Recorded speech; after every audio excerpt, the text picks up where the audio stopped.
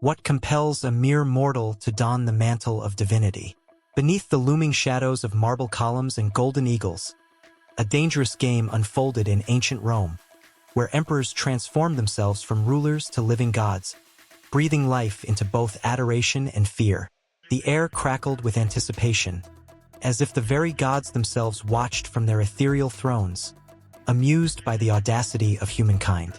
Cries of loyalty echoed through the forum, where citizens clutched their togas, whispering fervent prayers as they worshipped figures adorned in laurel crowns.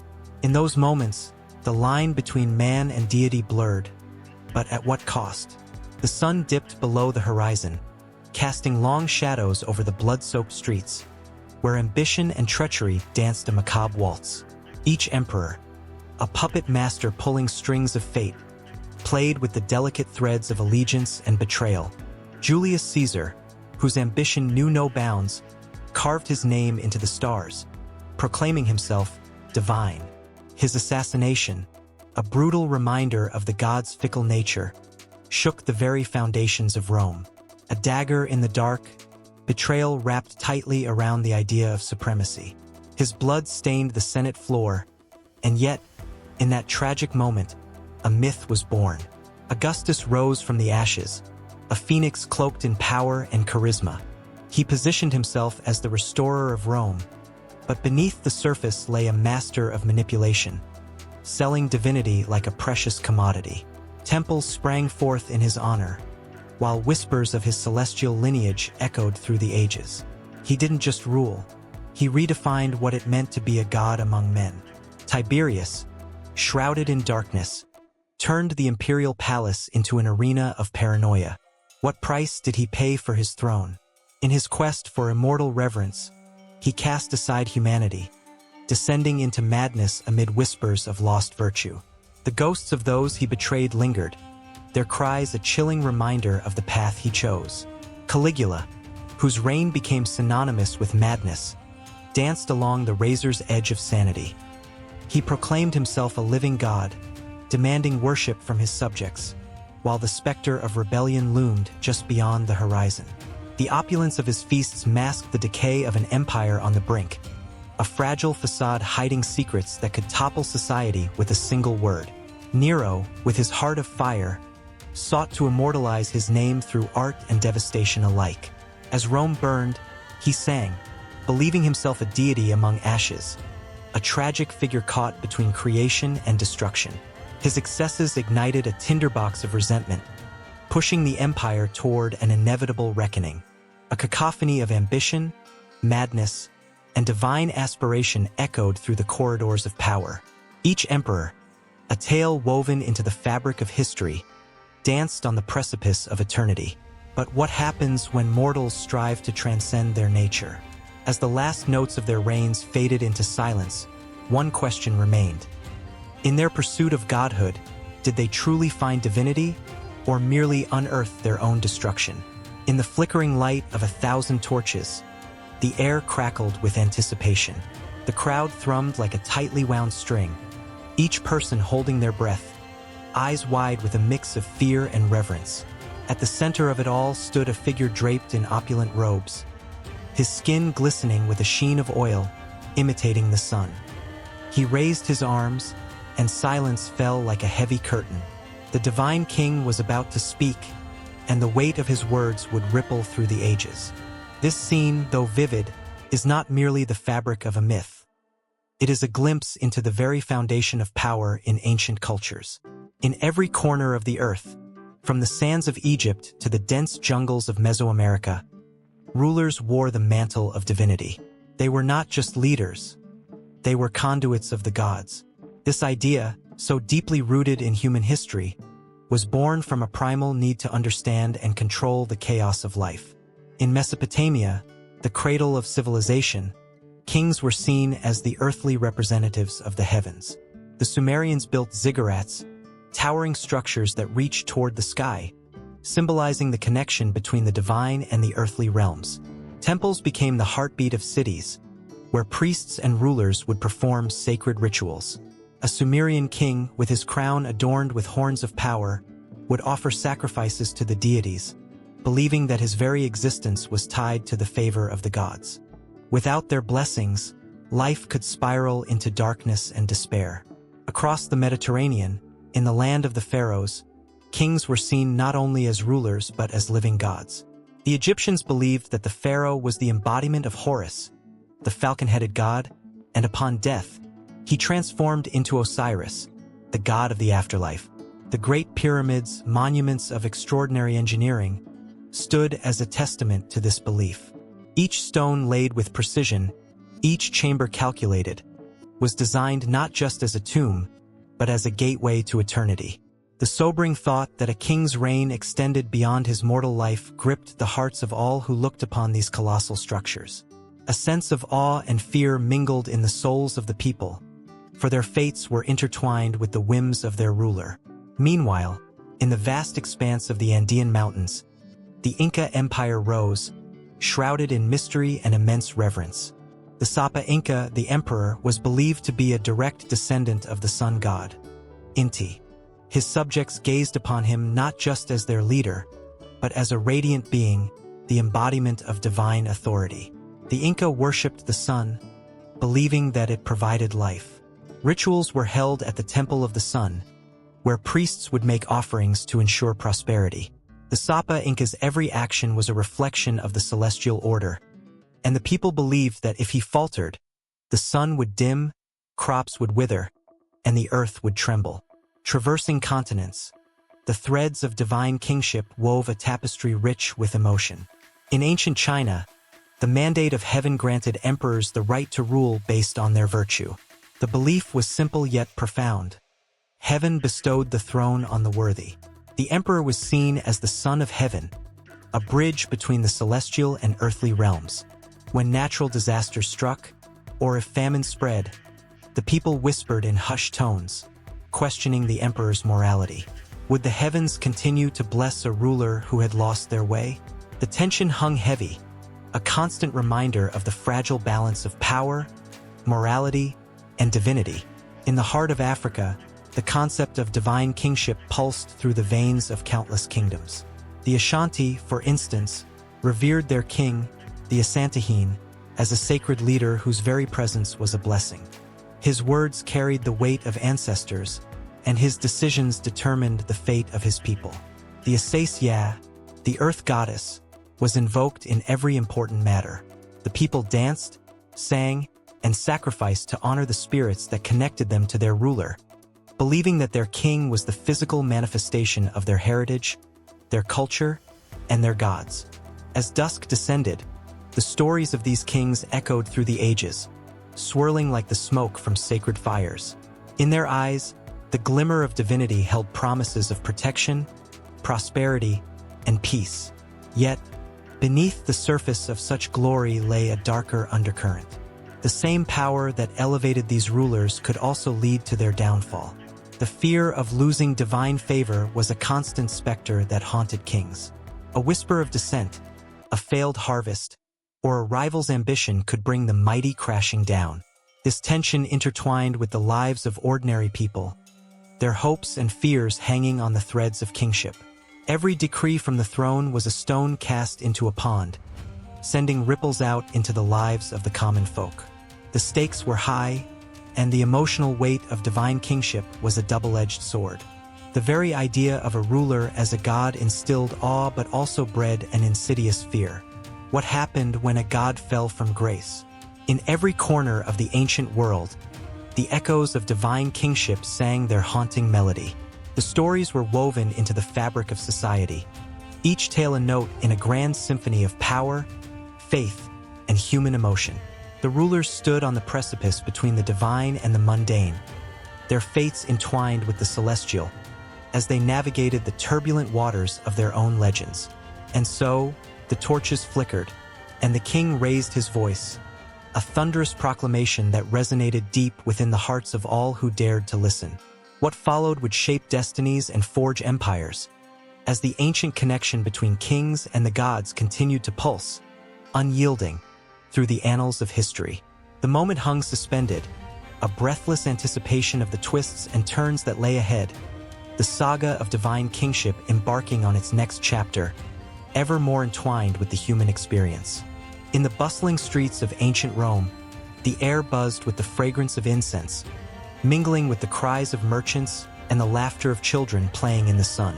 Yet, beneath this vibrant facade lay a world where the divine and the mortal danced a delicate waltz, each step filled with power, fear, and reverence.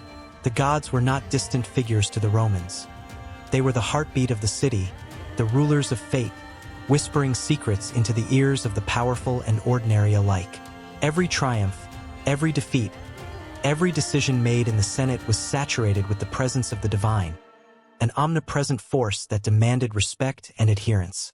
As the Senate convened in the Curia, senators clad in their togas portrayed a facade of rationality, yet their eyes flickered with unease. Before any discussion of laws or policies, the augurs would gather, their solemn faces betraying the weight of their task. Clutching sacred sticks, they would scrutinize the skies, examining the patterns of birds in flight. The senators held their breath, for a favorable omen could send them soaring, while a negative sign could plunge them into chaos. The connection between the heavens and the political arena was not mere superstition. It was an unbreakable bond that dictated the course of Rome itself. As the sun dipped low, casting long shadows across the marble columns, the rituals began. The flickering flames of altars danced in the twilight, illuminating the faces of priestesses and priests who recited ancient prayers. Their voices rose like a haunting melody, invoking the favor of Jupiter, Mars, and Venus, ensuring that the city's interests aligned with the will of the gods. The Senate chambers were not just halls of power but sacred spaces where the secular and the sacred intertwined. Decisions that affected millions were wrapped in the fabric of divine approval. Yet, lurking beneath the surface was a tension that crackled like summer lightning. While some senators embraced the gods wholeheartedly, others whispered doubts, wondering if the rituals were mere performances for the masses. The line between belief and politics began to blur, and as ambitious leaders plotted their paths to power, they understood that exploiting this relationship with the divine could elevate them to unimaginable heights. The political game became one of manipulation, where public displays of devotion masked ulterior motives. In the Forum, a gathering place for the people, voices swelled in fervor as the latest political scandal came to light. Rumors spread like wildfire about a senator who had neglected the sacred rites, claiming that neglecting the gods would lead to disaster. The citizens clutched their children close, faces pale with fear. The plebeians understood that their prosperity hinged not just on human effort but on the goodwill of divine forces. They looked to their leaders to uphold the sacred traditions, to assure them that the gods still smiled upon their great city. With every political betrayal and broken promise, the people's faith hung in the balance, teetering on the brink of despair. As the days turned into weeks, a sense of foreboding settled over Rome. A drought had gripped the land, and crops withered under the relentless sun. The Senate convened in emergency sessions, fear gripping the hearts of the most powerful men. What had they done to anger the gods? Whispers of sacrifices filled the air. It was time to appease the deities. The streets became alive with preparations for grand ceremonies. Citizens lined up to offer their prayers, bringing their most prized possessions to the altars, believing that their offerings could restore balance and favor. In the heart of the city, the Temple of Apollo stood as a beacon of hope. Adorned with intricate carvings that told stories of valor and divine intervention, it was a place where dreams intersected with reality. As the priests prepared for the sacred rites, an electric anticipation crackled through the crowd. People gathered in throngs, eyes shining bright with the hope of redemption. They believed that the gods were watching, their fates hanging in the balance, ready to be swayed by sincerity and devotion. As dusk fell, the temple was awash in the glow of torches, casting long shadows that flickered like ghostly figures. The high priest raised his arms towards the heavens, his voice a thunderous call for mercy. The crowd fell silent, hearts pounding in unison, each person praying not just for rain but for reassurance that their lives mattered, that the gods were still listening. The intensity of the moment hung thick in the air, a palpable sense of collective yearning. It was in these sacred moments that the true power of religion revealed itself, It was not merely an aspect of life but the very essence of existence. Among the onlookers, a young woman named Livia felt the weight of her ancestors on her shoulders. Her family had served the gods for generations, and she carried the burden of their legacy with pride. As she closed her eyes and whispered her prayers, she felt a surge of energy coursing through her, an inexplicable connection to the divine that gave her strength. Yet doubt crept in. Could the gods truly be swayed by the rituals and offerings, or were they merely figments of an ancient imagination? With these thoughts swirling in her mind, she hesitated, feeling the pull of both faith and skepticism. The tension reached its peak as the high priest made a bold declaration. The gods demanded a more significant sacrifice, something that would demonstrate the city's devotion. Gasps rippled through the crowd. In that moment, all eyes fell on Livia as she stepped forward, her heart pounding. She knew that to prove her loyalty, she had to confront her fears. Turning from the throng, she felt the weight of history pressing down. It was not just her life that hung in the balance but the fate of Rome itself. The stakes were higher than ever, and the crowd hummed with anticipation, the lines between faith and politics more blurred than ever. As she faced the altar, echoes of hope and despair swirled around her, the future uncertain. In that pivotal moment, a decision loomed, one that would intertwine her destiny with that of the gods and the city she loved. With the spirits of her ancestors watching, tension crackled in the air like a storm about to break. The sacred and the political were poised to collide, and the echoes of their union would shape the very foundation of Rome itself. The sun hung low over the forum, casting a golden light that danced over the marble monuments of Rome, illuminating the faces of the citizens gathered below. They were a sea of anticipation, a crowd thrumming with excitement and fear, holding their breath for a man who had conquered not just lands, but the very essence of power itself. Julius Caesar, the man who had transformed from general to dictator, now stood on the cusp of something far greater, a legend that would stretch beyond the mortal coil. As he strode forward, his white toga flowing like the glimmering sea, every eye followed him with a mix of adoration and trepidation. Here was a man who had not only crossed the Rubicon but had also dared to rewrite the destiny of an empire. Yet, whispers floated in the air, soft yet piercing, like the rustle of leaves before a storm. Is he more than man? Is he a god among us? The question lingered like a specter, haunting the hearts of those who gazed upon him. In the aftermath of the civil wars, Caesar had emerged too powerful, too revered, and his very presence sent ripples through Roman society. Statues of him began to rise, not merely as tributes but as symbols of something transcendent. Proud Romans would approach these figures, running their fingers over the stone, as if trying to capture a piece of the divinity they believed might be lurking within. With each passing day, the distance between Caesar the man and Caesar the god grew smaller, the lines blurring until they were indistinguishable. His triumph was not just in military victories but in the hearts of the people. They hungered for a savior, someone to lead them through the chaos that had engulfed their city. And Caesar, with his honeyed words and grand gestures, fed this hunger. "I am your shield," he would proclaim from the steps of the Senate, his voice echoing with conviction. And they believed him. They believed in the promise of peace, prosperity, and everlasting glory. But the Senate too watched with wary eyes. Senators, once proud and powerful in their own right, felt the ground beneath them shift as Caesar's influence grew. There were whispers of a crown, a title that would elevate him beyond mere mortal status. Each time he returned from a conquest, the cheers of the masses would ring like a battle cry, and the Senate's unease would deepen. What if Caesar were to claim the title of king? What if he wished to be worshipped? The thought sent tremors through their ranks. Yet, on the Ides of March, the dagger found its mark, and the betrayal cut deeper than anyone could have imagined. It was not just a betrayal of a man but of the very hope that Caesar represented. As he fell to the ground, his blood staining the marble steps of the Senate, a chilling silence enveloped the crowd. Could the people ever return to their lives as they were before? Or had the death of Caesar severed the fragile ties that bound them to the gods themselves? In the days that followed, The air grew thick with despair. But in the shadows, a flicker of something new began to emerge. The people began to gather in hushed whispers, speaking of omens, of comets streaking across the sky, of the sudden bloom of flowers out of season. They felt the weight of history pressing upon them, and in their grief, they found a spark of reverence. Caesar was gone, but perhaps in his absence, a greater legend was born. The idea of his divinity took root, growing wild and untamed in the minds of the people. The Senate, attempting to quell this tide of reverence, found itself fighting against the very thing they had sought to control.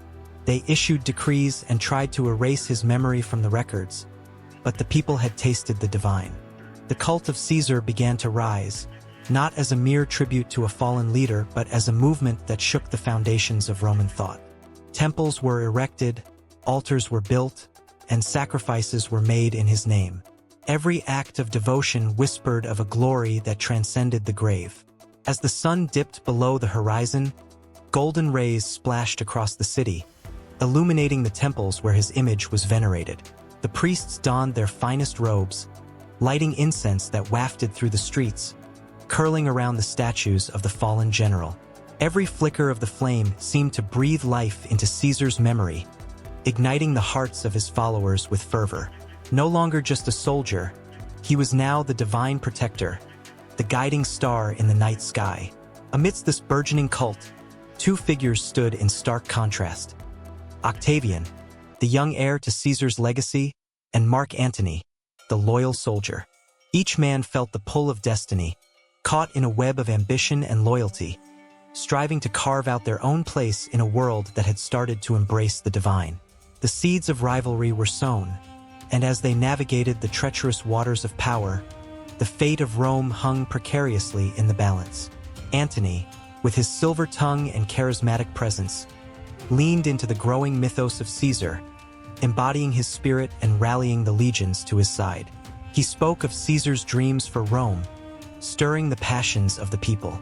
"He lives on in us," Antony would shout, his voice ringing with emotion, igniting flames of loyalty that ran deep in the hearts of the soldiers. They rallied, driven not just by duty but by the belief that they were part of something greater, something divine. Octavian, on the other hand, took a different path.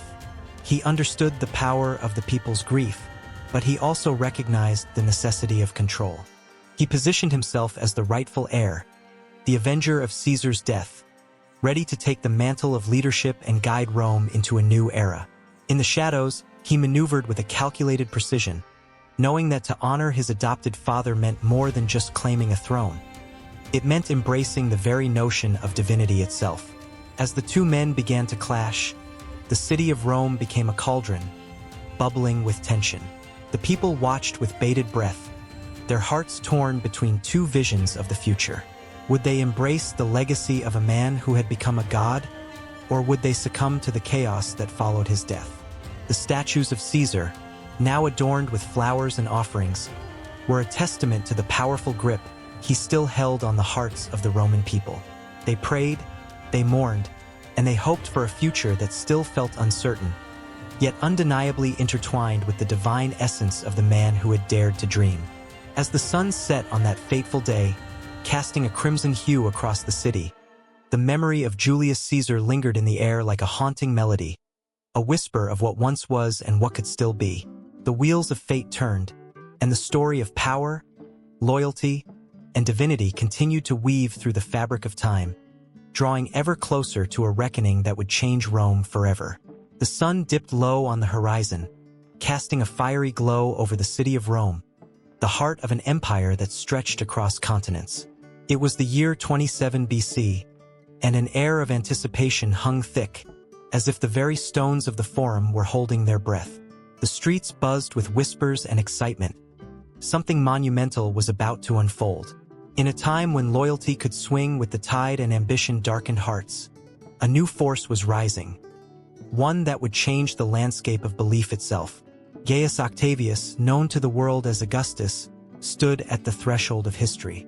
With the Republic in tatters, he forged a new path. He was not merely a ruler. He was a beacon, a savior, and soon he would become a god. As he gazed out at the throngs gathering below, a fire ignited in his chest. He understood that power was not just wielded, it was revered. He envisioned a cult, a faith centered around the emperor himself. Augustus, shrewd and calculating, had long studied the minds of his people. They craved stability, guidance, something to believe in after years of chaos and bloodshed. As he walked among them, he noticed their longing for divine assurance. He seized this moment, recognizing the potential to intertwine his destiny with the divine. "Let them worship me," he thought, "and I shall lead them to glory." The first murmurs of this new faith began to ripple outward like waves on a tranquil pond. In temples and homes, the people started to speak not just of the gods of old, but of the divine nature of their leader. Augustus encouraged the idea of his divinity, commissioning statues bearing his likeness, adorned with laurel crowns that shone in the sunlight. These statues became places of devotion, where citizens offered prayers and sacrifices, their voices rising in unison, a chorus of hope that echoed into the heavens. With each passing day, the cult of the emperor grew.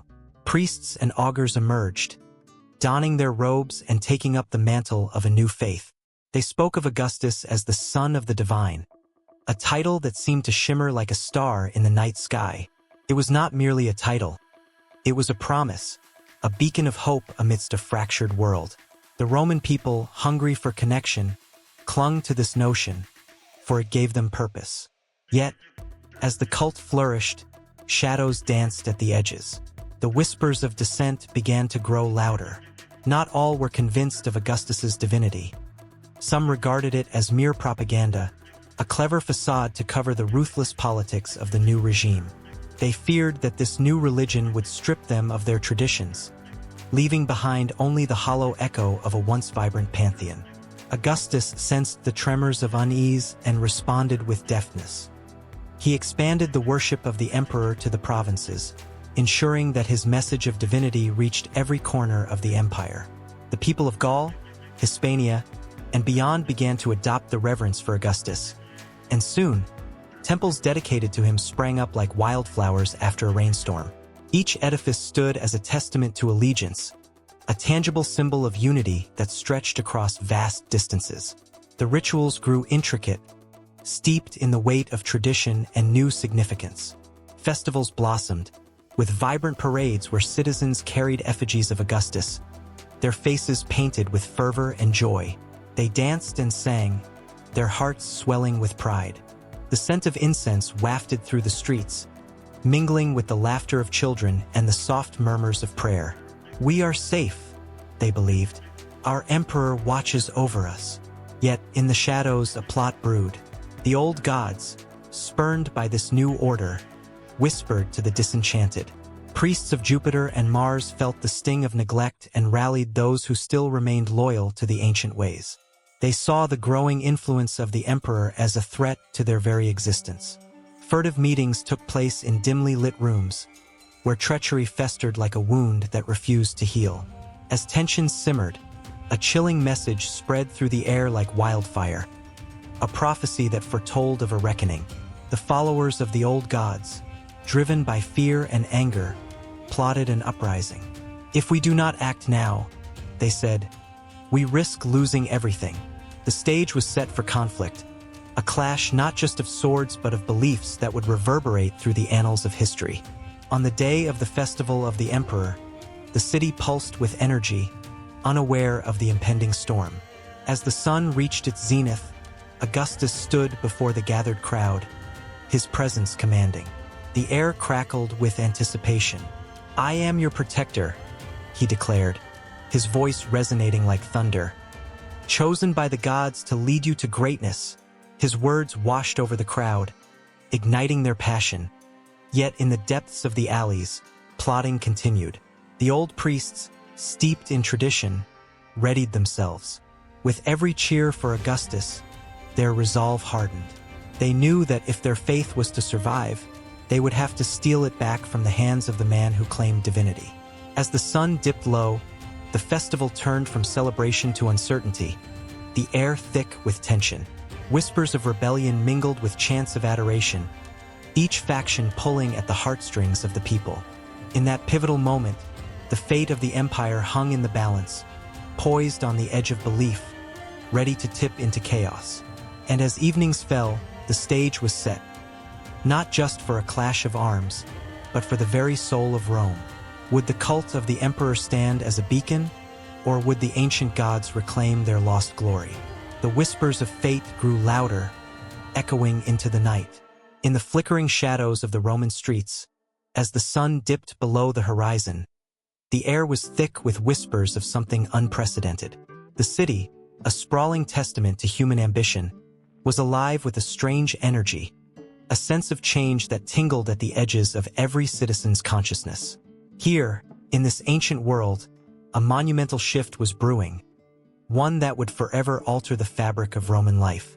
Augustus, once Octavian, a mere mortal caught in the thundering tides of civil war, was on the brink of transforming not just his own fate, but the very nature of power itself.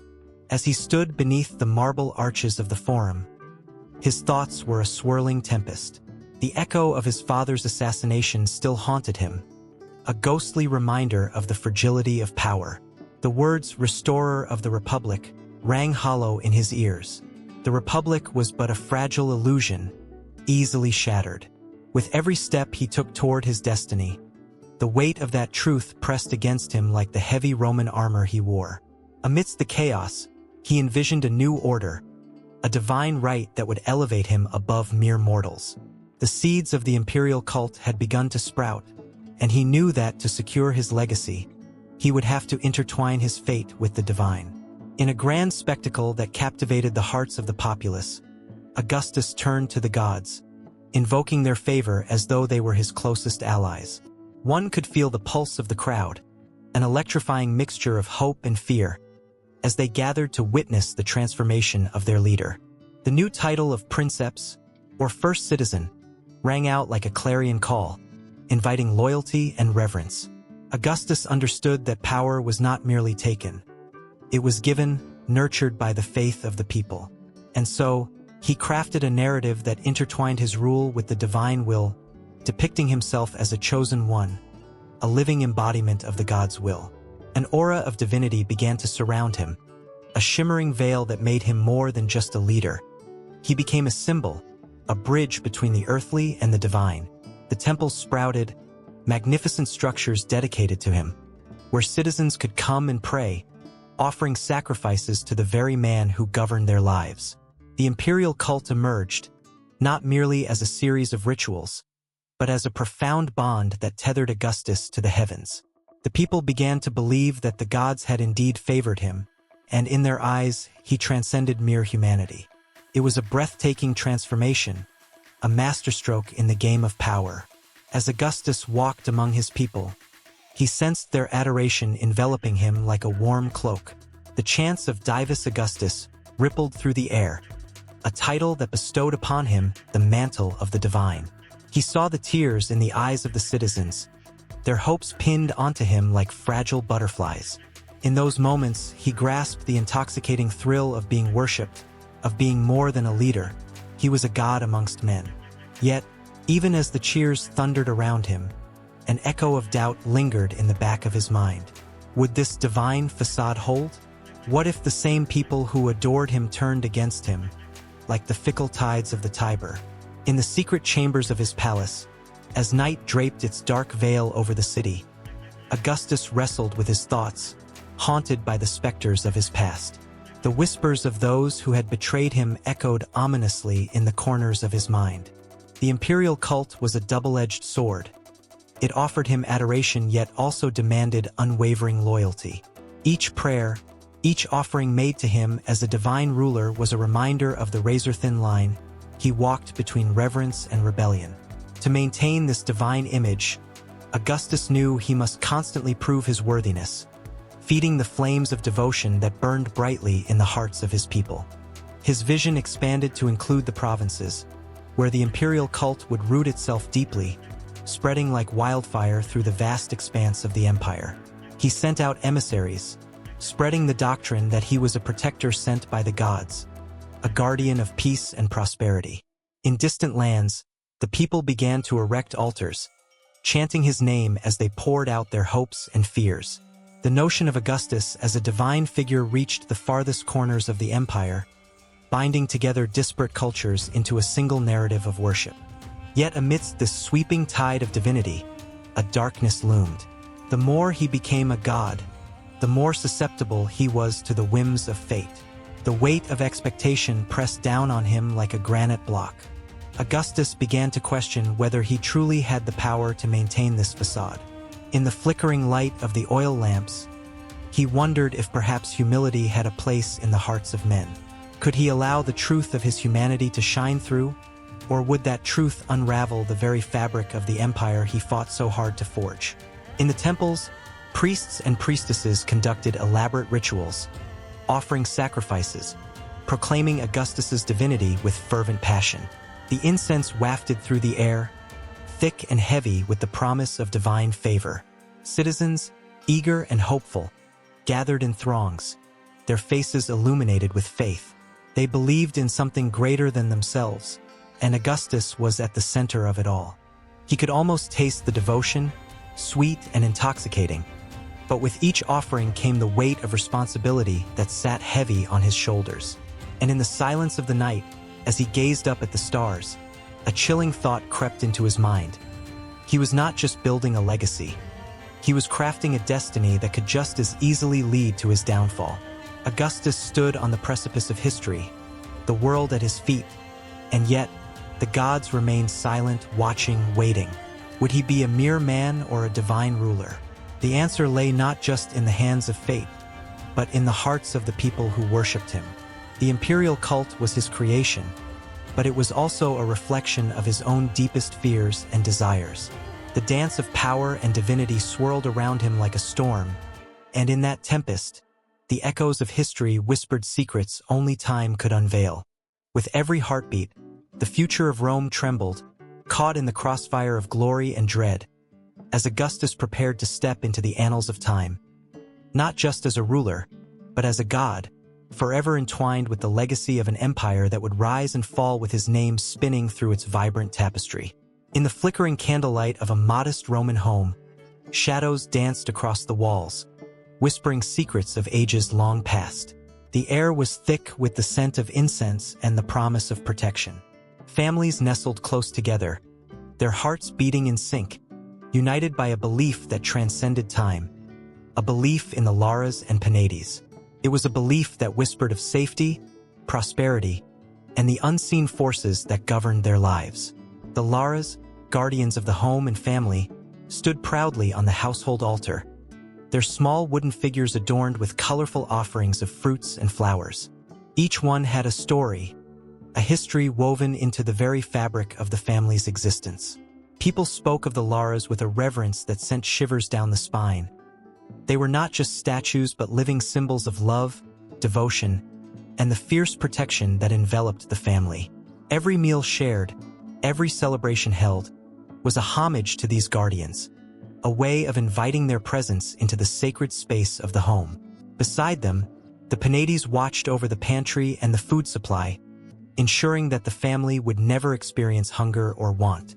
Their presence was a comforting reminder of sustenance, the promise of abundance that lay in the grains and fruits that filled the larder.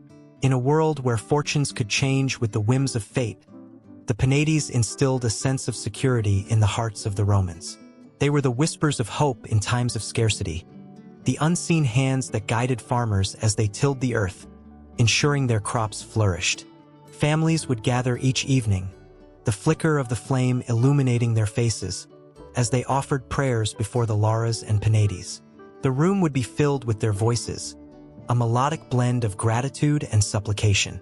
"Protect us, dear guardians," they would chant, their eyes shining with a mix of faith and desperation. In those moments, the walls of their humble abodes became sacred, imbued with the love and reverence that flowed from the hearts of those who called it home. In times of war, when the clashing of swords echoed in the distance and the air was thick with tension, the Laras and Penates took on an even greater significance. Their presence became a rallying cry, a source of strength amidst the chaos. Soldiers would often carry small tokens of their household gods into battle, clutching them tightly as they faced the unknown. The belief that their families were watching over them fueled their courage, igniting a fiery determination in their hearts. Each clash of metal was not just a fight for glory but a desperate plea for protection, a call to the Laras and Penates to stand firm against the tide of uncertainty. As dusk settled over the city, the streets buzzed with life, and the glow of torches illuminated the paths of the faithful. Temples dedicated to Vesta, the goddess of the hearth, housed sacred flames that burned perpetually, a symbolic connection to the Laras and Penates. Citizens would come to pay homage, their hearts heavy with expectation, yearning for the warmth of divine favor. Rituals were performed, invoking the blessings of these household deities, and in return, they sought assurance that their homes would remain safe and their families would prosper. Every family in Rome created their own unique relationship with their Laras and Penates, forging bonds that transcended the material world. It was not uncommon for a family to pass down the figures from generation to generation, each carving representing a link to the past, a testament to the memories and struggles of those who came before. The stories of triumph and sorrow were etched into the very wood, resonating with the emotions of each family member who touched them. On the special evenings of significant festivals, such as the Perilia, households transformed into vibrant displays of gratitude. Homes were adorned with flowers, garlands, and offerings, the air filled with laughter and shared meals. It was a time when the community came together, a tapestry woven from individual threads of faith and devotion, honoring the Laras and Penates as well as the gods of the broader Roman pantheon.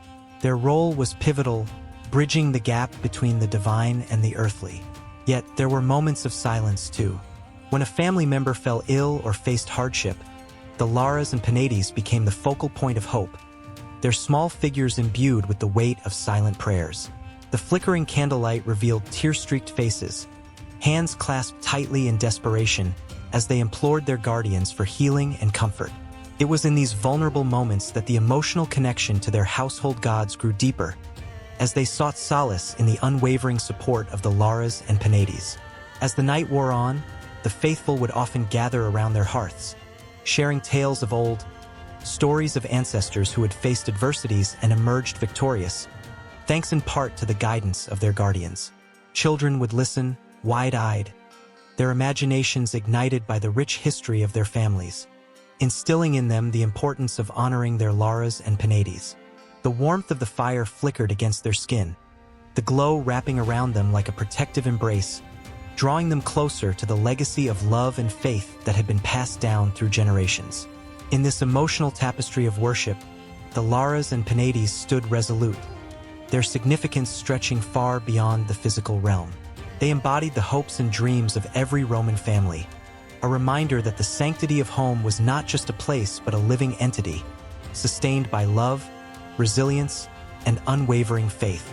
As long as they remained honored, the bonds of family would endure, and the power of the Laras and Penates would shine brightly, guiding them through the storms of life and into the embrace of a new dawn.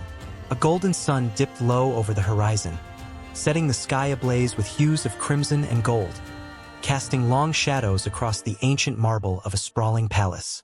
It was a place where whispers of divinity mingled with the scent of jasmine, where kings strode the halls with the confidence of demigods and the weight of the world rested heavy on their shoulders.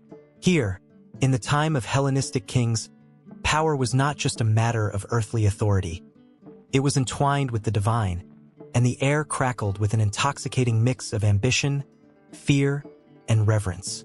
Among these rulers, one could find the echoes of Alexander the Great, a man whose ambitions carved the world anew, whose name resonated like a thunderclap across vast territories.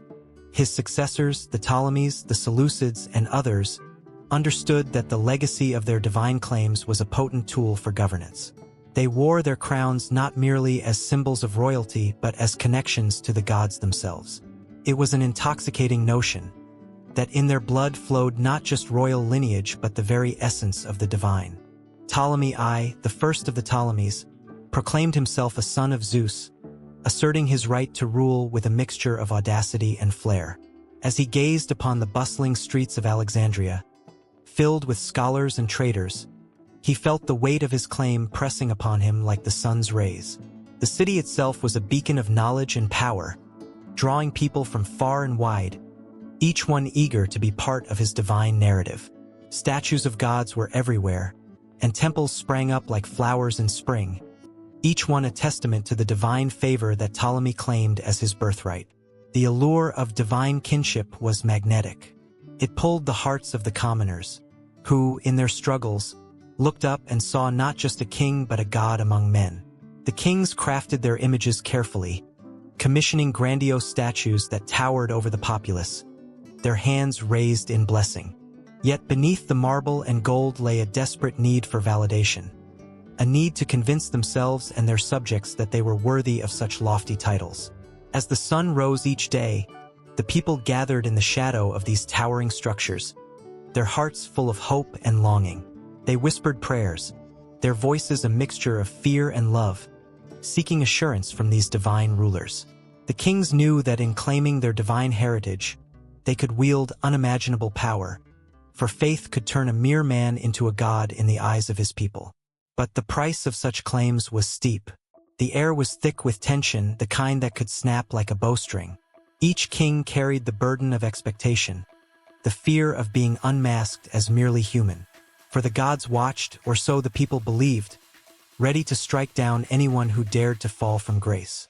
The shadows of doubt lurked just beyond the palace walls, waiting for a moment of weakness to creep in. Antiochus IV Epiphanes, a ruler whose name meant God manifest, strode through the streets of Antioch, his head held high, the robes of royalty billowing around him like wings. He sought to elevate his divine status with grand spectacles and lavish offerings. Yet whispers of rebellion simmered beneath the surface, the populace torn between blind adoration and the harsh reality of their lives. Miracles were expected, but droughts, taxes, and wars loomed large, creating a rift between the divine facade and the everyday struggles of the people. In a moment of dramatic flair, Antiochus decided to declare himself a god in the Temple of Jerusalem, an act that would ignite flames of fury in the hearts of the Jewish people. It was a daring move, one meant to silence dissent and unite the city under his divine reign. Yet, in a twist of fate, it unleashed a storm of resistance, leading to the Maccabean revolt. The very claim that was meant to solidify his power became the catalyst for his downfall. As the clamor of rebellion grew, the kings watched with bated breath. They understood the precariousness of their divine claims, the way they could both uplift and destroy. The tension reverberated through the marble halls, where each ruler felt the weight of history pressing down like an anvil. Some kings turned to the oracles, seeking guidance and perhaps a glimpse of favor from the gods they claimed to represent. The cult of personality flourished amid these divine claims. Rulers surrounded themselves with philosophers and poets who sang their praises, crafting narratives that would immortalize them in both stone and story. The kings believed that if they could shape their own myths, they could secure their legacies. They danced amongst the stars in their minds, their souls soaring, even as their feet remained tethered to the earth. In this world, every feast was a display of power, every ceremony a reaffirmation of their divine right to rule. The opulence was breathtaking, golden chalices overflowing with wine, tables laden with delicacies that dazzled the senses. But even amidst the celebration, the specter of doubt lingered. Would they be remembered as gods or simply as men? As dusk fell over the lands, the kings would retreat to their chambers, the weight of their claims heavy upon them. They gazed into mirrors, searching for the divine reflection they had crafted so carefully, the cracks in their facade ever widening with each passing day. In the stillness of the night, their hearts raced with uncertainty, the echo of history whispering warnings of their inevitable mortality. Then, an intriguing development loomed on the horizon. Rome, a rising power with ambitions of its own, looked upon the decadent world of the Hellenistic kings with hungry eyes. The divine claims that had once seemed like armor now felt like a target.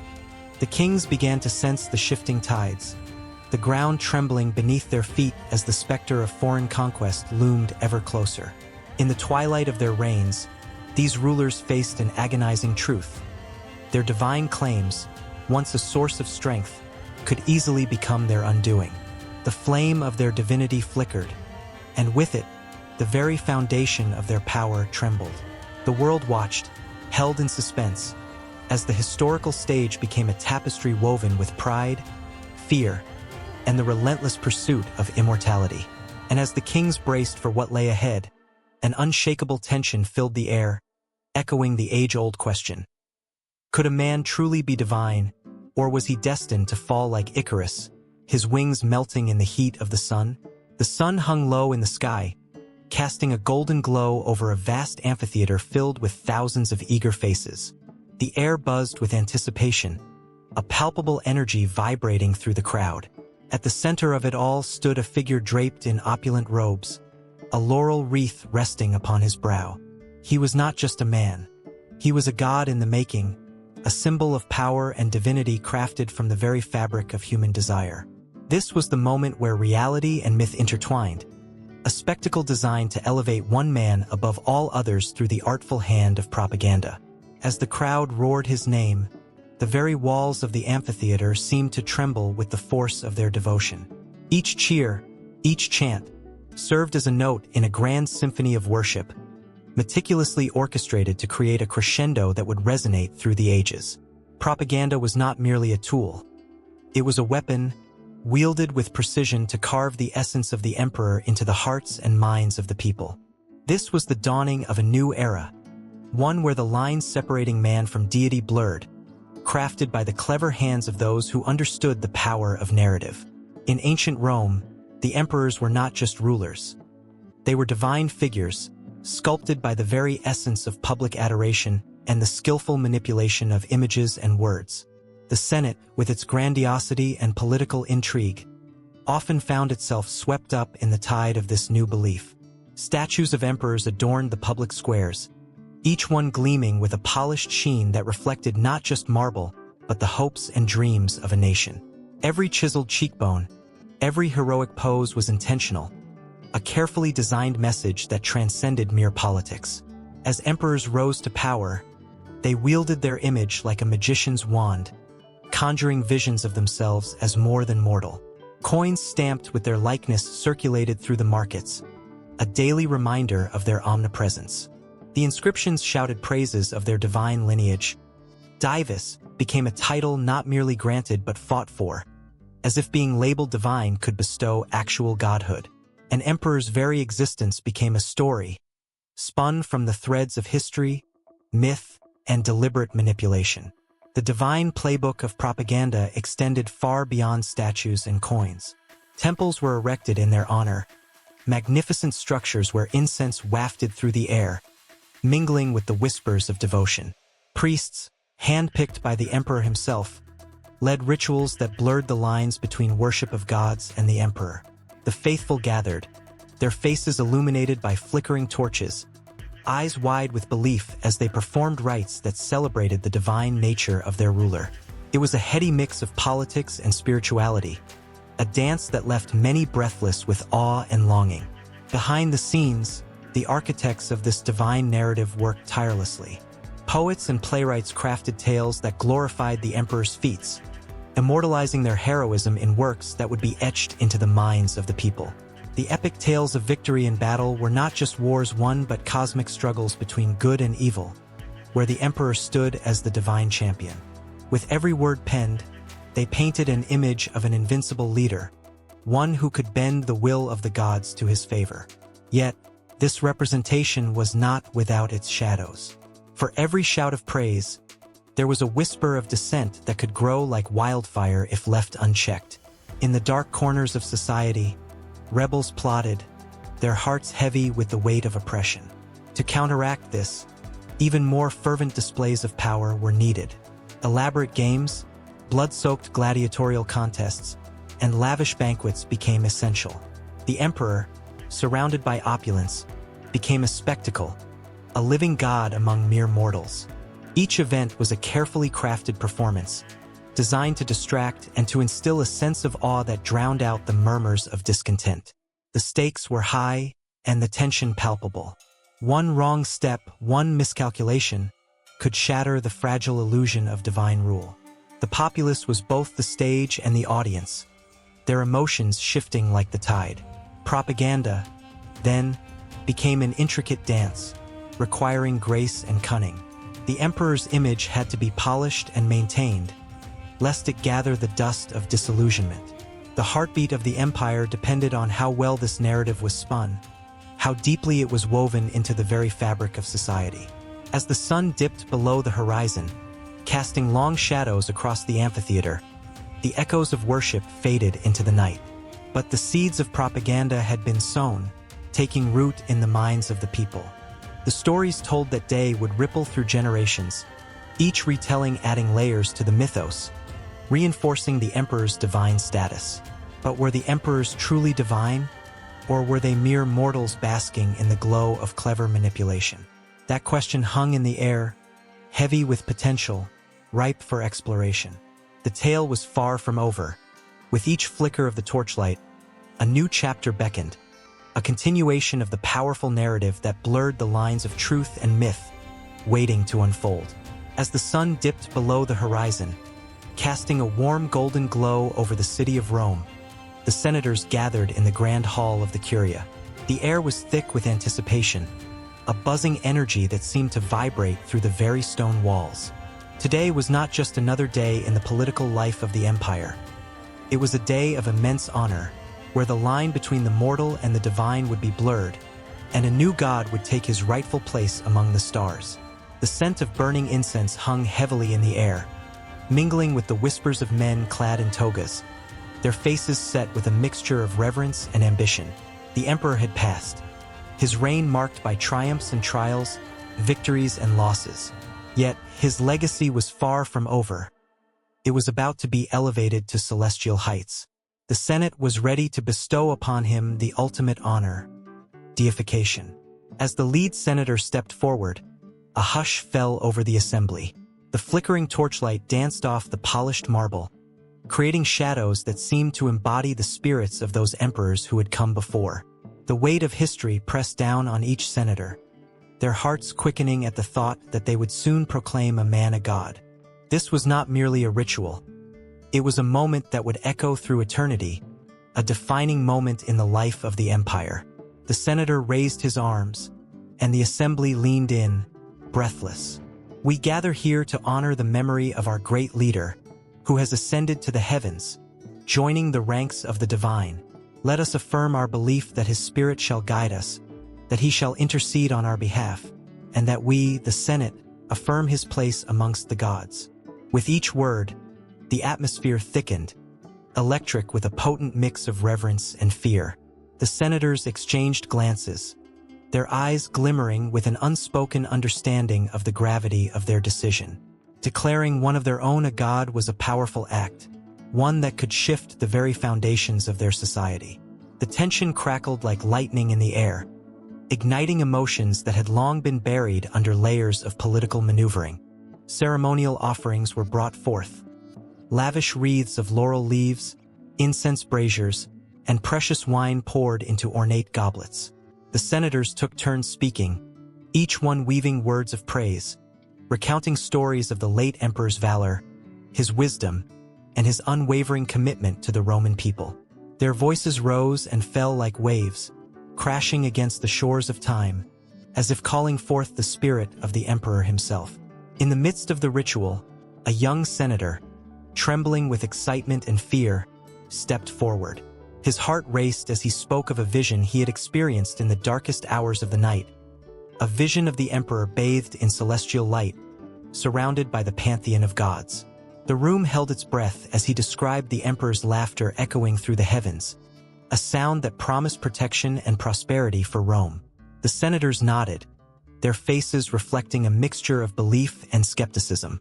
Could a mere mortal truly ascend to such heights? With every passing moment, the ceremony reached a fever pitch, emotions swirling like a tempest. The senators, once rivals in the political arena, now stood united in their devotion to the emperor. They could feel the weight of his legacy pressing upon their shoulders, a mantle they must now carry with pride. As the final accolades were spoken, the air seemed to shimmer, charged with a sense of the divine. And then, In a climactic flourish, the lead senator proclaimed, "Let it be known that our beloved emperor is now divine. From this day forth, he shall be honored as a god among the stars." His voice rang out like a clarion call, echoing through the hall and beyond, as if summoning the very heavens to bear witness. The senators erupted into applause, the sound reverberating like thunder, shaking the walls and sending shivers down the spines of all present. As the cheers filled the air, a statue of the emperor was unveiled, its marble visage capturing the essence of his spirit. The senators watched, entranced, as the likeness seemed to come alive in the flickering torchlight. The sheer beauty of the statue stirred something deep within them, a realization that they were not just honoring a man but weaving a new thread into the very fabric of Roman identity. But amid the jubilation, a subtle tension lingered. What would this mean for the balance of power? Would the people accept a new god, or would they rebel against the notion of divinity bestowed by mere mortals? In the back of the hall, the shadows stirred, hinting at dissent just waiting to erupt. As the ceremonial rites concluded, the senators, still buzzing with emotion, made their way out into the cool night air. The stars twinkled brightly above, and for a fleeting moment, the senators felt as if the emperor himself was watching over them, guiding their every step. They were acutely aware that in granting him immortality, they had also sparked a new flame of ambition and rivalry among themselves, one that could consume them just as easily as it blessed them.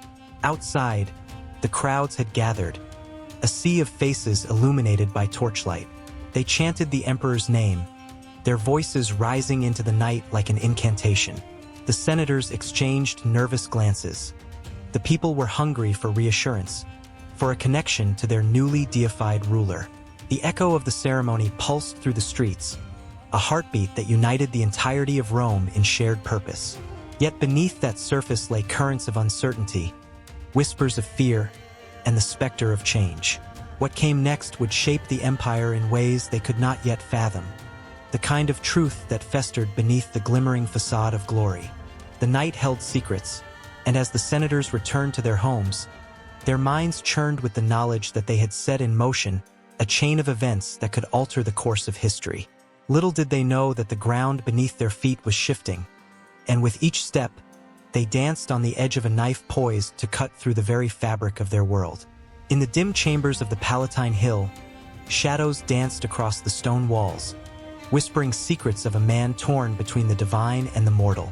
Tiberius, the second emperor of Rome, reclined on a lavish couch, surrounded by the opulence that marked imperial life. His fingers traced the intricate designs of a golden goblet, yet his mind was elsewhere, adrift on the turbulent sea of expectation and doubt. The weight of a crown pressed heavily on his brow, not just from the gold but from the profound ambivalence that consumed him. He was born into a world that demanded gods to walk among them, and as the adopted son of Augustus, the first emperor, he inherited not only power but the haunting echoes of divine expectation. The people yearned for a leader who could embody the gods, someone to worship and revere. In their eyes, Tiberius was more than a man. He was a vessel of divine will, a beacon of hope. But within him stirred a tempest of uncertainty, a dissonance that mocked the very notion of godhood. As Tiberius gazed out over the sprawling city, the cheers of the crowds drifted up to him like a distant melody, mingling with the gentle rustle of leaves in the gardens below. The Senate awaited his command. The legions stood ready to follow, yet he felt like a ghost, walking through a world that demanded he be both human and god. The thought sent a chill down his spine. He recalled the rituals, the sacrifices offered in his name, the temples built to honor him. Each act felt like a shackle, binding him to an identity he was not sure he could embrace. In public, he wore a mask of calm, projecting the image of a steadfast ruler. Yet behind closed doors, he wrestled with the paradox of his existence. Tiberius often found solace in the company of trusted advisors, men who understood his struggle. They spoke of the need for strength and divinity, but he longed for authenticity, for the freedom to be flawed and human.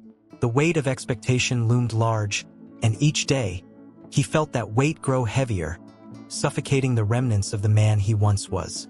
The whispers of the people echoed in his ears. Is he a god, or just a man? They pondered, their voices tinged with both awe and skepticism. As he walked through the streets of Rome, he could see the flickering candles in the temples, hear the murmurs of prayers offered at altars adorned with his image. The notion of being a god was intoxicating, a promise of immortality. Yet it was also a prison, a claustrophobic cell of perfection that he could never quite inhabit. One evening, as twilight painted the sky in hues of orange and gold, Tiberius found himself in a secluded garden, a rare moment of escape from the pressures of imperial life. The fragrance of blooming flowers enveloped him, but the beauty felt tainted.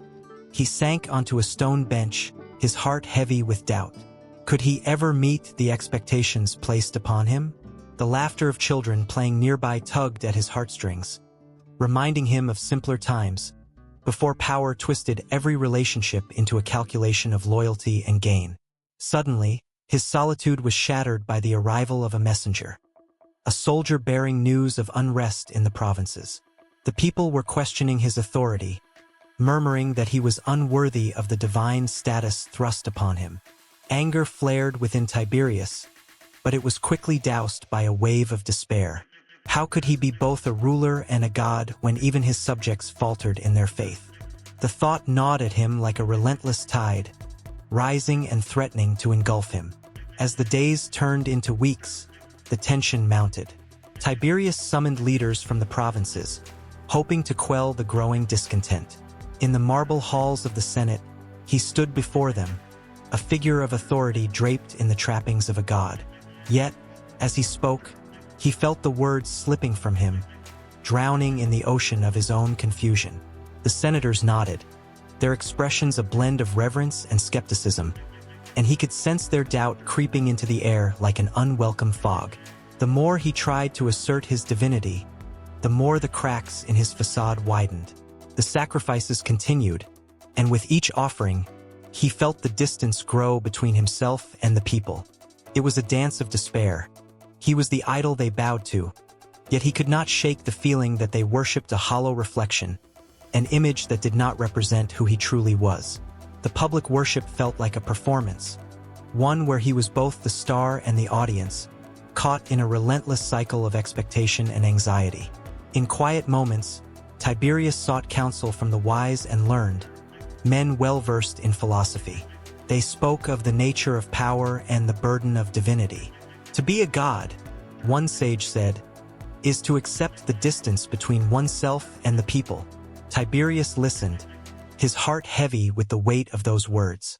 He longed for connection, for the warmth of shared humanity, yet every attempt to forge a bond felt futile and fraught with danger. The fear of being betrayed loomed over him like a storm cloud, ever ready to unleash its fury. As the seasons changed, so did the atmosphere around him. Rumors circulated of conspiracies, of plots against his life. Paranoia crept in, wrapping around his mind like a serpent. He could not trust anyone, not even those closest to him. The walls of the Palatine bore witness to his descent into isolation. His once vibrant court became a place of shadows, laughter replaced by hushed whispers. Each face he saw was a potential enemy, each smile a masked dagger poised to strike. Yet, amidst the turmoil, a flicker of rebellion ignited within him. What if he rejected the divine status thrust upon him? What if he chose to embrace his humanity with all its flaws and frailties? The thought sent a shiver through him, a thrill laced with danger. Tiberius began to withdraw further from the public gaze, retreating to the island of Capri, a place where he could seek solace away from the demands of the throne. Here, the waves crashed against the rocky shores, a symphony of chaos that echoed the tumult within. In this isolation, he contemplated the nature of divinity and power, pondering whether true greatness lay in the perfection of a god or the authenticity of a flawed man. The tension between these two worlds escalated, mirroring the conflict within him. The world outside continued to turn, the people yearning for a figure to worship, but Tiberius was no longer certain he was that figure. He felt an unshakable truth settling in. The longer he clung to the mantle of divinity, the further he drifted from the very people he was meant to serve. The marble halls of the imperial palace echoed with laughter, but beneath the surface, a darkness brewed. Caligula, the young emperor of Rome, stood at the center of it all, his eyes glinting like shards of glass. For him, laughter was merely a mask, a fleeting distraction from the heavy crown that pressed upon his brow. He had risen to power, swept in by the tides of politics and blood, but now he sought something greater than mere control. He craved worship. In the beginning, there was a glimmer of hope. Caligula was beloved, a shining star in the firmament of Rome. But as the months rolled on, that star twisted into something grotesque. With a flick of his wrist, he could command life and death, and he reveled in that power. The Senate, once a respected body, became a mere stage for his whims and caprices. Senators trembled in his presence, their faces pale as they watched him turn from a ruler into a deity, a being unbound by mortal concerns. Under the warm glow of torchlight, Caligula's extravagance knew no bounds. His feasts were legendary, not for the food, but for the sheer display of opulence. Exotic animals paraded through the banquet halls, their cages glimmering with gold. Peacocks with feathers like rainbows strutted about, imperious and beautiful. Guests dined on delicacies that would make the gods envious. Roasted swans, peacock tongues, and honeyed wine flowed like the Tiber. Laughter echoed, but it was a laughter tinged with terror, for every indulgence hinted at his growing madness. He was not just a ruler, he was a god in flesh, and he required the worship that came with divinity. Statues were erected in his honor, marble visages depicting his face, each one more grand than the last. But it was not enough. He proclaimed himself a living deity, demanding that the people of Rome bow before him. The temples, once dedicated to venerable gods, were repurposed, adorned with his likeness. He roamed the streets, arms outstretched, as if to embrace his subjects. Yet behind those outstretched arms lay an insatiable hunger for adulation, a desire for something deeper than the fleeting pleasures of power. As the sun dipped beneath the horizon, casting long shadows across the city, whispers filled the air. Rumors swirled like smoke. Caligula had proclaimed himself Jupiter incarnate. The thunderous god of the skies, the bringer of storms, was now embodied in the very flesh of the emperor. The people were caught in a web of awe and fear. How could they deny the will of a god? To voice dissent was to invite death, a fate that had befallen many before them. One evening, a grand spectacle unfolded. Caligula, adorned in glimmering robes that shimmered under the torchlight, prepared to make an appearance at the Circus Maximus. The people gathered, their hearts pounding with excitement and dread. Would he dazzle them with his brilliance or unleash a tempest of wrath? As he arrived, he was met with a roar. A wave of adulation crashed over him like the tides. Yet he craved more. As chariots raced and the crowd cheered, he stood atop a platform, his arms raised high, demanding their worship. "You are not here to watch, you are here to honor your God," he declared, and the crowd fell silent, a collective breath held in fear. In that moment, something shifted. The joy in the air turned brittle, splintering into uncertainty. The people realized they were not mere spectators in this grand play but pawns in Caligula's dangerous game of divinity. They watched as he reveled in their adoration, the fervor in his eyes reflecting a madness that threatened to engulf them all. It was intoxicating, this dance between power and worship, and yet it was terrifying. The line between reverence and rebellion blurred with every passing day.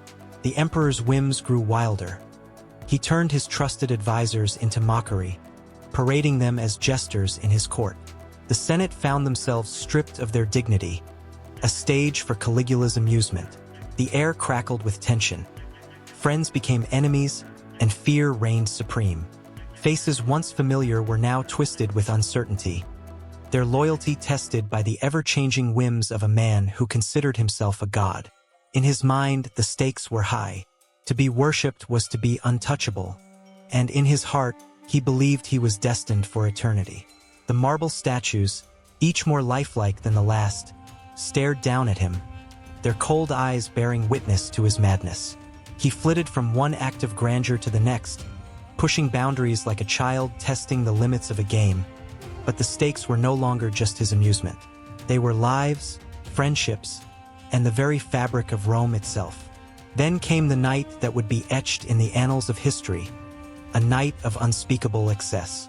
Caligula summoned his closest companions, a motley crew of sycophants and eager yes-men, to partake in a feast that would rival the gods themselves. Gold plates gleamed under candlelight, laden with food and wine. He laughed, his voice ringing like a bell, calling for more and more. The atmosphere thickened with intoxication, laughter mingling with gasps of disbelief as he declared himself above all. He raised a cup filled with wine, the liquid shimmering like blood under the flickering light, and proclaimed, "To the gods! To me!" The words hung in the air, heavy with implications. The guests, caught in the rhythm of his frenzy, raised their own cups, echoing his sentiment, but their eyes betrayed a flicker of fear. Was this a toast or a command? As the night wore on, Caligula ordered the killings of animals in the amphitheater, blood splattering across the sand, an offering to the gods he believed he had become. His laughter mingled with the screams of the dying beasts, a symphony of chaos that thrummed through the veins of the assembled crowd. They were witnesses to a transformation, a collision of power and madness, and with every cheer, they felt the weight of their complicity. In those moments, the air thickened with an electric tension, the kind that prickles at the back of your neck, leaving you breathless. Caligula, drunk not just on wine but on the adoration of a people he had ensnared, took another step into the abyss of his own making. The question loomed large. How far could he go before the gods themselves would rise against him? As the laughter faded into echoes, the night was far from over. The shadows danced in the corners of the palace, whispering secrets of discontent. The empire that had given him everything was now a fragile tapestry, each thread strained and ready to snap. In the depth of the chaos, the seeds of rebellion began to sprout, and the air grew thick with the scent of impending doom. Caligula had become a god, but in his quest for worship, he had sown the very seeds of his own destruction. The air in Rome crackled with a tension that had never before been felt. It was 41 AD, and whispers of change echoed through the bustling streets, where merchants shouted their wares and children laughed, unaware of the monumental shifts brewing in the hearts of men. Claudius, the unlikely emperor, surveyed his empire from the lofty heights of the Palatine Hill. His mind raced, filled with the weight of ambition and the need for unity. He understood that to hold the vast expanse of the Roman Empire together, he would need more than just military might. He needed the gods of the people to stand beside him. As Claudius walked through the sun-drenched porticos of his palace, he felt the pulse of 1,000 cultures around him. Each day, his city welcomed an array of immigrants, bringing their traditions, stories, and, most importantly, their gods. The statues of foreign deities adorned temples and homes, their painted eyes gazing out over the streets, silent yet powerful. Was it foolishness or wisdom to adopt these gods, to weave them into the fabric of Roman life? The thought sent shivers down his spine. In the depths of night, when the world was draped in shadows, the emperor gathered his advisors, a motley crew of senators and priests, each a guardian of tradition. They spoke in hushed tones, weighed down by centuries of inherited beliefs. "Roman gods are the foundation of our state," one elder declared, his voice thick with the weight of age. Yet Claudius, with his keen mind and restless spirit, saw the world differently. He envisaged a Rome where the gods of the East mingled and danced with the spirits of the West. He saw a tapestry of faith, each thread vibrant and essential, all stitched together by a common reverence for the divine. Claudius made up his mind to act, setting the stage for a radical transformation that would ripple through the empire. He summoned the high priests of foreign gods, those who worshipped Isis, Serapis, and the mysterious Mithras. With each invitation sent, he felt a growing sense of excitement mixed with dread. Would they accept him? Would they join him in this bold vision of shared faith? The fateful day arrived, and the temple of Jupiter stood witness as Claudius welcomed foreign priests into its hallowed halls. The marble columns towered above them, casting long shadows across the mosaic floor, each piece telling a story of Rome's grandeur. The priests, adorned in their traditional robes, looked around in awe and trepidation. With each word Claudius spoke, he wove a spell of inclusiveness that promised prosperity. The foreign gods were not a threat. They were allies in a world that was growing smaller and more complex.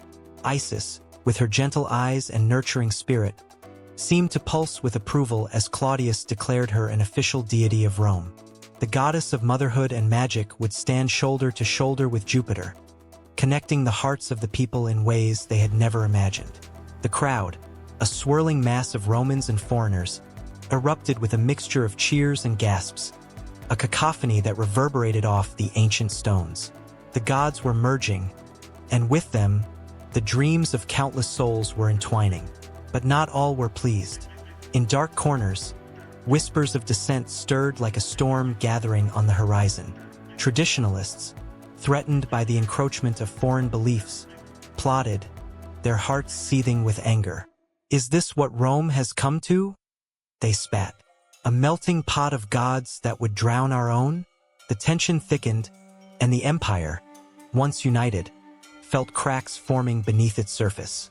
Claudius sensed the unease, the flickering flame of rebellion that threatened to ignite. He doubled down, creating grand festivals in honor of these newly welcomed deities. The Festival of Isis became a spectacle of color and laughter, a vivid display of cultural exchange that drew thousands to the streets. People danced, carefree, their bodies swaying to the rhythm of drums that echoed across the forum. A palpable joy filled the air, spinning the threads of unity tighter, yet the shadows loomed just beyond the revelry. As Claudius watched the spectacle unfold, a knot twisted in his stomach. He was a leader, yet he felt the weight of the world on his shoulders. Could he really bind the myriad factions of his empire under a shared faith? He recalled the faces of the men who had once laughed with him in the Senate, only to turn cold and silent at the mention of foreign gods. The passage of time had frayed their bonds, and he feared that the very fabric of Rome might unravel if he did not tread carefully. In the midst of the celebrations, as the sun dipped low, painting the sky with hues of orange and purple, Claudius approached the altar of Serapis. Kneeling, he closed his eyes, praying for guidance. His thoughts raced. What if he failed? What if his dream of a harmonious Rome crumbled under the weight of resentment? But amid the chaos, a vision emerged. A Rome where diverse beliefs intersected, where people found solace not in sameness but in the richness of their differences. The rhythm of the festivities pulsed around him, a hypnotic beat that enchanted the senses. The dancers twirled, their joy infectious, and for a brief moment, hope flared in his heart. If he could ignite the passion of the people, a passion rooted in the desire for connection, then perhaps unity was possible. Yet, as the last echoes of laughter faded into the night, a storm brewed. The tension simmered as the traditionalists stirred, plotting their next move against the emperor who dared to challenge their sacred beliefs. The clash of ideals would soon erupt, and Claudius, caught in the delicate balance between innovation and tradition, stood at the precipice of a choice that could alter the course of history forever. With the flickering flames of torches illuminating the faces of the gathering crowds, the air thick with anticipation, a singular thought gripped Claudius.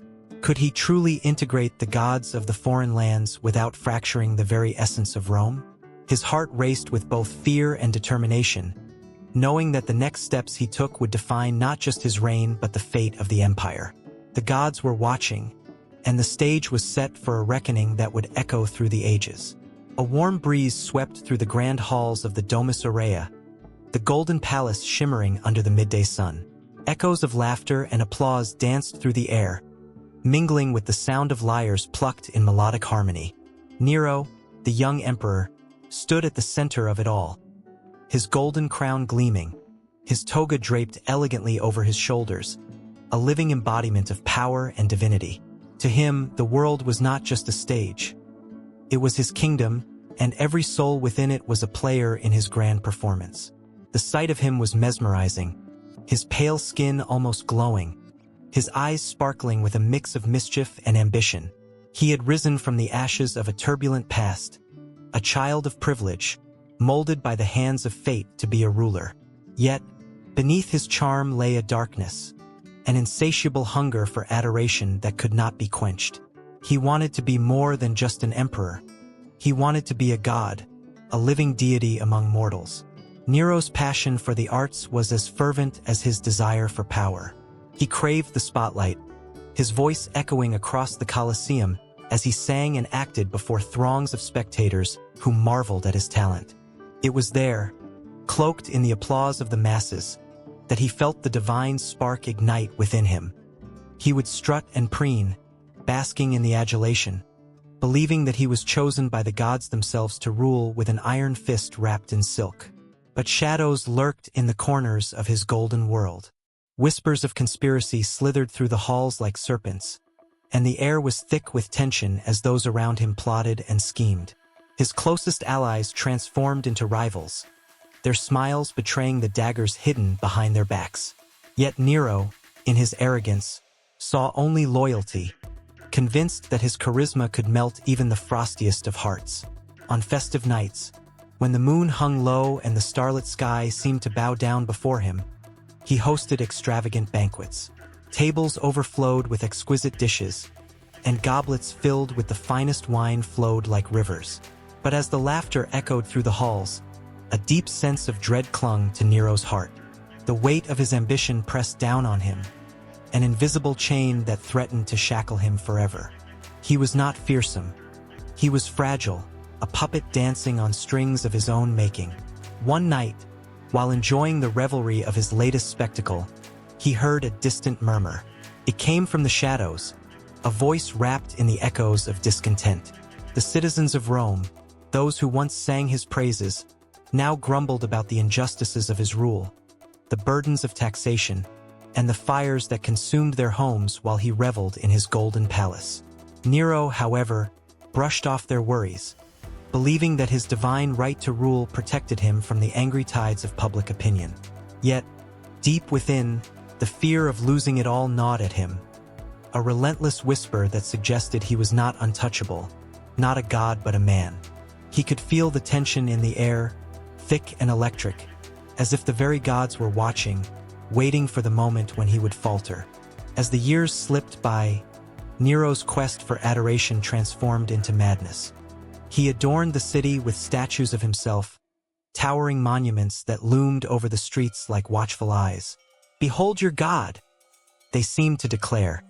Yet each stone was a reminder of his fragile hold on reality. He began to believe his own myth, to think that he could manipulate fate itself. The flames of his ambitions grew, and the desire to reshape the world in his image consumed him. Yet it was not only the citizens of Rome that he alienated. His relationships with those closest to him began to wither. His beloved wife, Octavia, suffered under the weight of his constant need for validation. While she watched the man she loved transform into something unrecognizable, her heart shattered piece by piece, each shard a reminder of the love that once was. In his eyes, she was merely another prop in his tragic play, her suffering unnoticed amidst his grand designs. Then came the fateful night when the city erupted into flames, the Great Fire of Rome, a cataclysm that would etch itself into the annals of history. Flames clawed at the sky, devouring homes, shrines, and dreams alike.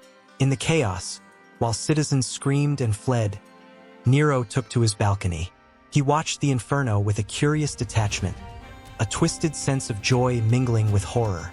As the fire spread, he took up his lyre and began to play, believing himself a tragic hero narrating the downfall of Troy.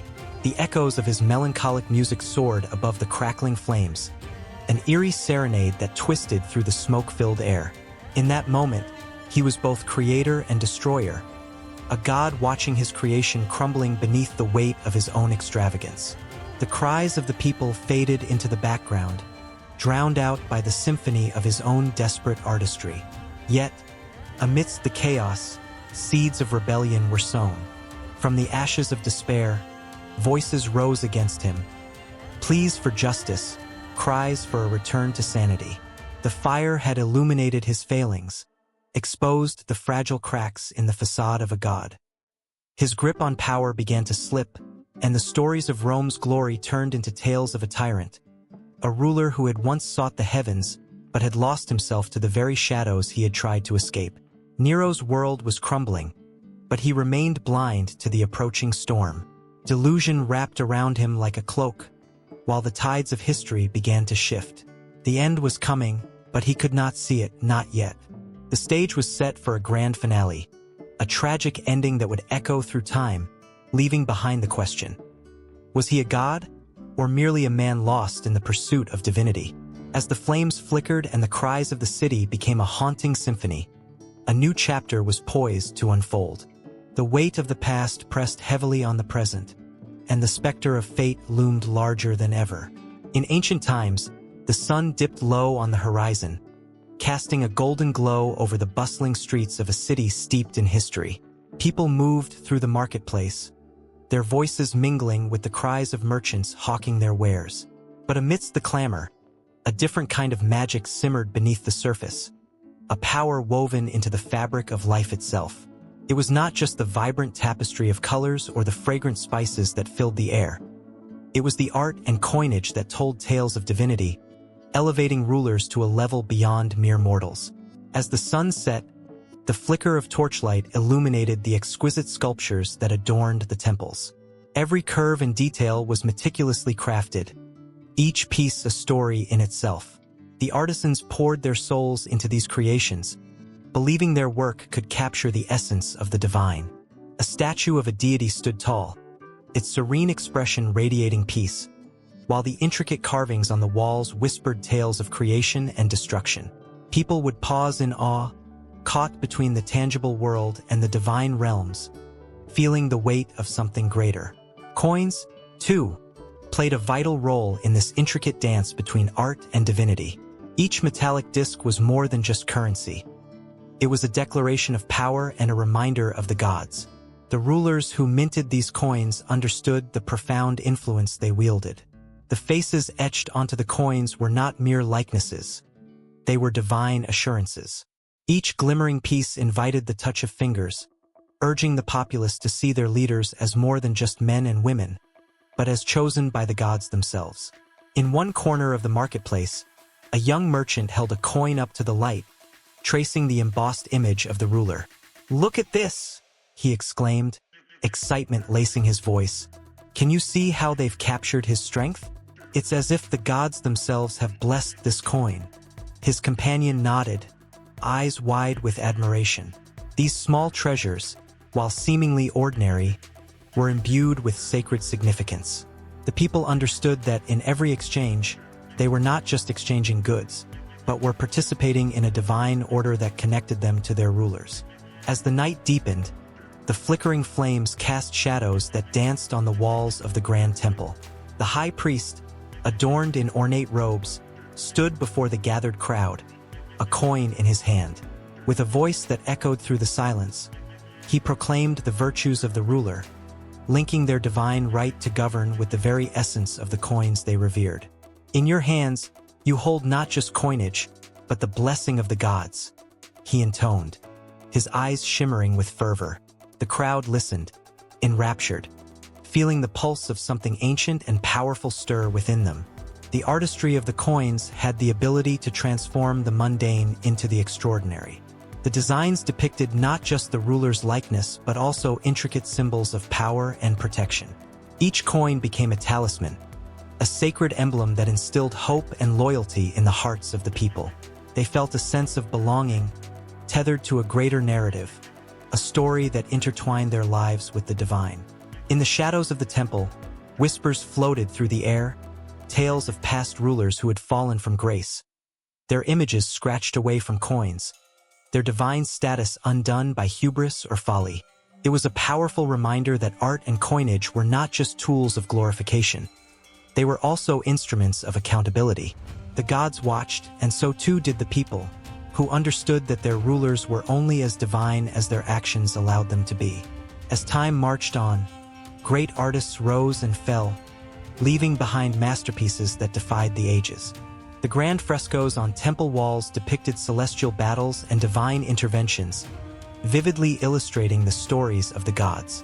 These works of art inspired awe and reverence, allowing people to glimpse the divine drama that unfolded above them. Each brushstroke vibrated with emotion, connecting the present to the timeless narratives of creation and destruction, hope and despair. Meanwhile, the coins continued their journey, circulating through hands that cherished them, each transaction echoing the heartbeat of a society clinging to faith. Children would play with their parents' coins, their laughter mingling with the sacred whispers of the past. They learned the stories of deities and rulers, absorbing a lineage of belief that shaped their identity. The coins were not just currency. They were ancestral links to a world that thrived on faith and artistry, a world where the divine mingled seamlessly with the everyday. In the quiet hours of the night, the temple stood in solemn silence, illuminated only by the moonlight. The artistry of the past intertwined with the present, reminding all who gazed upon its splendor that the divinity of rulers was not simply a matter of bloodline, but a legacy crafted by the hands of artists and the faith of the people. The air was thick with anticipation, a promise that the stories would continue to evolve, just like the artistry that captured the hearts of many. As the first light of dawn crept over the horizon, the city began to stir once more. The marketplace filled with life, and the songs of the artisans echoed through the streets. Each brushstroke and coin minted held the power to transcend time, forever linking the divine with the human experience. The role of art and coinage in promoting divine status was far from over. It pulsed with vitality, ready to embrace the next chapter in a saga that would echo through the ages. A story that would intertwine faith, creativity, and the eternal quest for the divine. The air was thick with anticipation, a tangible energy that crackled like electricity in the grand halls of Rome. Candles flickered, casting shadows that danced along the walls, hinting at the weight of history and the gravity of what was about to unfold. In a dimly lit chamber, the figure of Vespasian stood, not as a deity cloaked in celestial robes, but as a man, remarkably real and yet profoundly ambitious. His gaze was steady, a balance of resolve and humility, as he contemplated the legacy that awaited him. "I am no god," he declared, his voice echoing off the marble walls, a proclamation that simultaneously embraced his humanity and challenged the very notion of divinity itself. There was an intensity in his words, a recognition of the fragile line between mortal ambition and divine aspiration. This was a man who had fought through the chaos of civil wars, who had risen from the ranks of a humble soldier to the powerful emperor of Rome. He was flesh and blood, yet he dared to dream of more, driven by an insatiable desire for greatness. His rise was not merely a matter of ambition but a testament to an iron will forged through hardship. Born into an ordinary family, Vespasian had known struggle. He had witnessed the blood-soaked streets of a city in turmoil, the cries of the fallen echoing in his mind. Yet, in those moments of despair, he discovered a fire within himself, a determination that would not be extinguished. He turned the chaos of his past into the fuel for a monumental future. As he stood contemplating the Senate's decree, the reality of his ambitions began to crystallize. The whispers of deification swirled around him like a tempest, gathering strength with every passing moment. To be deified was to be elevated beyond the realm of mortals, to become part of the divine pantheon, a notion that had tantalized many before him. Would he really dare to tread that sacred ground? The thought sent shivers down his spine, both thrilling and terrifying in its implications. Yet Vespasian's path was strewn with obstacles. There were those who would oppose him, who viewed this mortal man's aspirations with scorn. Senators clad in fine robes, their expressions a mix of skepticism and disdain, gathered in hushed circles, plotting their next move. They watched from shadows, cloaked in their own ambitions, ready to strike down anyone who dared to elevate themselves above the ordinary. Vespasian was acutely aware of the danger swirling around him, but he refused to cower. The flames of his ambition roared louder, drowning out the whispers of doubt. "Deified?" One senator scoffed, his voice dripping with condescension. "He is a mere soldier, a man of the people. What has he done to deserve such honors? But Vespasian wore the scars of his battles like badges of honor. Each mark a story of perseverance, of fighting against the tide of fate. He had brought order to a crumbling empire, breathed life into a weary nation, and now he stood at the brink of something monumental. The Roman populace, weary from years of strife, looked up to him with a mixture of hope and admiration. To them, Vespasian was not just a ruler. He was a beacon of hope, a man who understood their struggles, a father figure in a time of uncertainty. The streets buzzed with excitement as the news of his potential deification spread like wildfire. They envisioned him as a divine protector, a god among men, and the idea took root in their hearts. In the silence of the night, Vespasian found himself reflecting on the weight of such a title. To be a god was to be unyielding, to be worshipped and revered, but it also came with a burden. He thought of the emperors before him, men who had tasted the intoxicating nectar of power, only to be consumed by it. The deified were often unable to escape the clutches of their own myths, trapped in the expectations of a populace that demanded more than they could give. But beneath the layers of doubt and fear, a vision began to form. He would be different. Vespasian would transform the very notion of divinity. He would not shy away from the title but redefine it. He would be a god for the people, a leader who walked among them, not above them. The idea ignited a flame within him, and he could almost feel the warmth of the divine brush against his skin. Reality collided with ambition when Vespasian made his way to the Forum, the heart of Rome pulsating with life. The air hummed with voices, each citizen carrying their hopes and dreams, their fears and desires.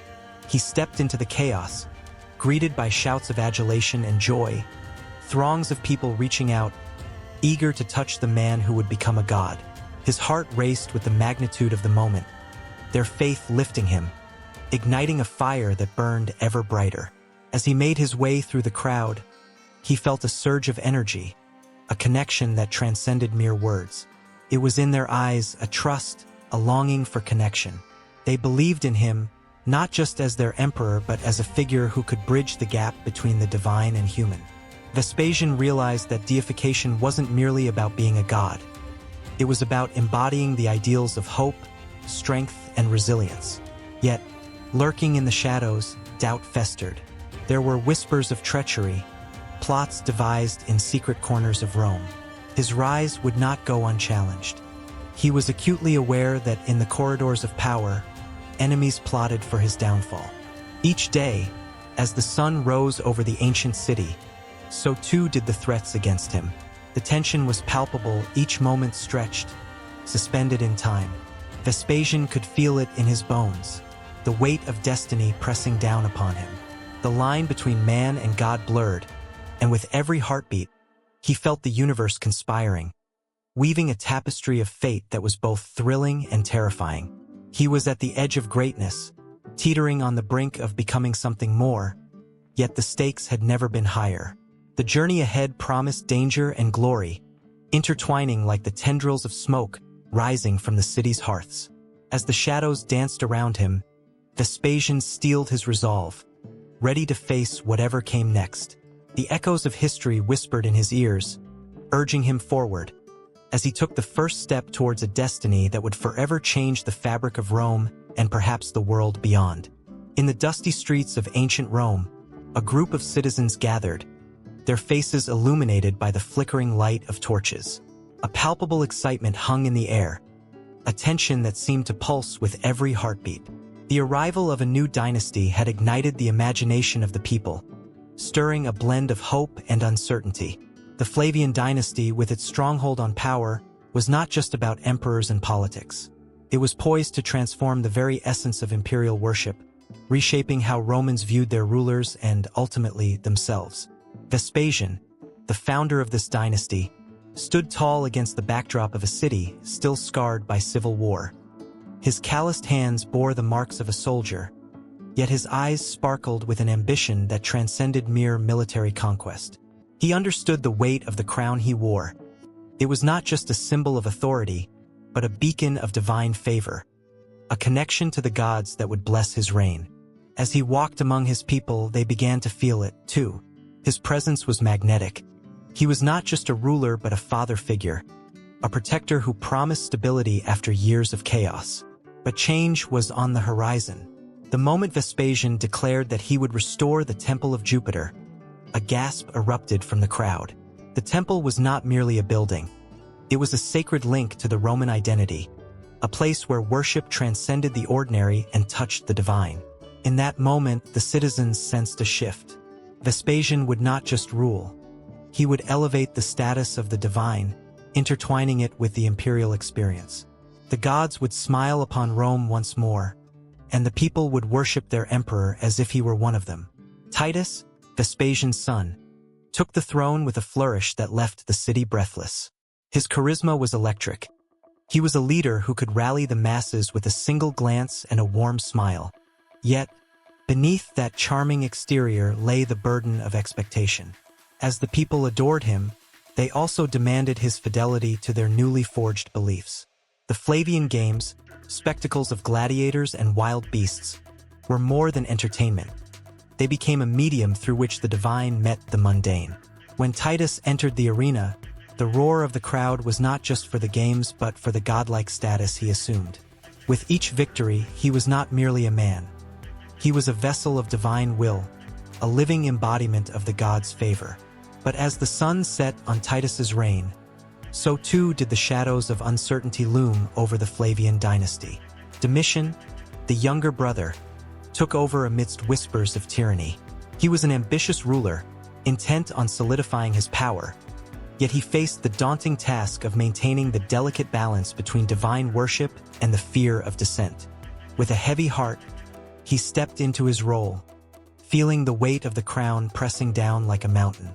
If Vespasian was a father, and Titus a beloved brother, Domitian was the stern guardian, always vigilant, always watchful. The construction of the Temple of the Flavian family marked a pivotal moment in this transformation. It was not merely another monument. It was a clarion call to the people, a message that the imperial family was destined for greatness. As the marble was quarried and the architecture took shape, an air of reverence wrapped around the site. Here, worship would shift from the pantheon of gods to the Flavian emperors themselves, a bold declaration that these rulers were intertwined with the divine. At the heart of this transformation lay the newly minted concept of the divus. The elevation of emperors to divine status was a revolutionary act, intoxicating in its implications. With every deification, the Flavian dynasty etched its name into the annals of history. Citizens began to pray not just for the gods but for the emperors, believing their blessings would ensure peace and prosperity. It was a dangerous game, yet one that captivated the hearts and minds of the populace.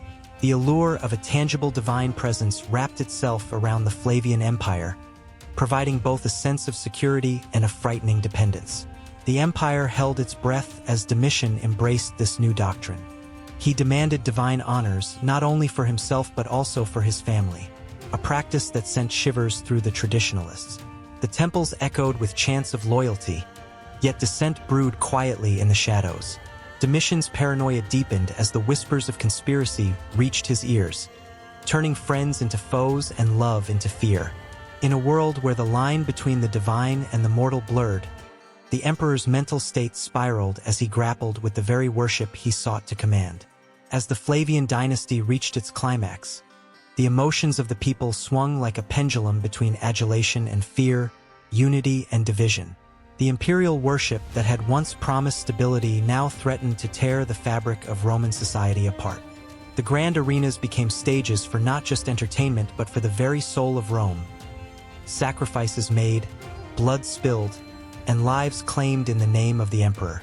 Each event was a reminder of the stakes at play, of how closely knit the fates of the rulers and the ruled had become. Yet, amid the turmoil, the heart of Rome pulsed with an unyielding spirit. The streets were alive with passionate debates about the nature of power and divinity. Temples filled with offerings, both sincere and coerced, as the citizens wrestled with their loyalty to the Flavians. The gods watched, unseen but ever present, as the lives of mortals unfolded, entwined with the fate of the empire itself. And so, as the sun dipped below the horizon, casting long shadows over the city. The Flavian dynasty stood at a crossroads, caught in a web of ambition, fear, and worship. The transformation of imperial worship was not merely a shift in practice. It was an emotional tempest that threatened to engulf all of Rome, binding the people to their emperors in ways they had never before imagined. The stakes were high, the tensions palpable, as the inevitable clash between reverence and rebellion loomed on the horizon, ready to shape the future of an empire that had known both glory and despair. The sun dipped low on the horizon, casting long shadows over the battlefield where valor and faith intertwined like the threads of an ancient tapestry. Soldiers, hearts pounding and swords glinting, surged forward, their cries echoing against the heavens. In this moment, the air was thick with more than just the scent of sweat and metal. It was charged with the belief that victory would elevate them, not only in the eyes of their comrades but also in the gaze of the divine. To win was to be touched by God. To lose was to be forsaken. Across history, leaders have harnessed this fierce belief in divine favor. Alexander the Great, with his unwavering ambition, proclaimed himself a son of Zeus, believing that every victory on the battlefield brought him closer to godhood. His soldiers, fueled by faith in their leader's divine backing, swept through lands like a relentless wave, conquering all that lay in their path. As they stormed fortresses and toppled empires, the cries of triumph rang out, mingling with prayers of gratitude, as if the gods themselves were orchestrating their fates. Then, there was Julius Caesar, whose military prowess and strategic brilliance were often seen as a manifestation of divine will. His triumphs in Gaul were celebrated with grand parades, where the people would chant his name and offer tributes to the gods. In their eyes, Caesar was not merely a man. He was a demigod, a bridge between heaven and earth. Each victory solidified his status, as if the gods had woven his successes into the very fabric of destiny itself. The Roman legions marched with a fervor powered by belief, each step taken with the conviction that they were instruments of divine wrath against their enemies.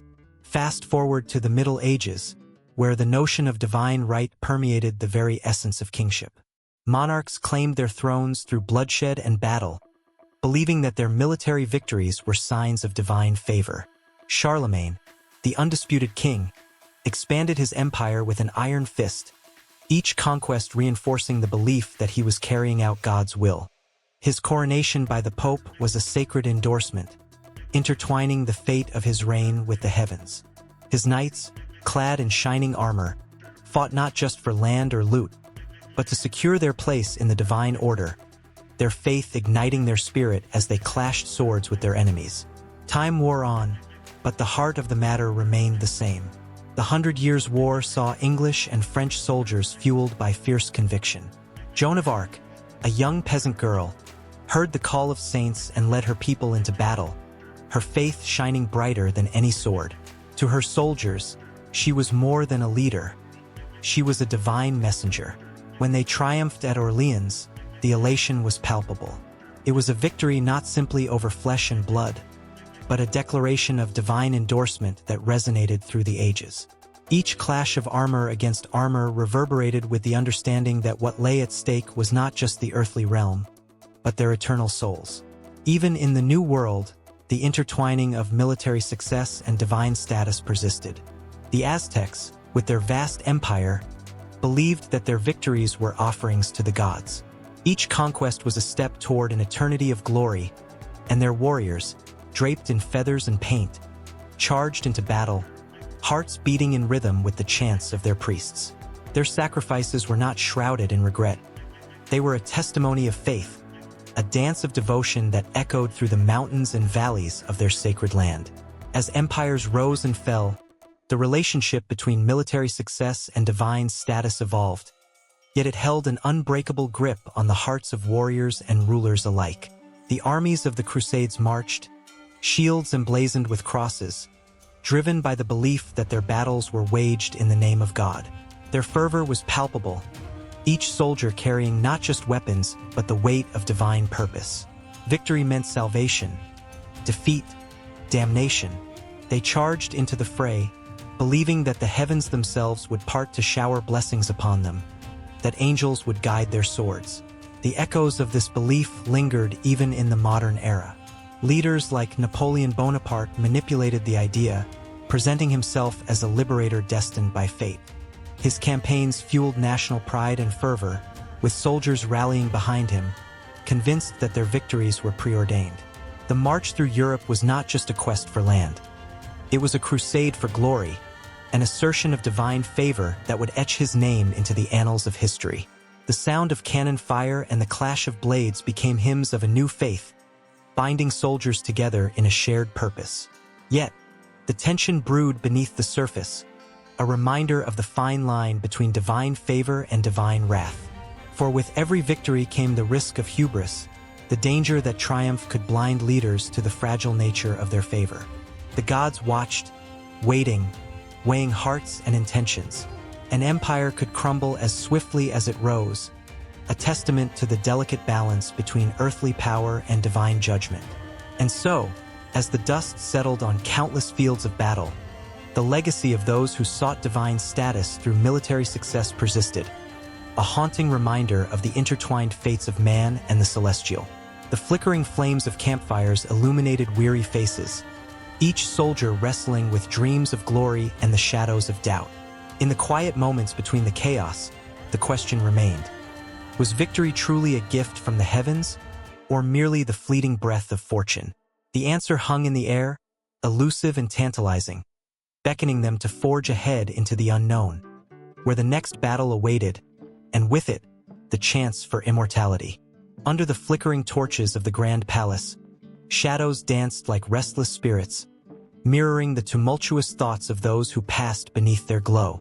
In Rome, the air was thick with whispers, secrets woven into the fabric of everyday life, and one name echoed louder than the rest: Domitian. The emperor, often referred to as a tyrant, strode through the halls with an air of both majesty and menace. His presence commanded attention, drawing admiration and fear in equal measure. Domitian had claimed the weight of divinity upon his shoulders, a bold declaration that sent waves of astonishment through the Senate and beyond. He wore his title like a crown, a shimmering halo of arrogance and desperation. The citizens of Rome were both captivated and horrified, caught in the web of a ruler who believed himself a god among mortals. As he gazed out from the palace balcony, the crowds below were a sea of faces, some adoring, others simmering with resentment. It was a precarious balance, and Domitian thrived on the tension, a theatrical performance where he was both the star and the playwright. The statue of Jupiter stood tall in the forum, its marble visage weathered yet proud.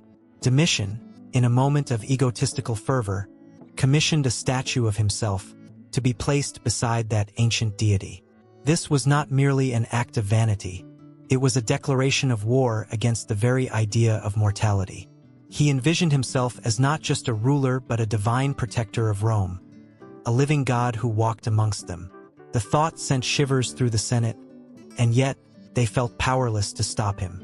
The whispers grew louder, the fear more palpable. There were the senators, cloaked in their togas, who dared to speak of rebellion in hushed tones behind closed doors. Their eyes darted to the guards stationed at every corner, each a reminder of Domitian's omnipresent gaze. Some believed he had eyes everywhere, that he could see into the very souls of those who plotted against him. They spoke of the terror that filled the air, an electric charge that crackled with every passing day. Many wondered if the gods themselves were displeased with his audacity, if Zeus would strike him down for his hubris. In the marketplaces, where the common folk gathered to exchange goods and gossip, the name Domitian was both a blessing and a curse. "He brings prosperity," some shouted, their voices rising above the clatter of pottery and the weaving of fabric. "But at what cost?" others whispered, casting wary glances over their shoulders as if the walls themselves had ears. The tension crackled in the air like a summer storm, thick with the promise of something inevitable. And then there were the gladiators, those fierce warriors of the arena, who offered a glimpse into the brutal reality Domitian had birthed. Under his reign, the games had grown grander, more bloodthirsty. Spectators filled the Colosseum, their cheers mingling with the cries of the vanquished. Domitian watched from the stands, his face a mask of rapture, a god among mortals reveling in their suffering. The roar of the crowd swelled, and he felt their adoration wrapping around him like a warm cloak, fueling his belief that he was untouchable. Yet, behind the gilded facade of power and worship, there simmered a darkness. The emperor's close advisors experienced this firsthand, feeling the cold grip of his paranoia tightening around them. Each one was a potential traitor until proven otherwise, a sentiment that led to a growing list of those who vanished overnight. Fear spread like wildfire through the court. Loyalty was fleeting, and death was a constant companion.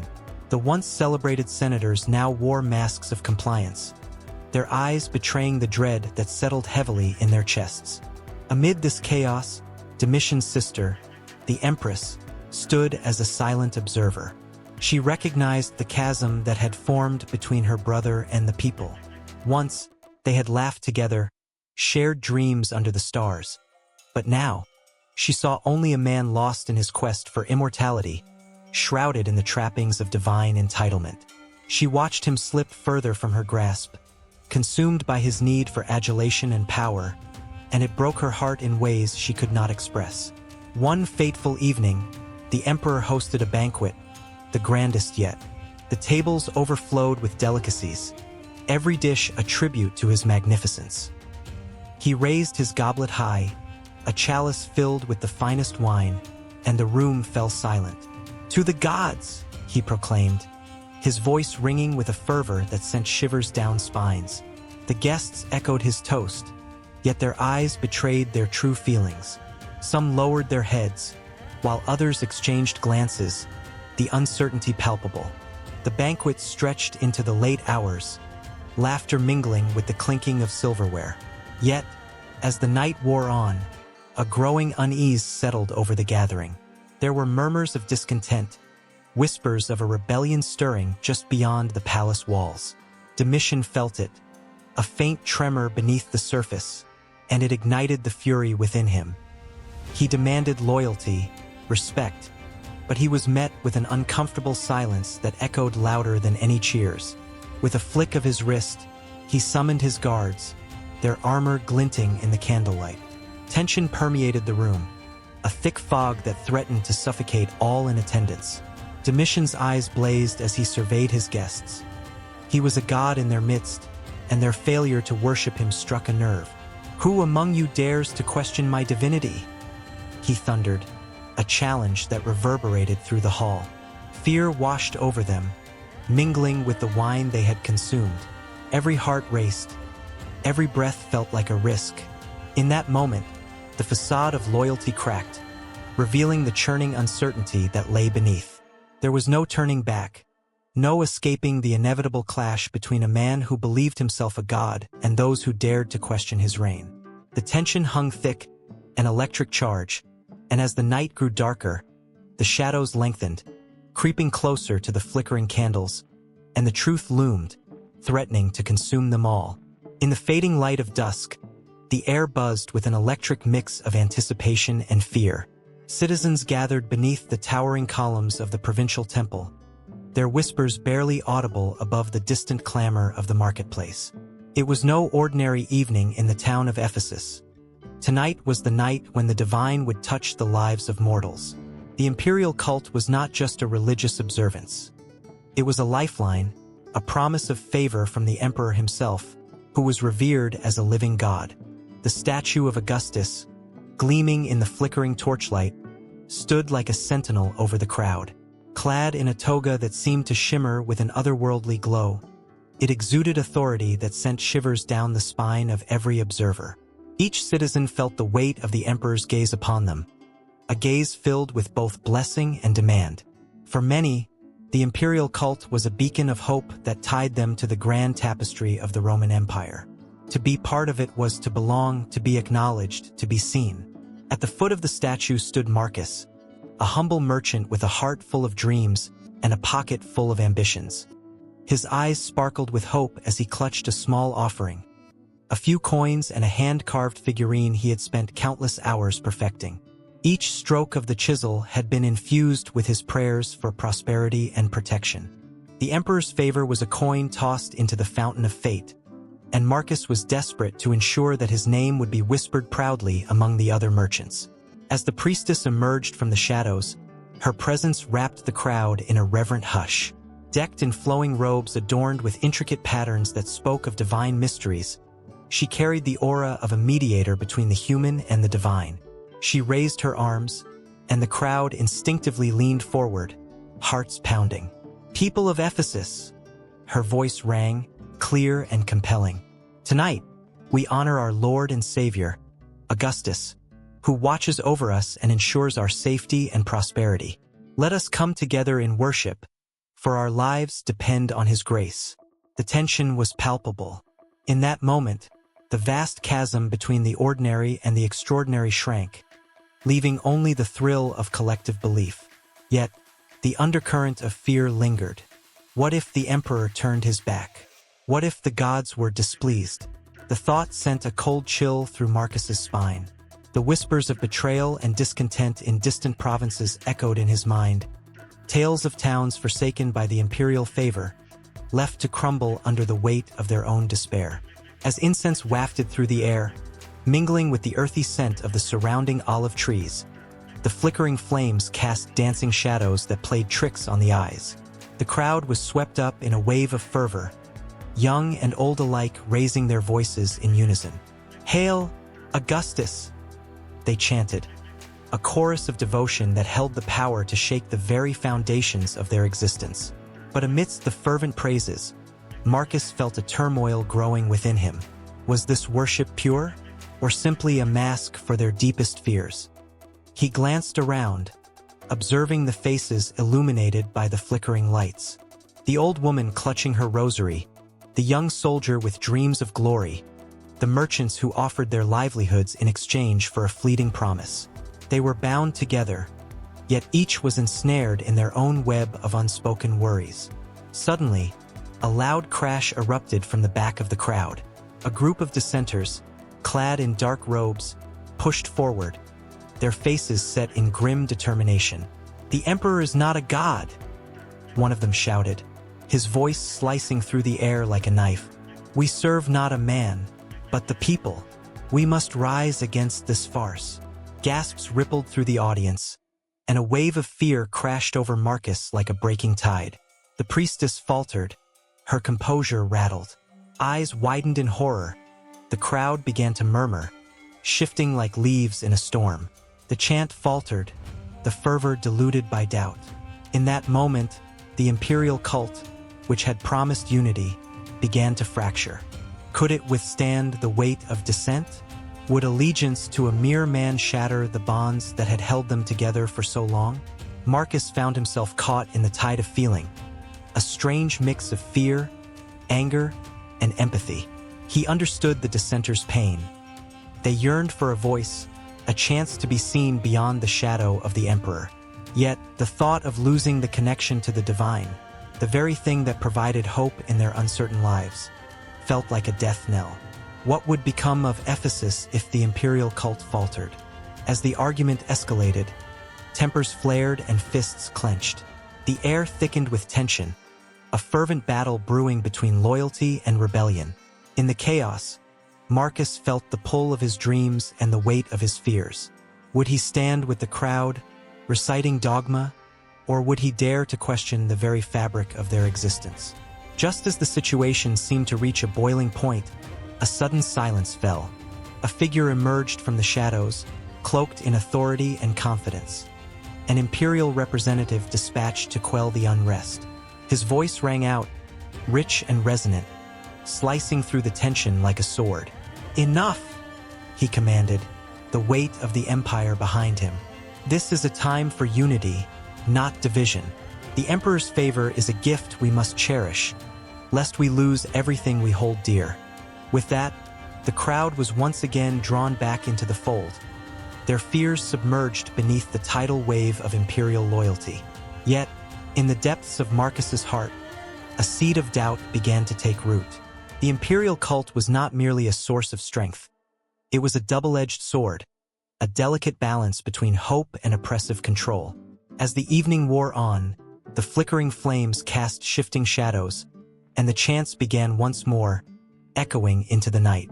In that moment of collective fervor, Marcus stood on the precipice of change, torn between what he had always known and the unsettling whisper of a new possibility. The imperial cult promised connection and protection, yet it demanded unquestioning loyalty. And as the final echoes of praise soared into the starry sky above Ephesus, the line between devotion and doubt blurred, leaving in its wake an unresolved tension that would linger in the air, ripe with the promise of change. The night was far from over, and the human heart was a battlefield where love, fear, and hope collided in a dance as old as time itself. The sun set over Rome, casting long shadows through the crumbling streets, where whispers of doubt and fear fluttered like the wings of lost doves. The city, once a beacon of power and grandeur, now trembled under the weight of uncertainty. Armies clashed in the provinces, and the void of leadership left a gaping wound in the heart of the empire. There was a heavy air of a storm brewing, not of thunder and rain, but of revolt and disillusionment. This was the crisis of the 3rd century, a time when divine authority was questioned, and the very fabric of civilization began to fray. In the midst of chaos, the emperor, once seen as a god in human form, now shuffled between temples and forums, desperately seeking validation from the gods who seemed to have turned their backs on mankind. The priests, once revered, struggled to retain their influence as the people turned to mystics and new gods, seeking solace in the shadows where ancient deities once held sway. The traditional beliefs that had anchored the Romans for centuries began to crack, revealing a world where fear festered and hope dwindled. The cries of the people echoed through the streets, a mixture of anger and despair. They were hungry, aching for the bread that once flowed freely from the heart of the empire. As the markets grew silent, the voices of the desperate rose higher, demanding answers, demanding justice. In their eyes, the emperors were no longer divine. They were mere mortals navigating a world that had spiraled out of control. The honor once attributed to the imperial throne began to erode, replaced by contempt. Lives were lost not just in battles but in the very trust that had held society together. The challenges to divine authority came from every corner. Pretenders rose, each claiming the divine right to rule. Men like Postumus, who dared to proclaim himself emperor in Gaul, standing defiantly against the crumbling authority of Rome. His followers, seeking a glimmer of hope in the chaos, rallied around him, their voices a fierce chorus against the fading power of the true emperor. To them, he was not just a man. He was a symbol of rebellion, a beacon in a stormy sea. As the legions split and fought amongst themselves, the empire's borders turned into battlegrounds. Powerful commanders seized control, not just of lands, but of the very narrative that defined authority. Each victory on the battlefield felt like a divine endorsement, each defeat a sign of abandonment. The gods must be angry, the citizens murmured, losing faith with every passing day. The temples, once filled with the scent of incense and the sounds of prayers, now echoed with the cries of the lost seeking answers. In this maelstrom, a new kind of faith began to flourish. The followers of Christ, once a small and persecuted sect, found themselves in the eye of the storm, their teachings offering solace amidst the ruins of traditional beliefs. They preached not of divine emperors but of a humble carpenter, a savior who championed the weak. This challenger's message resonated with those who had been left powerless in the face of tyranny and oppression. The notion that even a humble man could provide strength began to spread like wildfire, igniting hope in the hearts of the downtrodden. As the sun dipped lower, casting a crimson hue over the city, the streets were alive with tension. Riots erupted. Men and women alike took to the streets, clutching weapons made of desperation and anger. The old ways were crumbling, and in the rubble, new beliefs rose like phoenixes from the ashes. The once unshakable faith in the divine right to rule now hung by a thread, trembling in the winds of change and uncertainty. The emperors reacted, but their efforts were often misguided, heavy-handed. The more they sought to suppress dissent, the louder the cries became. Taxes were raised, and the burden on the common people grew heavier. What had once been a divine mandate now felt like a curse, a yoke around their necks. The cries of rebellion grew ever louder, rippling through the fabric of society. The streets became theaters of rage, where voices once silenced began to rise in defiance against the throne. In the provinces, the power of local leaders swelled. They claimed the trust of the people, wielding authority not through divine rights, but through the strength of their charisma and their ability to care for the common folk. Their influence put pressure on the emperor, who now found himself not just battling external foes, but warring against the very notion of divinity he had been raised to embody. Yet amidst the turmoil, there were flickers of quiet defiance. Philosophers and thinkers pondered the nature of power and divinity, asking uncomfortable questions. What made a ruler divine? Was it the crown, or was it the ability to lead with compassion? The debates flowed through the wine-soaked taverns and the dusty libraries of Rome, igniting minds and hearts. The very essence of authority was being scrutinized, challenged, torn apart, and reassembled into something new. As darkness fell over the empire, the uncertainty of the future loomed like a storm cloud ready to break. Each day brought new struggles, new leaders, and new dreams for a different world. The divine authority that had once held sway was being pushed to its limits, questioned by the very people who had once bowed in reverence. The winds of change were howling, and as the empire stood at the brink of transformation, the air crackled with tension and possibility. The ancient gods watched in silence, their thrones vacated, as the people sought new symbols of hope, new leaders, and new visions for the future. The tapestry of authority was being rewoven, thread by thread, with each voice that rose in defiance, each heart that dared to dream.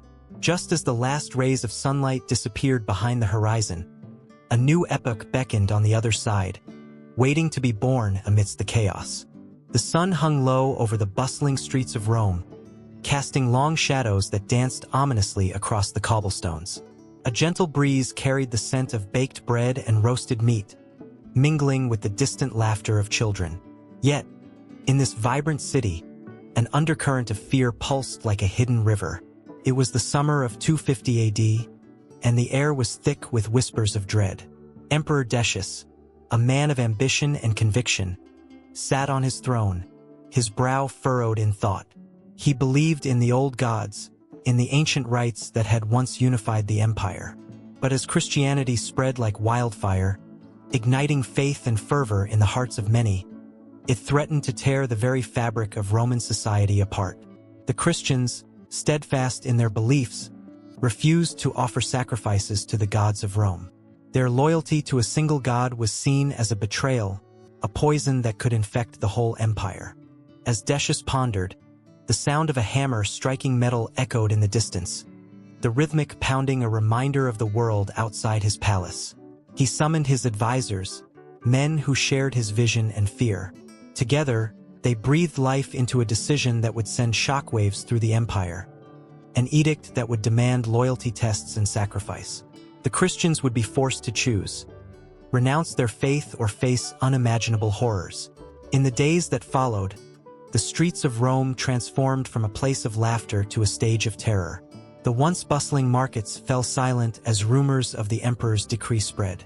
Families whispered in hushed tones, eyes darting nervously. What would happen to them? To their loved ones? Children clung to their mothers, sensing a change in the air, a tension that made the hairs on their arms stand on end. In the dim light of a hidden chamber, a group of Christians gathered, their faces lit by the flickering glow of a single candle.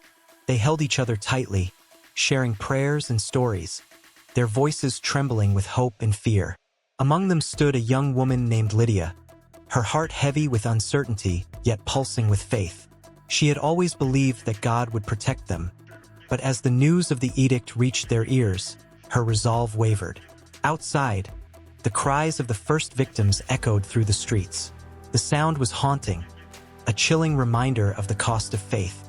Men and women were dragged from their homes, their screams piercing the night, as soldiers enforced the emperor's cruel edict.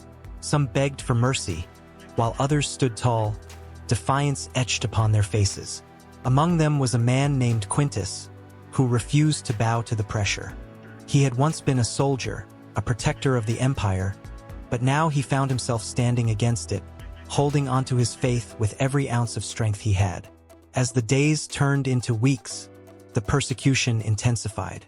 The emperor's decree reached far and wide, stretching its dark fingers into every corner of the empire.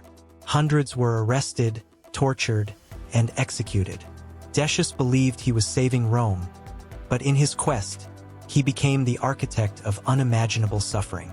The fires of the pyres that consumed the martyrs burned brightly, illuminating the night sky, a tragic beacon of unwavering faith amidst despair.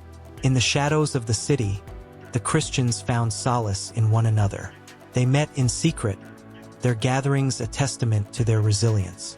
Lydia, with a spirit ignited by love for her fellow believers, shared stories of hope, painting vivid pictures of a future where faith could flourish without fear. Her words resonated deeply, stirring a resolve within the hearts of those who listened. They would not be broken, they would stand firm. But the empire was relentless. Decius, fueled by ambition and the desire for control, ordered that every Christian be brought forth for trial. The stakes rose higher, the air thick with tension. Friends turned on friends, neighbors betrayed neighbors, each fearing the wrath of the emperor more than the punishment of their conscience. What happened to loyalty when survival was at stake? Quintus faced his trial with a heart pounding like a drum. He stood before the judge, the weight of the crowd's gaze upon him like a heavy shroud. The judge, a man of power and influence, offered him a choice, a chance to escape the flames by simply stating the words, "I sacrifice to the gods." Quintus felt a surge of anguish ripple through him. Would he betray everything he held dear? Would he forsake his faith, the very essence of his being, to save his own skin? Outside the walls of the courtroom, mothers clutched their children, eyes wide with fear, while fathers stood tall, determined to protect their families. The tension was palpable, an almost tangible force that hung in the air. They prayed silently, their hearts unified in hope that their loved ones would hold steadfast in the face of despair. As the sun began to set, bathing the city in a golden glow, the first flames flicked to life in the distance. The pyres were lit, a horrific spectacle that drew crowds, a gruesome reminder of what happened to those who dared to defy the emperor's decree. The fire flickered and danced, casting eerie shadows that seemed to mock the screams of the faithful. In the midst of it all, Lydia felt a fierce determination ignite within her. She would not let their sacrifices be in vain. As she stood among the throng, a sense of unity enveloped her. She raised her voice, a beacon of hope amidst the suffering, calling out to her fellow Christians to remember their faith, to remember the love that bound them together. Decius watched from afar, the glow of the flames reflecting in his eyes, believing he was purging the empire of a dangerous infection. But with every life extinguished, he was sowing the seeds of rebellion. The Christians, bound by their faith, were not broken. Instead, they became emboldened. As darkness fell over the empire, a new dawn was brewing. The air crackled with tension, an unquenchable spirit igniting a fire that no emperor could extinguish. The persecution would not be the end. It was merely the beginning of a struggle that would echo through the ages. The hearts of the faithful beat on, stronger than ever, ready to face whatever horrors lay ahead. The sun hung low in the sky, casting an orange glow over the crumbling Forum of Rome. Dust danced in the air, swirling like whispers of the past, carrying stories of glory, despair, and the unyielding fight for power.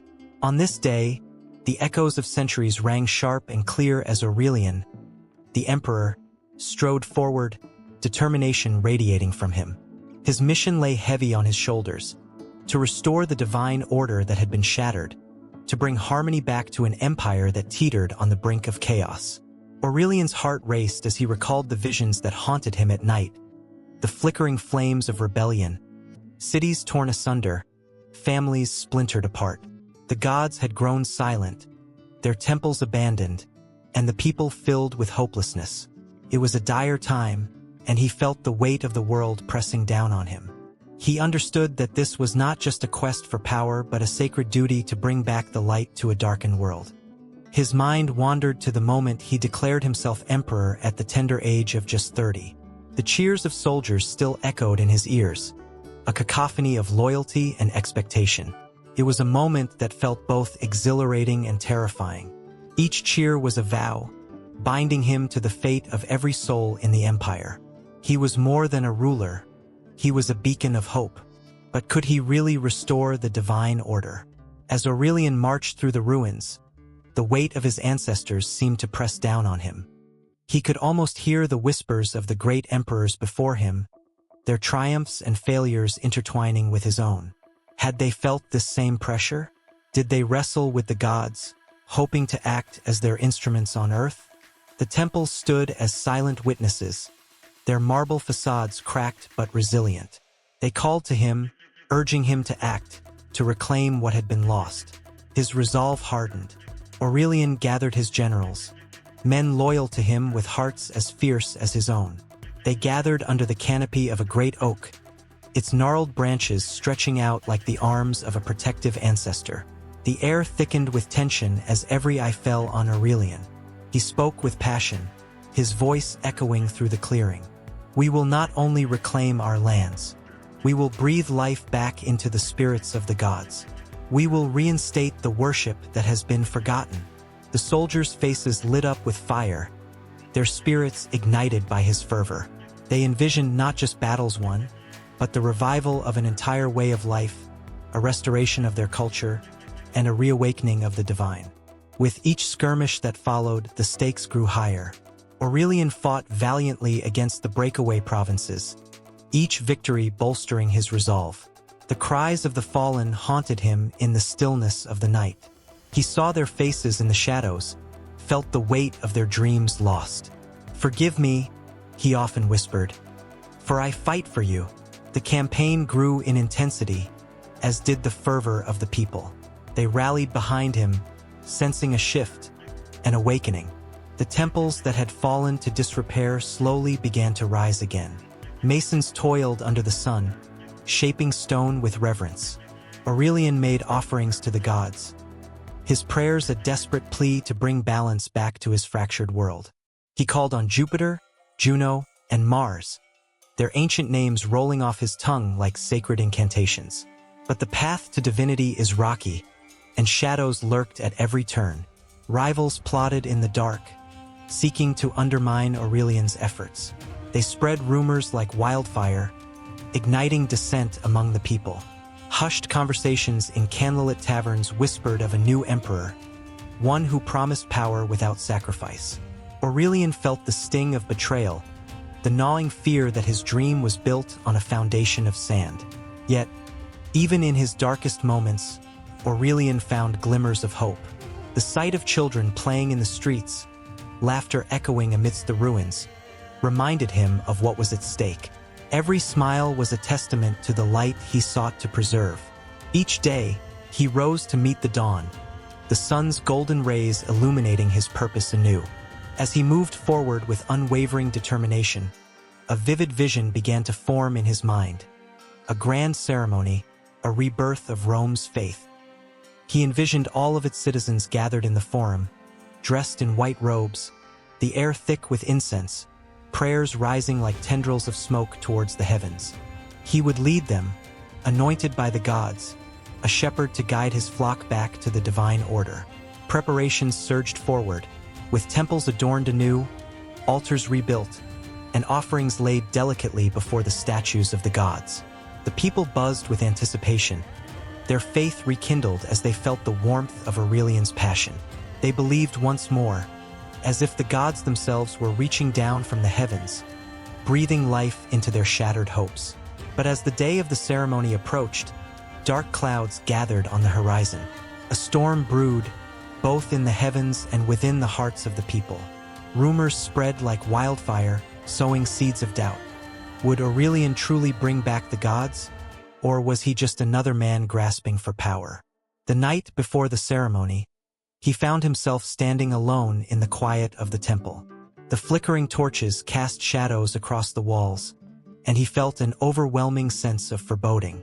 Suddenly, the doors burst open, and a figure cloaked in darkness emerged. It was one of his trusted generals, a man who had fought at his side. The betrayal cut deep as he revealed his allegiance to the rival faction, a new emperor whose promises of glory were laced with deception. Aurelian's heart sank, but he would not yield. His voice rang out, steady and resolute. "You think you can break me? I will fight for the divine order, even if it means facing you in battle." With that, the storm inside mirrored the one outside. The thunder roared, and the skies unleashed their fury as Aurelian realized that his struggle was not just against enemies outside, but against the shadows within. The tension crackled in the air as he prepared to face the greatest challenge yet. A battle not just for his empire, but for the very soul of Rome. The ceremony loomed, a beacon of hope and strife intertwined, a moment that would shape the fate of a civilization. The clash was inevitable, and as Aurelian readied himself, he felt the weight of history shaping his destiny. He would not only fight for the restoration of the divine order, he would fight for the very essence of what it meant to be Roman. Even as the storm raged, he knew that hope could not be extinguished. The clash of ideals approached, and the future hung delicately in the balance, poised on the edge of a blade. In the golden light of dawn, before the world awoke, the air thrummed with anticipation. It was a moment that would change the course of humanity, an awakening of something ancient and powerful that would ripple through the lives of countless generations. The sun, a fiery orb rising above the horizon, spilled its warm glow across the land, igniting the hearts of those who witnessed its majesty. This was the dawn of the solar deity, an embodiment of life and power, a force that would shape cultures and beliefs, lifting spirits and igniting passions. People gathered in awe, their faces illuminated not just by the sun, but by the profound realization that they were part of something greater. The solar deity wasn't just a symbol. It was an idea born from the very fabric of existence. For centuries, humankind had looked to the heavens, seeking guidance from the sun's daily journey across the sky. This rise signified hope, its setting, rest. It governed the cycles of planting and harvesting, the rhythm of life itself. The early priests, clad in robes of shimmering gold, stood atop high hills, their arms raised toward the sky. They invoked the name of the solar deity, their voices rising in a melodic fervor that seemed to mingle with the whispers of the wind. This moment was sacred. As they called upon the sun, a hush fell over the crowd, as if the earth itself held its breath. It was a symphony of belief, echoing through valleys and mountains, binding people together in their shared reverence for the celestial light. With the establishment of the solar deity came unity, a collective identity that transcended tribal divisions. No longer were they merely clans scattered across the land. They were followers of the sun, drawn together by a common faith. Rituals blossomed, transforming ordinary gatherings into vibrant celebrations of life and light. Festivals were born, filled with music, dance, and laughter, all dedicated to honoring this divine source. Hearts swelled with joy as families gathered, creating memories that would be etched in the annals of time. But alongside the joy, a tension brewed, a flicker of uncertainty that danced on the edges of their newfound faith. The weight of expectation rested heavily on the shoulders of the priests. They were not only spiritual leaders, they were also guardians of a delicate balance. The sun's blessings were not guaranteed. What if clouds gathered, obscuring the light? What if droughts lingered, starving the land? The stakes were high, and doubt threatened to seep into the cracks of their beliefs. Despite the challenges, the solar deity stood firm in the lives of the people. Temples rose from the earth, adorned with intricate carvings that depicted the sun in all its glory. These sacred spaces became centers of community life, a place where hope and fear intertwined. They served as a reminder that the sun did not simply rise and set.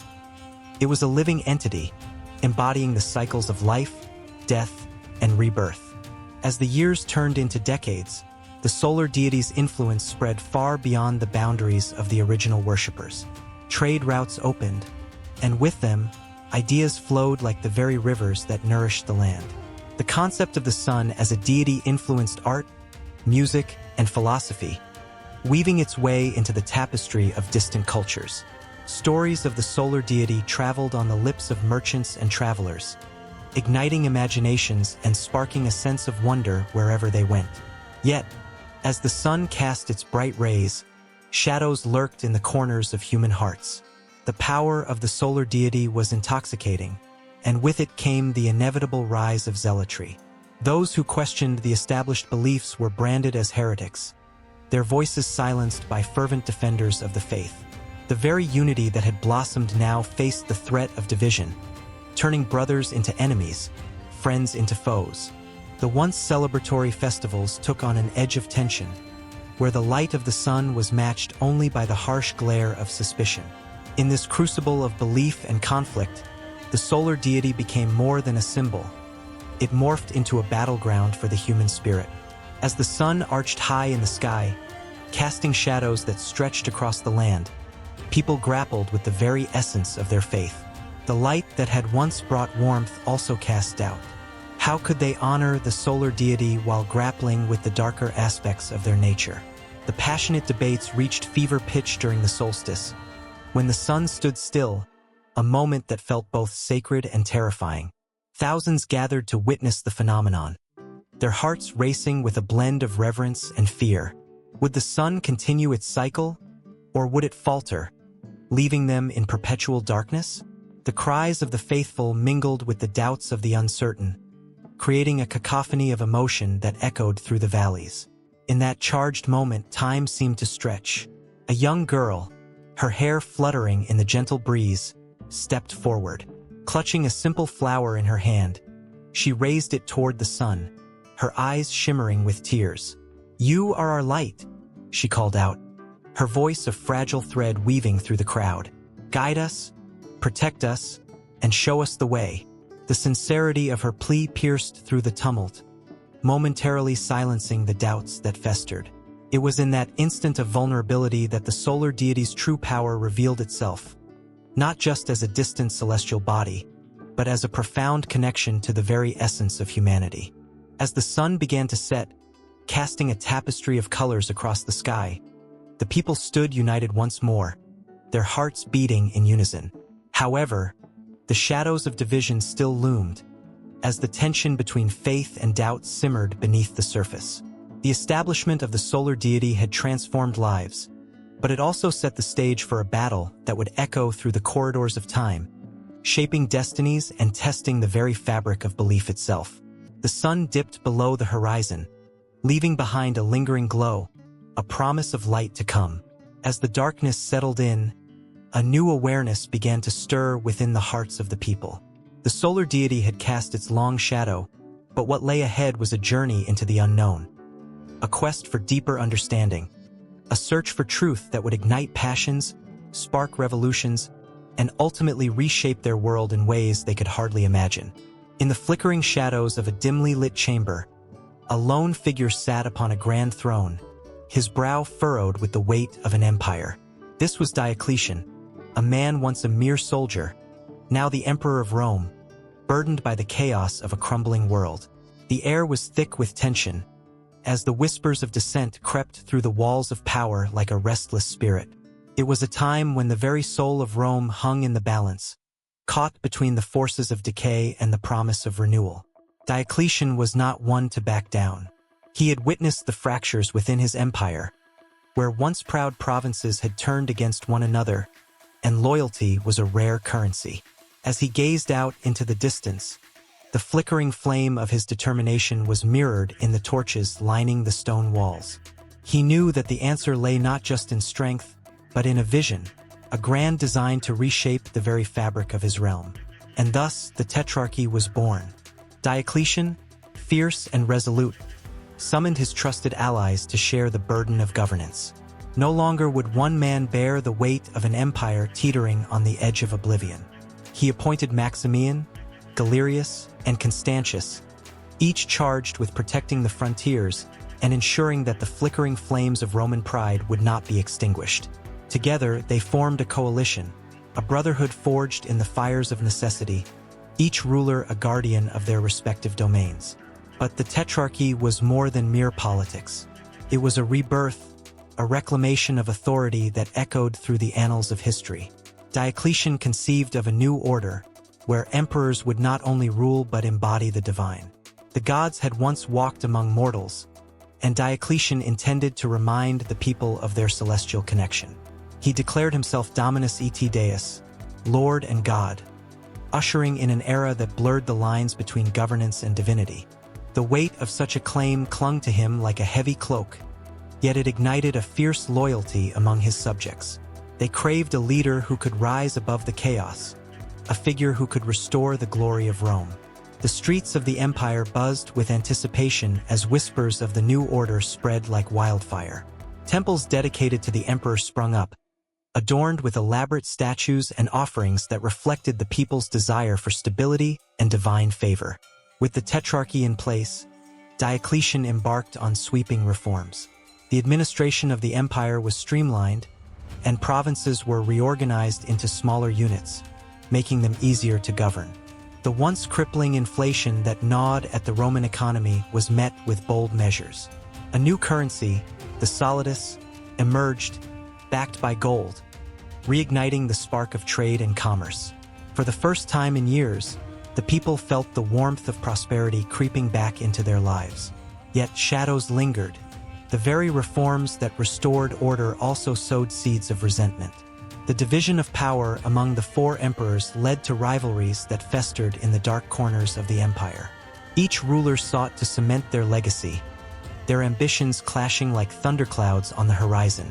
Diocletian, keenly aware of the brewing storm, often found himself peering out at the world, contemplating the fragile nature of the unity he had forged.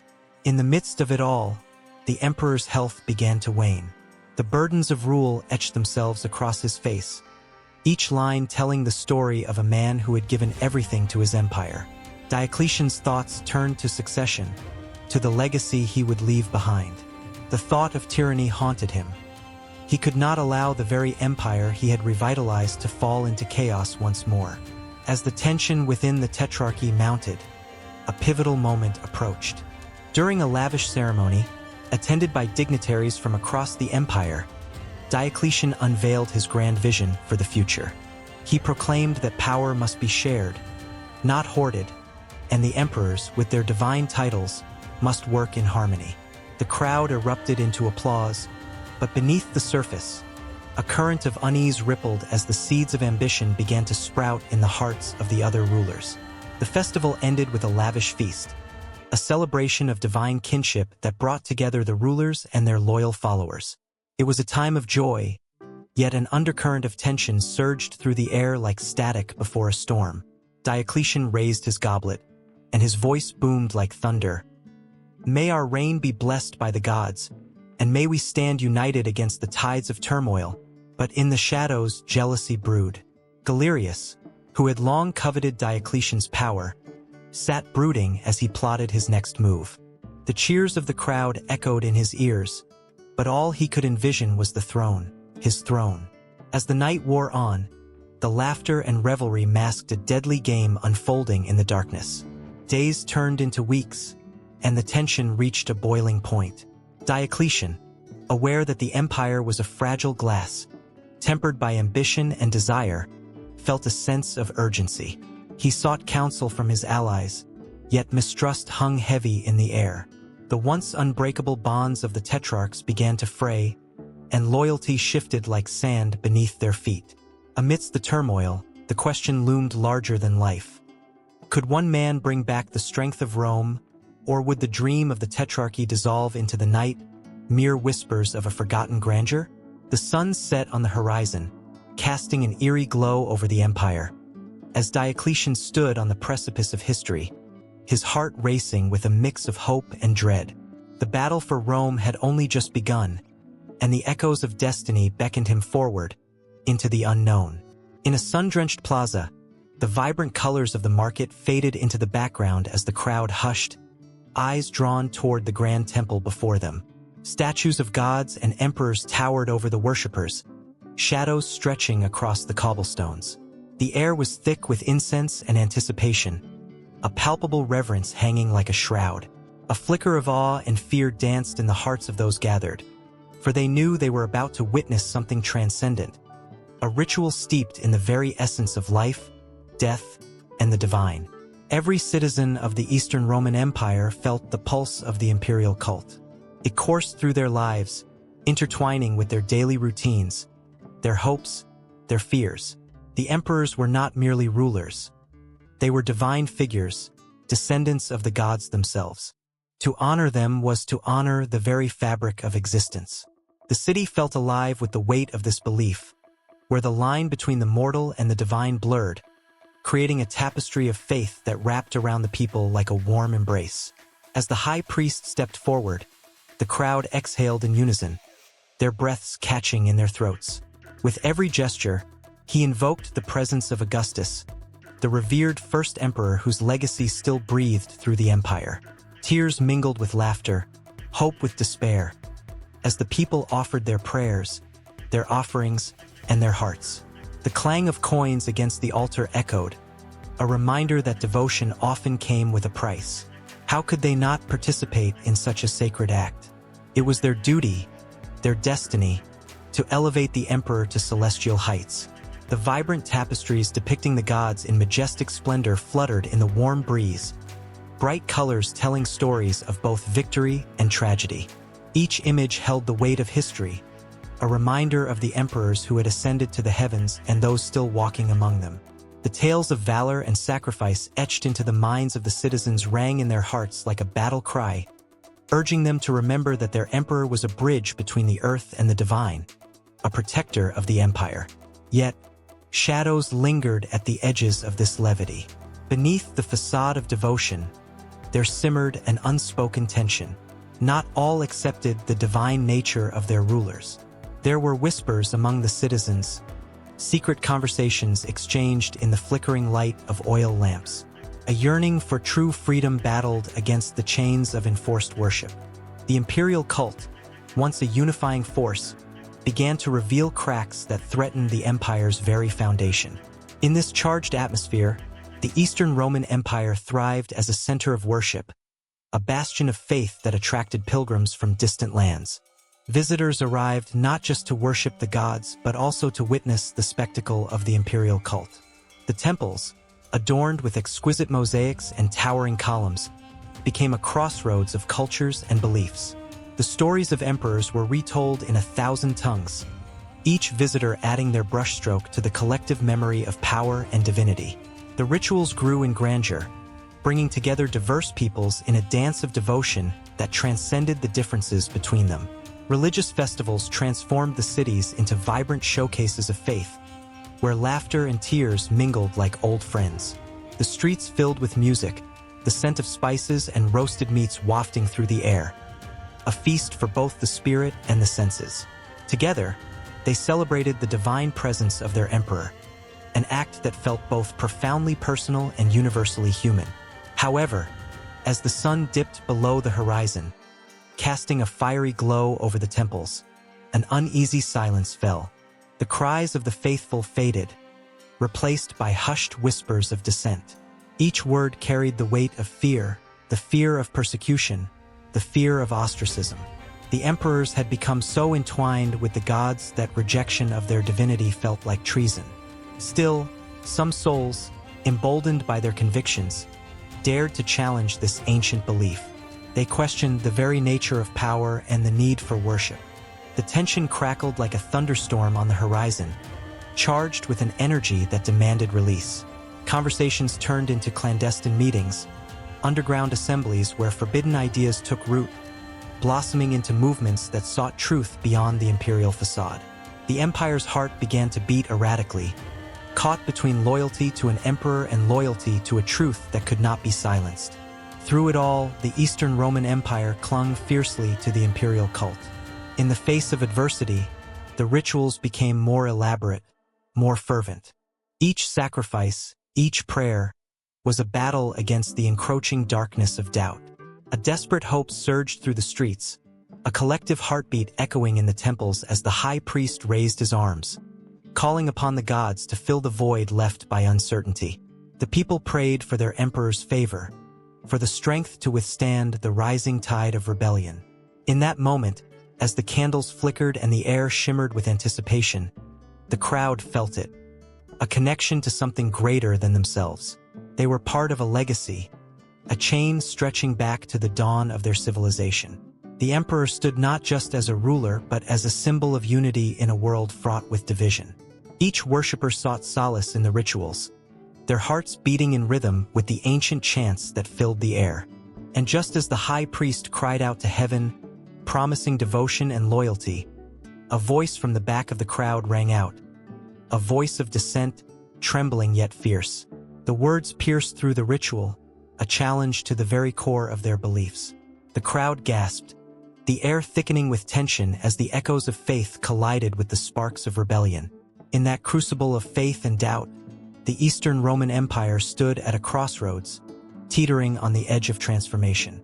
The imperial cult, once a source of strength, now faced a reckoning that would shape the destiny of the empire. The crowd held its breath, caught in a moment suspended in time, the past whispering in their ears, while the future loomed ahead, uncertain and wild. The sun dipped low on the horizon, casting a fiery glow over the bustling streets of Rome. It was a time of change, a time of turmoil, and a time when the air crackled with anticipation. Among the throngs of citizens, a man stood apart, clad in armor that gleamed like the very sun above. Constantine the Great surveyed his empire, a vision for the future flickering in his eyes. But beneath his military prowess lay a deeper battle, a battle for the soul of Rome. Around him, the fervor of the ancient gods whispered through the stones, their shrines echoing with the chants of priests and the flicker of torches. Yet, in this very heartbeat of paganism, a new voice began to rise, one that promised not merely reverence but hope. Christianity, once a marginalized sect, was gaining traction, weaving itself into the fabric of society like a vine creeping through cracks in stone. Constantine was a man caught between worlds. The weight of tradition pressed heavily upon him, where the specter of Jupiter loomed large, demanding loyalty and sacrifice. The emperors before him had made their pacts with the pantheon, believing that the favor of the gods guaranteed their reign and the security of the empire. But as he stood there, a realization took root in his heart. What if this new faith, with its promise of a single, all-powerful God, held the key to uniting a fractured empire? The echoes of the past clamored loudly in his ears, stories of martyrs who had faced brutal fates rather than renounce their beliefs. The image of a young Christian, resolute and unyielding in the face of violence, haunted him. The courage of those who proclaimed their faith in whispers, even as the swords clashed around them, stirred something deep within. Could such a belief inspire loyalty that transcended the capriciousness of the gods? In the shadow of the palatial columns, Constantine contemplated a bold move. He envisioned a Rome where the fierce loyalty of the Christians could be harnessed, where the empire could flourish under their united banner. With a flick of his wrist, he dismissed the notion of appeasing the old gods. He would forge a new path, one that might draw the empire together, not through fear, but through faith. The decision was not without peril. Rumors swirled like autumn leaves caught in a tempest. The old guard, priests of the ancient rites, watched with narrowed eyes. The temples began to flicker with discontent, and the shrines grew dimmer, the faithful whispering their fears of losing the divine favor. In their eyes, he was a traitor to tradition, a usurper of the age-old rituals that had sustained Rome through centuries of glory. Yet, as he rode through the streets, the faces of the people shifted like the tides. Some saw a beacon of hope in his reforms. Others looked upon him as a harbinger of doom. The churches surged, filled with the poor and downtrodden who clung to the promises of salvation and eternal life. Their voices rose in fervent chants, drowning out the fading echoes of the old cults, igniting a fire that would soon become an inferno. The Edict of Milan, a decree that would alter the course of history, was drafted in whispered discussions and fervent debates. It was a proclamation of tolerance, a lifeline thrown to the beleaguered Christians who had suffered persecution for so long. With it, Constantine didn't just aim to protect, he sought to elevate. He wanted Christianity to flourish as the favored faith, to become a cornerstone of his empire. The night before the decree was signed, He dreamed of the cross, a simple symbol, yet vast in meaning. In that dream, the figure of Jesus stood before him, offering a promise of peace and prosperity. The glow of the cross was so bright that it seemed to light up not just his mind, but the very depths of his soul. There was something transcendent about it, something that spoke to a longing deep within the heart of Rome itself. When morning broke, the ink dried on the parchment, and with it came the birth of a new era, an era that would see the decline of the pagan imperial cult. Temples that had once stood proud began to gather dust, the faithful drifting away as the promise of eternal life drew them into the embrace of a new faith. The mighty Jupiter, once revered as the king of the gods, now faced an unsettling decline, his rituals fading into obscurity. But not without a struggle. The old ways clung to life tenaciously, like weeds in a garden. The priests, once powerful and revered, seized upon the turmoil, unleashing a wave of hostility against the Christians. The streets, once a tapestry of coexisting beliefs, now simmered with tension. The Christians were emboldened by their newfound protection, while the pagans felt threatened and cornered. A clash was inevitable. In this charged atmosphere, Constantine's resolve would be tested. He found himself standing at a crossroads. Should he embrace the anger of the old gods, or should he continue on the path of transformation? The echoing chants of the Christians filled his heart with a warmth that rivaled the sun, but the shadows of the temples lingered, whispering tales of vengeance and betrayal. Each decision he made could tip the balance, sending ripples across the empire. As the calendar turned, the walls of Rome bore witness to the struggle between faiths. Festivals once dedicated to the gods morphed into celebrations of the new.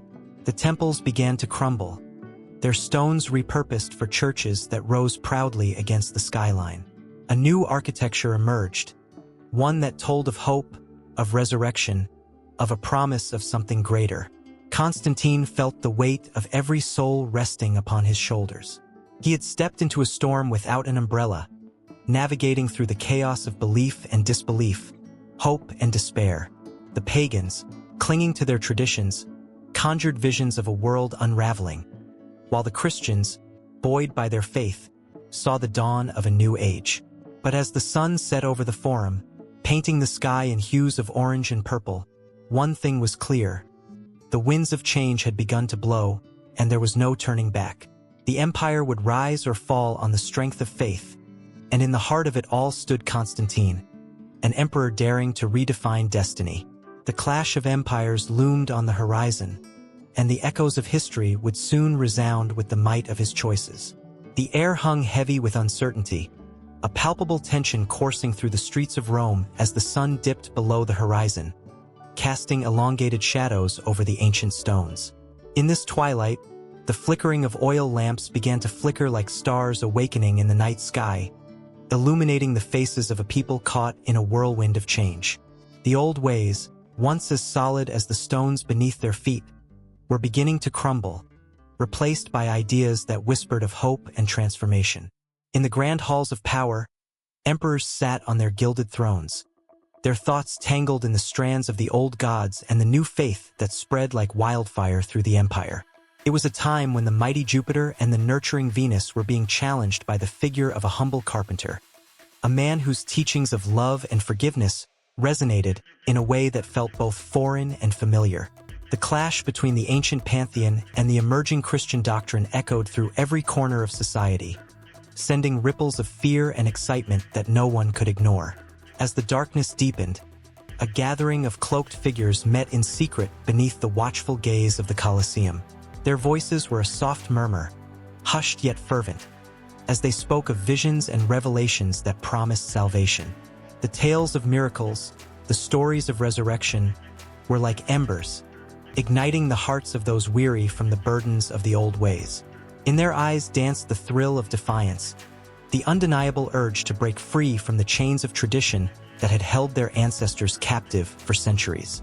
Meanwhile, in the marble chambers of the Senate, the powerful men pondered their own fate. They couldn't ignore the growing tide of Christianity that swept through the cities like a relentless storm. Senators exchanged nervous glances, their voices raw with anxiety as they debated the implications of this new faith. Would it strengthen the empire, or was it a threat that could unravel the very fabric of their civilization? The harsh laughter of the old gods seemed to mock their uncertainty, leaving behind a chilling reminder of the stakes at play. Through the streets, the followers of Christ marched with purpose, their hearts alight with a sense of mission. They spoke of love, compassion, and a kingdom not built of stone but of spirit. In their wake, a sense of hope bloomed even in the darkest alleys. Families gathered to hear the new teachings, their faces illuminated by the flickering flames of hope. Children, wide-eyed and innocent, clung to the promises of a better tomorrow, a world where the weak would find strength and the lost would be found. Yet not all welcomed this transformation. The priests of the old religion were guardians of tradition, their robes heavy with the weight of centuries. In the shadows, they plotted to quash this burgeoning movement, fearful of losing their influence. They held rituals in the depths of ancient temples, invoking the favor of the gods and calling upon their wrath to quell the rising tide of Christianity. The tension crackled in the air like the electric charge before a storm, a battle between the old and the new, faith and reason. In a moment of desperation, they turned to the Emperor Constantine, a man torn between the two worlds. His dreams were haunted by visions, an ethereal light guiding him toward a new path. One fateful night, as he sat alone in his chamber, the weight of destiny pressed heavily upon him. The choice he made would be etched into the annals of history.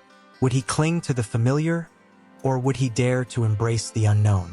Constantine emerged from the shadows of doubt, his heart pounding with conviction. The Edict of Milan was his declaration, a bold proclamation that would shift the ground beneath the feet of an entire empire. The words flowed from his lips like a river breaking free from its banks, declaring that Christianity would no longer be persecuted but embraced. The air was thick with disbelief, and in that moment, the flickering hope of the Christians ignited into a blazing reality. As the news spread, a wave of exhilaration washed over the believers. They gathered in homes, in secret meeting places, and finally in grand basilicas adorned with gold and marble. The shift was palpable, a seismic change that rippled through society. The once frightened followers of Christ stepped into the light, their voices rising in unison, drowning out the whispers of doubt. Yet the old gods were not so easily forgotten. Murmurs of dissent clung to the air like a fog, and the echoes of ancient beliefs clashed with the fervent cries of the new faith. The temples once dedicated to Jupiter now stood silent, their altars abandoned, as Christians filled the spaces with prayers and hymns. The very air was charged with emotion, grief for the past, hope for the future. The change was not without its pain. Families split apart, friends turned against one another, the fabric of society fraying at the edges. In the heart of Rome, two worlds grappled for dominance. Their struggles waged not just in the streets, but in the hearts of every citizen. The old ways fought tooth and nail to hold onto their power, but the new faith, with its promise of eternal life and community, drew more followers each day. With each passing moment, the scales tipped ever so slightly toward the nascent faith.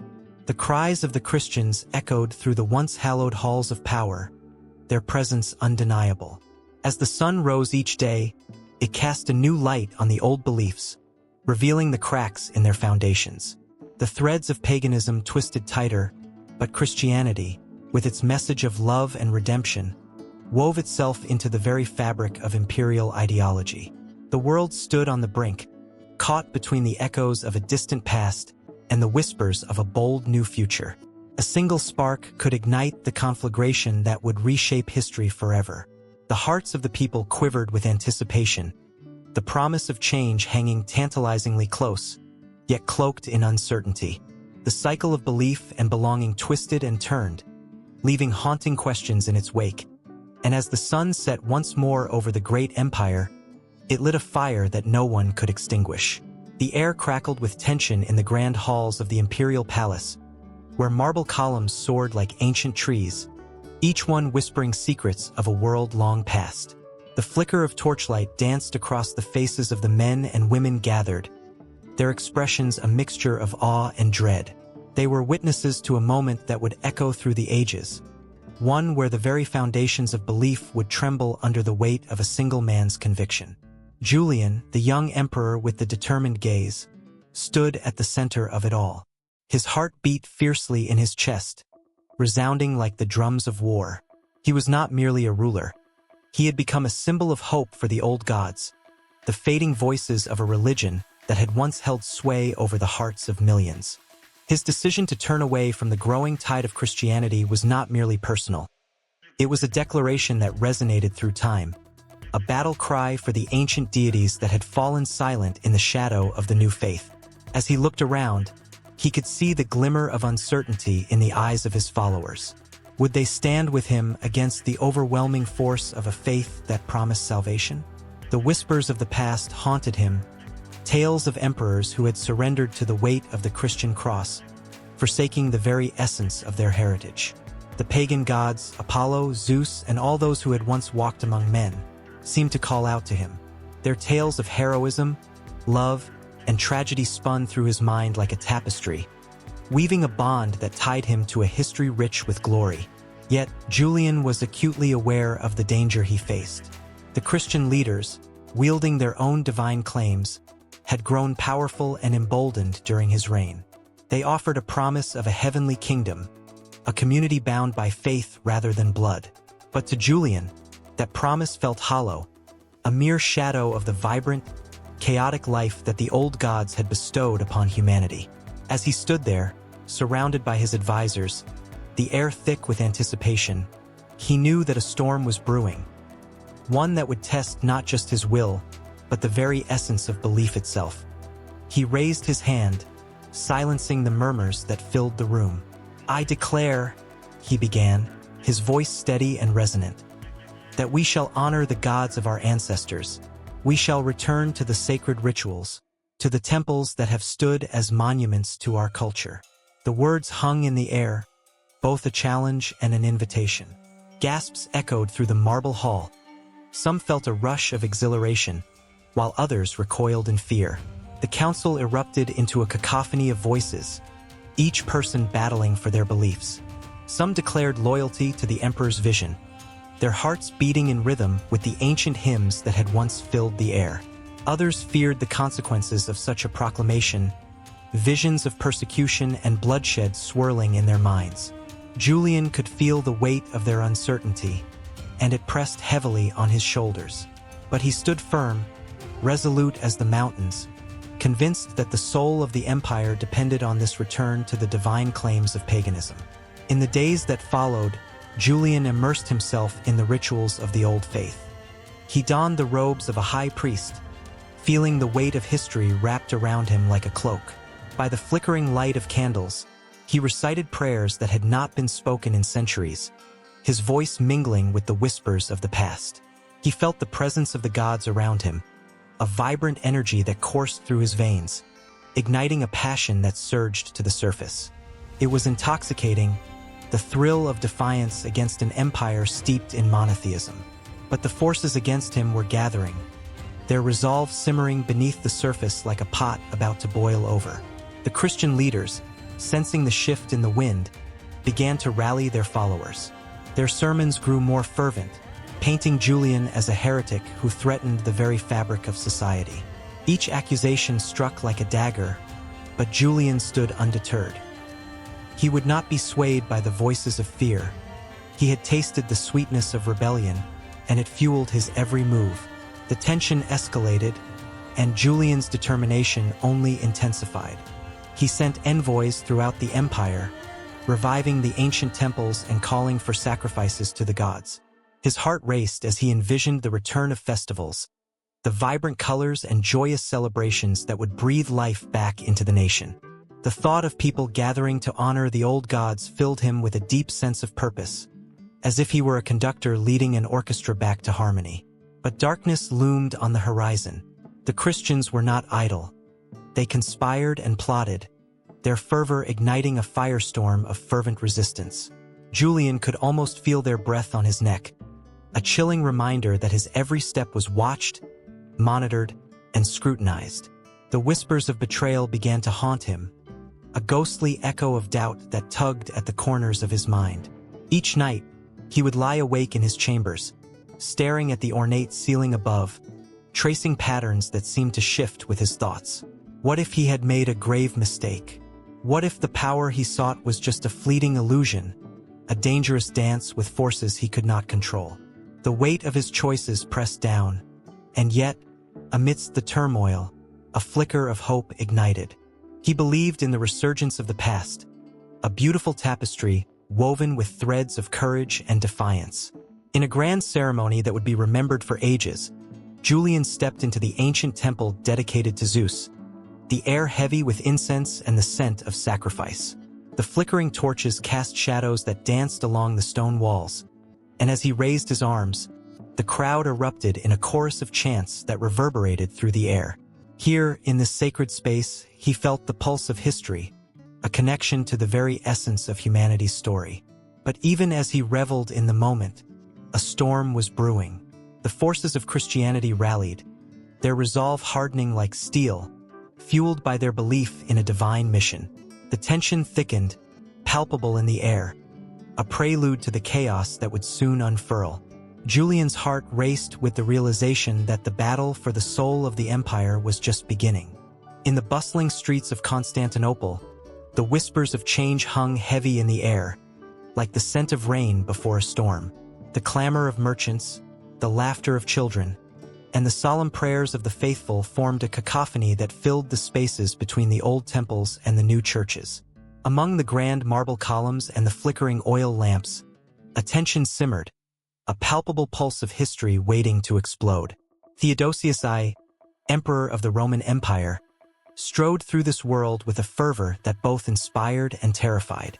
His eyes, fierce and unyielding, seemed to burn with a purpose as he gazed upon the old gods, once adored by millions, as they quaked in the shadows. The old ways, once vibrant and filled with ritual, now faced an uncompromising tide. The last embers of pagan worship flickered like dying stars in a vast, cold sky. Deep within the depths of his heart, Theodosius understood the gravity of his mission: to forge a new path for his empire, one that would intertwine the fate of Rome with the Christian faith. As the sun dipped low on the horizon, casting a golden hue over the city, the emperor summoned his advisors. They gathered in a lavish hall adorned with tapestries that told tales of gods and glory. There was a palpable unease among them, as their leader spoke the words that would echo through the ages. "We shall no longer tolerate the worship of false gods. The time has come for Christianity to reign supreme." The tension thickened, and a chill swept through the room, as eyes darted nervously between one another. Some whispered fears of rebellion from the old believers, while others felt the exhilarating pull of a new dawn. The emperor's edict against paganism sent shockwaves throughout the empire. Temples that had stood for centuries, their walls echoing with prayers and offerings, became targets. The laughter of the past faded, replaced by the rustle of robes and the fervent chants of Christian congregations. In their hearts, many felt a mix of relief and dread. Was this a liberation or a crushing suppression? The streets, once filled with the vibrant colors of pagan festivals, grew quieter. The old gods, who had once stood proud and fierce, now felt betrayed, their followers scattered like autumn leaves caught in a fierce wind. In the sacred groves where the ancient rituals had unfolded, a palpable sadness hung in the air. Priests, once revered and respected, now walked with heavy hearts, their faces shadowed in despair. Their altars, once vibrant with offerings of wine and fruit, stood cold and abandoned. The unmistakable sound of silence swallowed their prayers, the echoes of their chants drowned out by the emerging fervor of Christianity. They gathered in secret, clinging to their traditions, their voices trembling as they spoke of lost glory. An old priest, with a voice like gravel, recounted the tales of gods who had once walked among them, whose very essence filled their lives with meaning. The others listened, their eyes misty with nostalgia, yet fear clawing at their hearts. As Theodosius enacted laws that forbade pagan rituals, the divide deepened.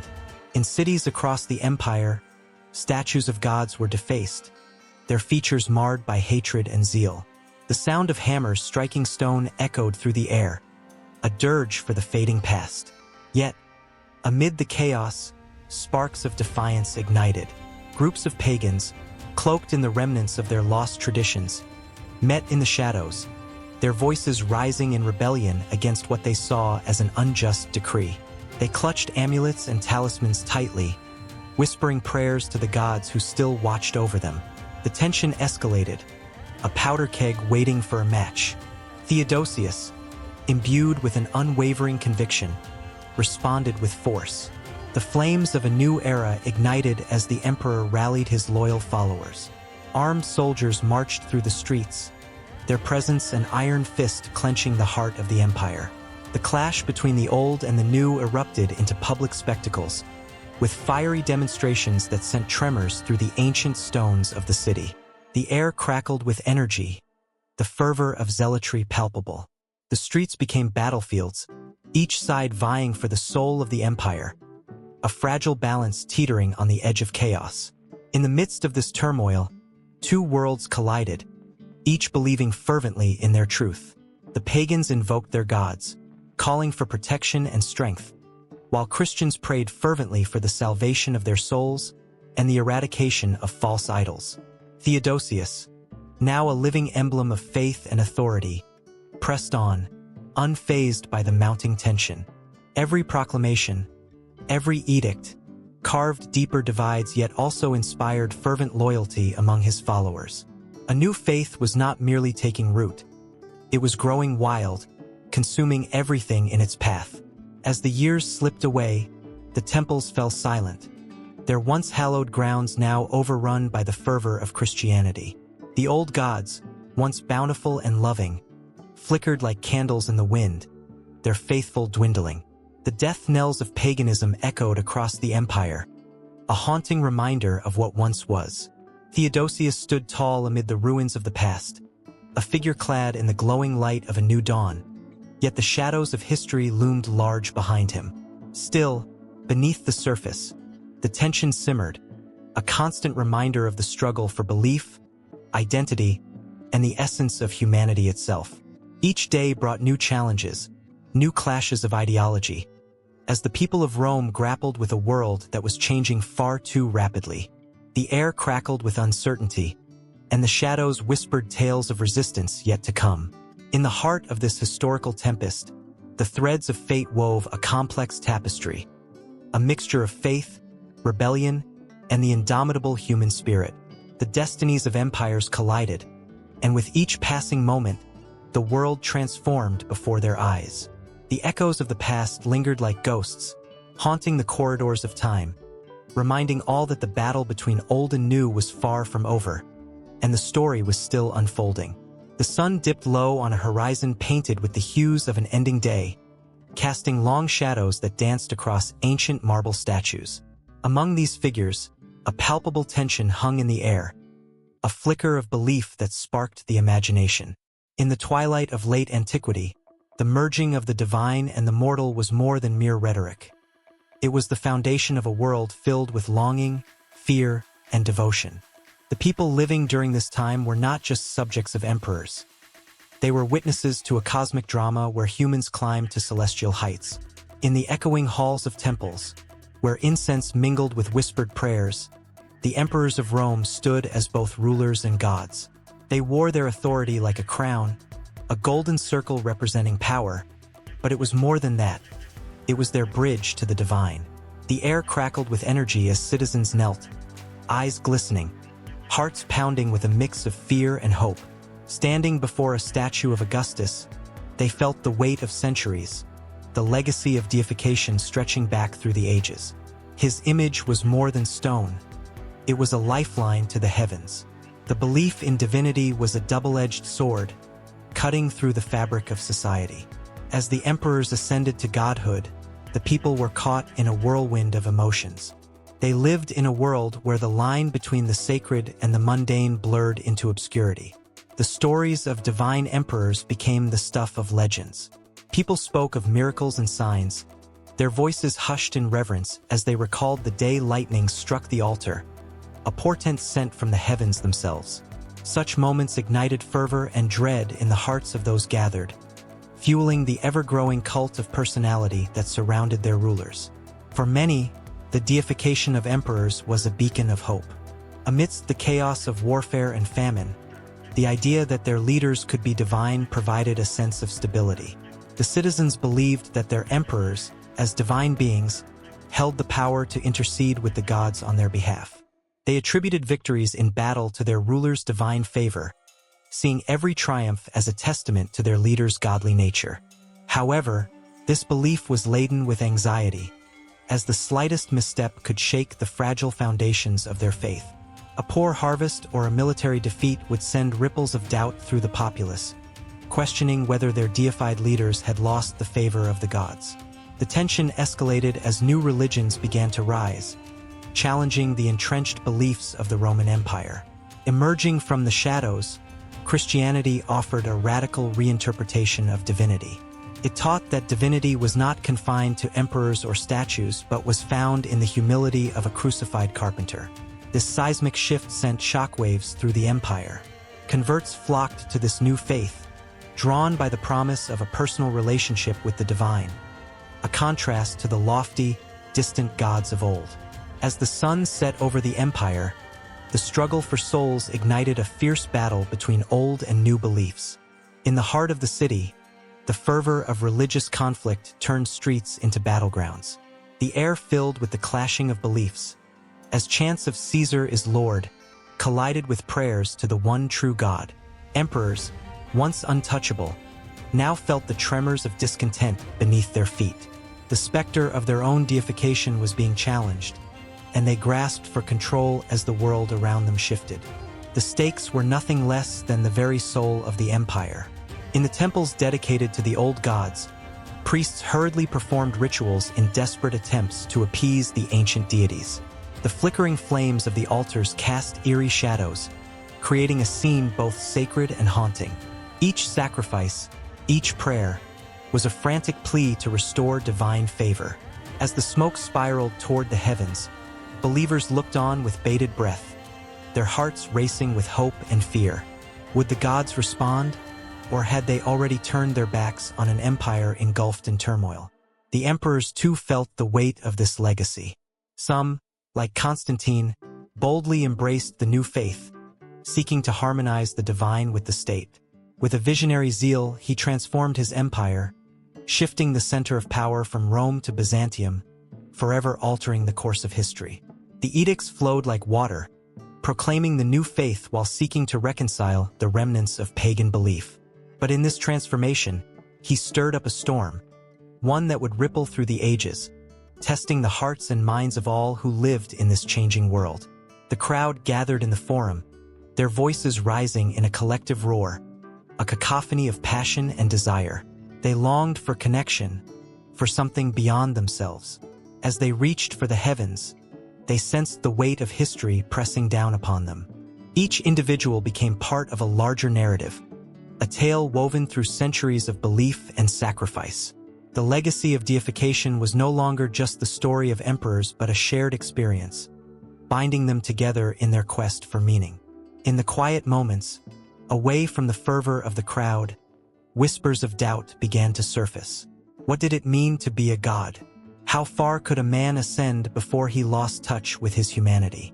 The questions lingered like an uninvited guest, haunting the minds of those who dared to dream. They felt the tug of the past, the weight of traditions that had defined their existence for so long. Yet, as the sun lowered and darkness enveloped the empire, the flicker of hope remained. In the hearts of many, the desire for something greater than themselves burned brightly, a flame that could not be extinguished.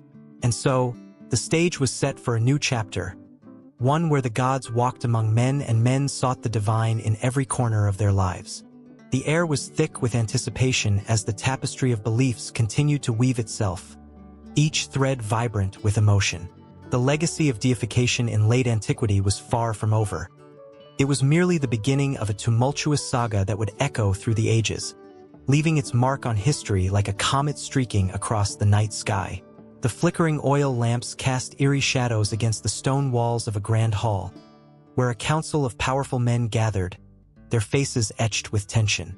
The air was thick with anticipation, and a profound sense of change loomed, as if the very foundations of the empire were trembling beneath their feet. They knew it was not just politics at play. It was a battle for the soul of a civilization. In the early centuries of the Common Era, the Roman Empire stood as a titan, its authority stretching far and wide, but beneath its mighty veneer lay a crack, a yearning for something deeper, something transcendent. The voices of early Christian leaders began to echo in the corridors of power, their proclamations challenging the very essence of imperial authority. The idea that a kingdom could be built not on the might of arms but on the strength of faith began to take root. It was a radical shift, one that would send shockwaves through the empire. As the council shuffled papers and whispered strategies, the specter of a humble carpenter from Nazareth loomed large in the minds of those present. Jesus of Nazareth, with his message of love, compassion, and a kingdom not of this world, had awakened a spiritual revolution. The story of his crucifixion, a brutal end to a life dedicated to the marginalized and the outcast, ignited a fire within the hearts of his followers. They saw in his death not an end, but a powerful beginning, a resurrection that would challenge the idea that authority was synonymous with power. The emperor sat in his gilded chair, a man burdened by the weight of his crown, feeling the pull of two worlds. On one hand, he wielded the sword, commanding legions ready to do his bidding. On the other, he felt the stirring of a new faith sweeping across his territories, capturing the hearts of those he ruled. This burgeoning movement offered solace, community, and hope in a world riddled with chaos. But it also posed a threat, for how could he control a populace devoted to an unseen king? In the streets below, the faithful gathered, their voices rising in song, filled with a fervor that was impossible to ignore. They were ordinary people, laborers, mothers, and children, united by a shared conviction that the teachings of Christ superseded the edicts of any earthly ruler.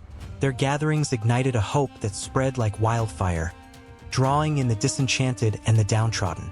Each whispered prayer and every shared loaf of bread tightened the bonds of a new community, one that believed in a promise greater than the imperial power. As the emperor pondered these changes, he saw the faces of the people he ruled, a diverse tapestry of cultures and beliefs.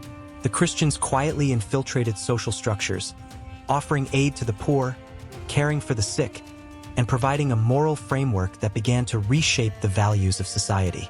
It was a kingdom of the heart, one that offered dignity and love where once there was only oppression. The emperor's heart raced at the realization that he could no longer ignore the swelling tide of this new faith. The tension in the council chamber reached a fever pitch. Some advisors argued for persecution, believing that silencing the Christians would quell the unrest. Others, more astute, urged caution, recognizing that these followers were not merely rebels.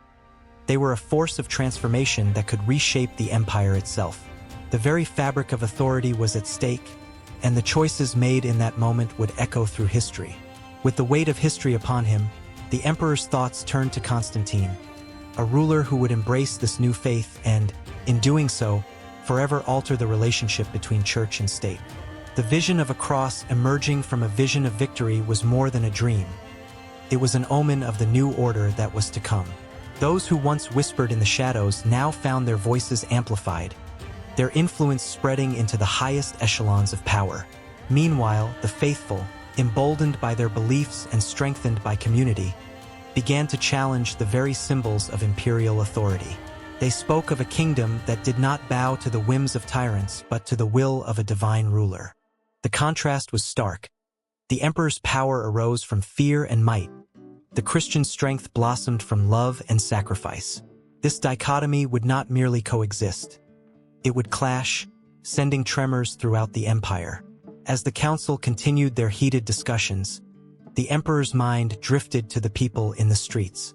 He witnessed their joy, their resilience, and their unwavering faith, and he felt a tremor within himself.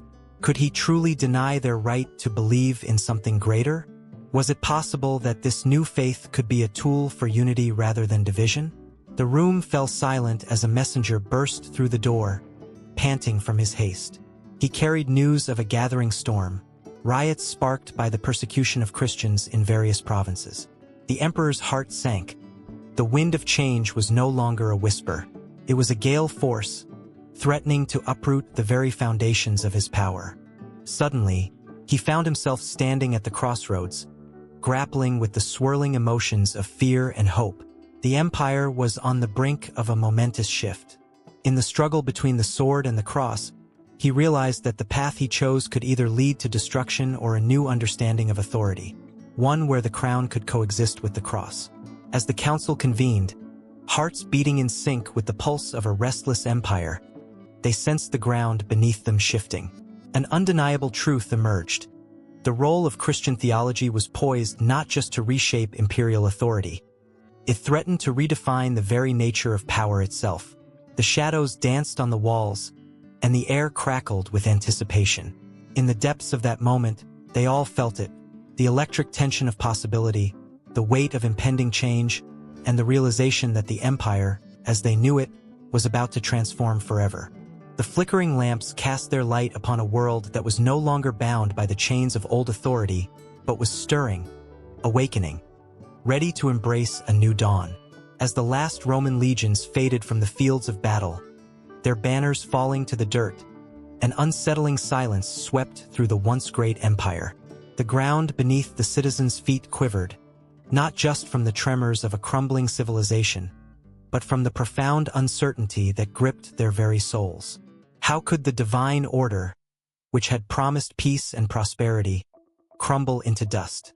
The echoes of that chaotic moment reverberated through history, marking a transition that would reshape the understanding of power and divinity for centuries. In the twilight of Rome, emperors had stood as both earthly rulers and divine figures, cloaked in the sacred fabric of lineage and divine sanction. They were believed to carry the will of the gods, a bridge between the mortal and the divine. Yet, as the empire collapsed, a chilling question emerged, dripping with fear and doubt. Who would fill the void? The once unshakable belief in the emperor's divine right began to fracture, sparking a tumultuous rethinking of governance and the sacred. With the empire's splintering came the voices of countless tribes, each with their own gods and traditions. The barbarians, once regarded as mere raiders, now became the new symbols of power. They did not worship the Roman pantheon. They hailed their chieftains as warriors favored by their gods. The contrast was stark and disorienting. The glories of Rome, once synonymous with divine favor, were now eclipsed by a raw, primal energy that surged through the hearts of these new leaders. It was a kind of fervor that rattled the foundations of belief. What did it mean to rule if not ordained by divine right? In dimly lit halls of crumbling villas, the remnants of wealthy Romans gathered in hushed tones, grasping for answers as their lives unraveled. They spoke of omens and signs, desperately trying to make sense of the chaos. The stars did not align as they once had, the oracles fell silent, and the temples felt hollow. The very fabric of society, woven with the threads of divine governance, began to unravel, each thread representing a lost belief. How could one trust in rulers who no longer had the blessing of the gods? The rise of Christianity, with its stark contrasts to Roman polytheism, offered a new vision of power. The Church positioned itself as the divine authority on earth, a beacon of hope and a source of stability amidst the storm. Faith in Christ became a powerful tool not only for solace but for governance. Bishops and popes began to wield influence that rivaled the very emperors who once stood at the apex of power. This redefined the notion of divine rulership. No longer were rulers merely monarchs, but servants of a higher, transcendent authority. As the dust of Rome settled, new leaders emerged, some wearing crowns and others donning the simple robes of a cleric. These figures stirred the hearts of the people, each claiming divine favor in their own way. Imagine the tension in the air as a humble priest spoke of a God whose kingdom was not of this world but promised salvation and justice on earth. The throne of power, once a pedestal for emperors, now began to resemble an altar, where leaders were held to a new standard of virtue and piety. The ripple effects of this transformation were profound and emotional. People began to question their faith in kings and emperors who had failed them. Instead, they turned their eyes to the heavens, seeking reassurance in the divine. The dramatic shift in belief was palpable, as men and women alike felt the weight of expectation pressing down on their rulers. The stories of old gods faded into whispers, replaced by the fervent prayers to a single omnipotent God who demanded not just reverence, but moral integrity. The struggle to reconcile earthly power with divine will turn violent as rival factions clashed, each proclaiming their right to divine endorsement. The shifting concepts of leadership stirred a tempest of emotions: fear, hope, anger, and a yearning for stability. Empires rose and fell, but the echo of Rome's legacy lingered, an ever-present reminder of the fragility of power when stripped of its divine backing. In the shadow of the fallen empire, people sought out leaders who reflected their values and beliefs. The emotional turmoil of loss transformed into a burning desire for justice and righteousness. New dynasties arose, their leaders often claiming divine guidance, yet their legitimacy was always shadowed by Rome's grand history. The connection between the divine and the ruler became not just a matter of bloodlines but a quest for authenticity in leadership. The clash of old and new beliefs set the stage for a world forever changed. The sacredness of rulership was no longer a birthright. It was something to be earned through virtue, faith, and moral standing. This constant tension, a fierce struggle between competing ideologies, resonated throughout the ages, weaving itself into the very fabric of emerging nations. As dusk fell upon the remnants of the Roman world, the flickering lights of hope and fear danced across the skies. Leaders now faced an unprecedented challenge: to convince the masses that their rule was divinely ordained, even as the heavens themselves seemed to have shifted. The power of belief became a battleground, and in that struggle, the concepts of divine rulership continued to evolve, forever tied to the lessons learned from the fall of Rome. History's relentless march pushed forward, unyielding, as the next chapter awaited. Another shift driven by faith, conflict, and the enduring quest for power. The winds of change whispered secrets yet to be revealed, and the hearts of the people beat with a restless anticipation for what would come next. In the flickering light of ancient torches, a grand hall filled with the echoes of history comes alive. Shadows dance on the stone walls, whispering tales of ambition, power, and divine right. Amidst the layers of dust and time, the throne stands as a silent witness to the aspirations of men who believed they were chosen by God to rule the earth. Here, in the heart of the Holy Roman Empire, the echoes of the imperial cult resonate like a heartbeat pulsing through the ages. The air is thick with the weight of expectation. Clad in majestic robes, the emperor, a figure of both reverence and fear, enters. His brow is furrowed, reflecting the burden of his title. He is not merely a ruler.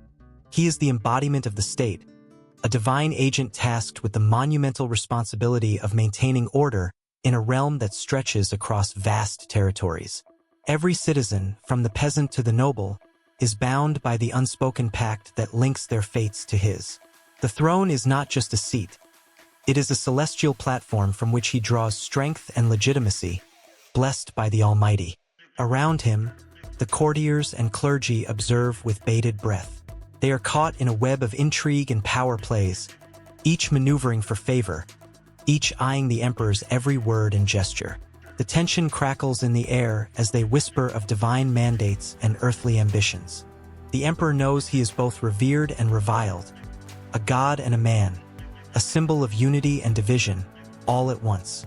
As he raises his hands, the audience falls silent, captivated. His voice, rich and commanding, carries the weight of centuries. I stand before you not just as your ruler but as your protector, chosen by God to lead this sacred empire. The words hang in the air like incense, thick with hope and fear. He speaks of peace and justice, of the empire's glorious past, and of a future where the divine will guide their every step. The imperial cult, an intricate tapestry woven from piety and politics, thrives in the hearts of the faithful, invoking a sense of shared destiny. Yet, even amidst the grandeur, there lies a dark undercurrent. Whispers of rebellion flicker like the shadows on the wall. The emperor's heart races, for he knows that loyalty is as fragile as a spider's silk. The knights and nobles, once allies, now eye each other warily. Each one believes they are destined for greatness, each one carrying the spark of ambition that could ignite the flames of conflict. The church, too, plays its hand, wielding influence like a double-edged sword, reminding all that true power is a divine gift, to be protected at all costs. In the corridors of power, secrets simmer. A young noble, his heart pounding with fervor, plots a coup. He envisions himself as the next imperial figure, a king in his own right, ready to carve his name into the annals of history. He stands before a cracked mirror, his reflection a haunting reminder of dreams that could either uplift or destroy. The weight of his ambition grips him like a vice. He knows he must act soon, for the emperor is not blind to the shifting tides. As the moon rises high above the city, casting a silver glow over the rooftops, the emperor retreats to his chambers, where silence reigns. The weight of the crown feels heavier than ever. He gazes out the window, the vast empire sprawling before him. He sees the bustling marketplaces, the fields ripe with harvest, and the distant mountains, majestic and imposing. Faces of the people flash before him, children laughing, mothers weeping, warriors ready to defend. In this moment of solitude, he contemplates the price of his power. Can he truly fulfill the divine mandate, or will he falter under the immense burden? Meanwhile, in the darkened corners of the empire, the imperial cult continues to thrive, a living testament to the intertwining of faith and authority.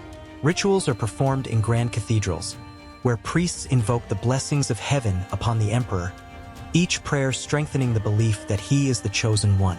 The masses gather, eyes turned skyward, hearts full of hope, believing that through him, they connect with the divine. It is a powerful illusion, yet it binds them all together in a fragile unity. But with unity comes the risk of division. Dissent brews among the provinces, where local leaders grow restless under the weight of imperial rule. They long for autonomy, for the freedom to govern their lands without the shadow of the emperor looming over them. They question the divine right, daring to challenge the notion that one man can be both an emperor and a god. Their whispers turn to shouts, their fears to actions, as they rally together, emboldened by the thought of upheaval. The emperor, oblivious to the storm gathering at his doorstep, prepares for the next grand assembly. His heart swells with the hope of sealing alliances, of bringing peace to a chaotic realm. He believes in the power of persuasion, of divine purpose. Yet, as he steps into the hall, he senses a shift in the crowd. The air is charged, electric with unspoken words and unseen tensions. The faces that once reflected loyalty now harbor doubt. The emperor feels a chill wash over him as he realizes that the foundations of his rule are beginning to tremble. In that moment, destiny hangs in the balance. The echoes of history reverberate through the hall, a reminder that the rise of empires often precedes their fall. The stage is set for a conflict that will test the very fabric of the Holy Roman Empire, where faith, power, and ambition collide in a tempest of emotions.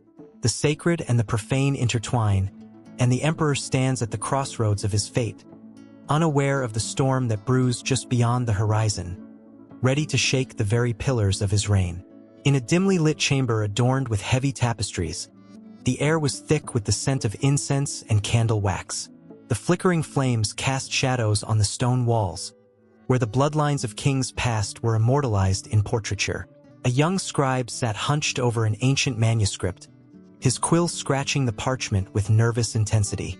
Outside, the sounds of clashing swords and the distant cries of battle reverberated through the castle, a symphony of violence that reminded him of the precarious nature of power. The divine right of kings, an unyielding belief that a monarch was ordained by God, loomed large over every decision made within these walls. It was a truth that sent shivers down the spines of noblemen and common folk alike. The scribe could almost hear the whispers of long-dead kings echoing in his mind, their voices intertwining with the flickering candlelight, a reminder that the throne was not just a seat of power, but a divine appointment, shrouded in both glory and dread. In this world, A king was more than a ruler. He was the embodiment of divine will. The notion pulsed like a heartbeat, infusing the air with an electric tension.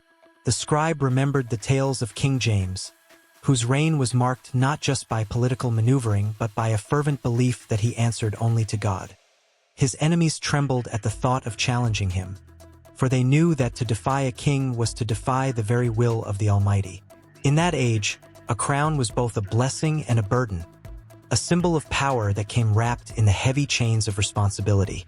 Yet, even as the king sat upon his gilded throne, surrounded by loyal advisors and sycophants, doubt lingered like a specter. The scribe recalled a chilling moment just weeks prior when whispers of rebellion flickered through the corridors. Lords, once devoted, now questioned whether the divinity of their king was as unassailable as they had been led to believe.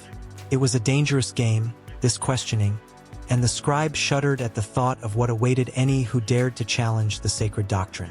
As the young man wrote, vivid images filled his mind. He envisioned the faces of the peasants, toiling under the weight of taxes imposed by a king who claimed divine favor as his shield. Their eyes were filled with a blend of fear and resentment.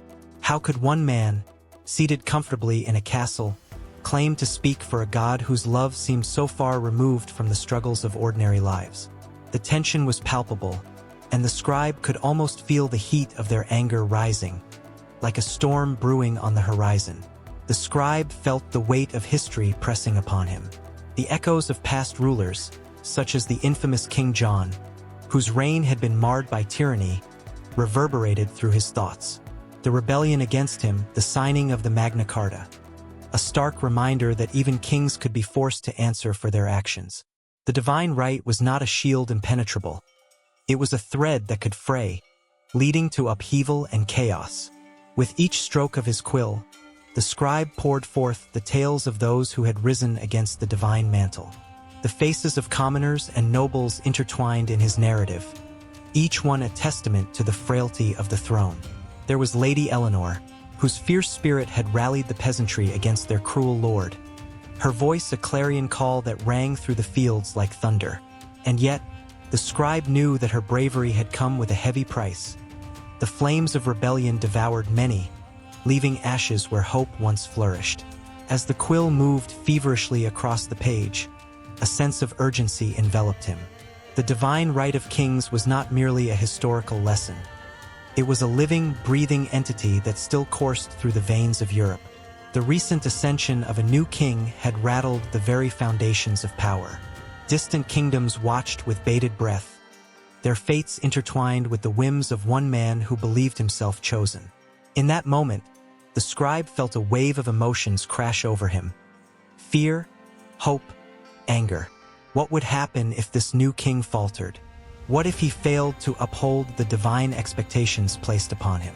Would the people rise up once more, fueled by their shared suffering?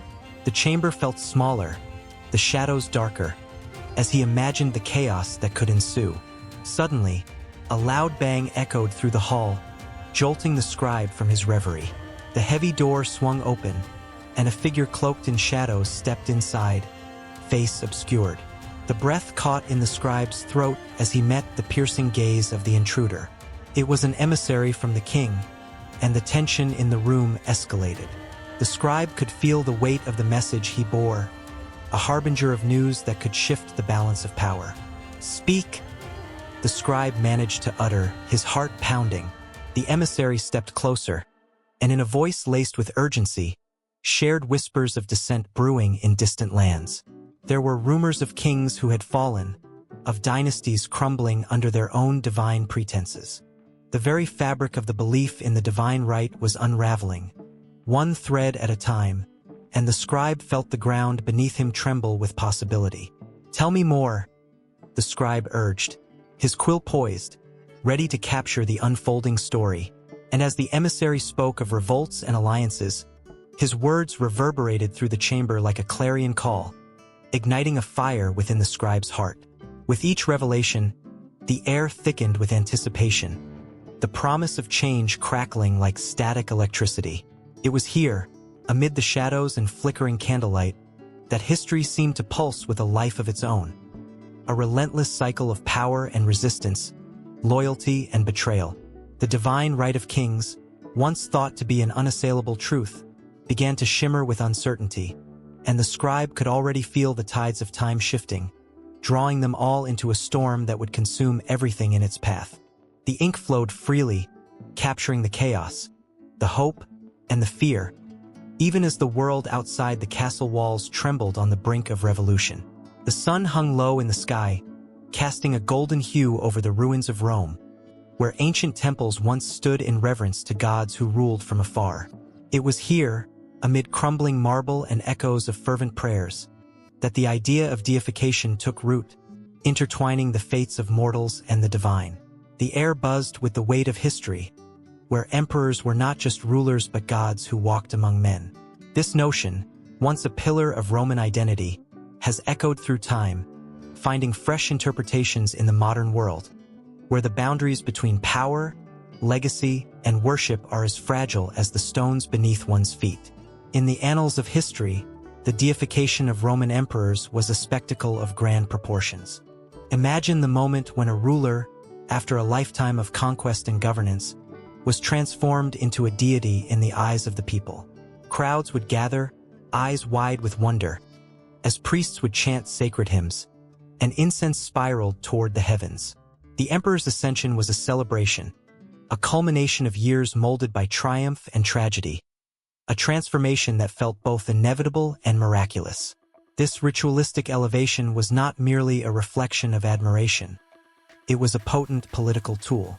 The Romans, astute in their understanding of power, realized that proclaiming an emperor as a god solidified his legacy, ensuring that his influence lasted long after he had drawn his last breath. The images of these deified rulers, carved into stone and etched into history, spoke of an era when the divine and political were inseparable. Yet, as the dust settled and centuries passed, the echoes of such grandeur began to resonate differently in the modern psyche. Contemporary interpretations of imperial deification gather steam in unexpected places. In popular culture, filmmakers and authors infuse ancient ideals with modern sensibilities, crafting narratives that question the nature of leadership and divine right. Heroes emerge in the shadows of history, and the notion of divinity is repurposed, reshaped by the hopes and fears of a world seeking meaning. The stories of emperors like Augustus come alive again, not just as historical figures but as archetypes of power that reflect the struggles of contemporary society. The allure of deification, how it confers immortality, how it swathes leaders in a cloak of reverence, draws modern audiences into a collective contemplation of authority and veneration. In the corridors of academia, scholars dissect the ancient customs, drawing lines from the past to the present. Through their explorations, they reveal the motivations behind the divine status of emperors. How did the belief in their godliness serve the people? How did it provide solace in times of chaos? The answers are as layered as the ruins that testify to a civilization long gone. It's impossible not to feel a shiver of recognition as one realizes that the thirst for a savior, whether human or divine, still courses through the veins of modern society. The yearning for leaders who exhibit traits beyond the ordinary, who inspire awe and loyalty, mirrors the very essence of Roman deification. Yet, the modern lens also casts a critical eye on this ancient practice. Questions arise: what happens when power is worshipped? What are the implications of placing a leader on a pedestal? The narratives shift from adoration to caution, from reverence to skepticism. In a world plagued by the shadow of authoritarianism, the spectacle of deification is re-examined as a double-edged sword. The very qualities that once elevated an emperor to divine status now serve as a warning. Those who seek power might become tyrants, cloaked in the guise of infallibility. As the sun sets on the ruins of Rome, the stories of divine emperors mingle with the fears of modernity. In the quiet whispers of the wind, one can almost hear the cautionary tales of history, stories warning against the blind following of those who wear crowns or hold the reins of power. The emotions swell and retreat, a tide of hope and despair. The line between reverence and critique becomes blurred, making one ponder whether the modern world is destined to repeat the cycles of the past. Amidst this tension, artworks emerge, breathing fresh life into the ancient narratives. Sculptures and paintings reinterpret the grandeur of Roman emperors, weaving their stories into the fabric of contemporary issues: immorality, sacrifice, and the quest for legacy. Artists find inspiration in the clash of ideals, portraying emperors like Julius Caesar not just as conquerors, but as flawed beings who grappled with their mortality, much like leaders today. The strokes of paint and chisel's edge bring forth a profound connection between the past and present, leaving viewers with a sense of familiarity that evokes both admiration and discomfort. In the realm of politics, the language of deification has resurfaced, where leaders are often idolized, their words echoing like the decrees of ancient emperors. The modern populace, swept up in fervor, might find themselves attributing godlike qualities to their chosen figures, seeking solace and strength in their promises. Yet, as the tides of history suggest, such idolatry carries the risk of disillusionment, a lesson learned through the ages. The emotional pulse quickens. Will these modern-day figures rise to the occasion or fall from grace, their once celestial statuses crumbling like the statues of old? As the world continues to grapple with power and its discontents, the echoes of Roman imperial deification linger, serving as both inspiration and cautionary tales. The air grows thick with anticipation, the realization that the past is never truly behind us, but rather a tapestry woven into the present. The emotions of reverence, ambition, and doubt intertwine, creating a gripping narrative that beckons one to ponder the nature of the divine in a world that constantly seeks meaning in its leaders. The story does not end here. It flows seamlessly into the next chapter, where the ancient winds will carry forth the questions of legacy, power, and the ever-present quest for the divine. The sun hung low in the sky, casting an amber glow over the ancient ruins where the whispers of long-dead emperors still echoed. The air was thick with the weight of history, each breeze carrying tales of ambition, power, and the divine. Here, in the remnants of once great temples, the souls of emperors lingered, their lives immortalized in stone, worshipped like gods by those who dared to dream of glory. Among jagged pillars and crumbling mosaics, the artifacts revealed a haunting testament to the imperial cult, a fusion of earthly power and celestial reverence. Each piece was a clue, a fragment of a story that wove through time and space, binding the rulers of Rome to the hearts of their people. It was more than mere politics. It was a fiery devotion that ignited the very souls of citizens who turned their eyes skyward, seeking favor from the divine. Among the ruins of the Temple of Augustus in Rome, remnants of marble stood like the skeletal fingers of a giant reaching for the heavens. Here, inscriptions etched into stone told of deities and emperors, intertwining their fates as if they were destined to coexist. The words spoke of divine honors, celebrating the deceased rulers who had ascended to the stars. The cult was not merely a ritual. It was a lifeline, a recognition of the emperor's role as a bridge between mortals and gods. Each syllable in the inscriptions resonated with a heartbeat, a pulse of hope and fear, a desperate plea for protection from the ever-looming uncertainties of life. In Pompeii, the ashes of the past still vibrated with life.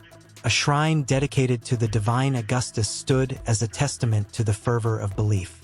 Here, humble citizens would come, their hearts racing with anticipation, to offer prayers and sacrifices. They would set down their burdens, hopes for a good harvest, wishes for healthy children, at the feet of a bust, its marble visage hauntingly perfect.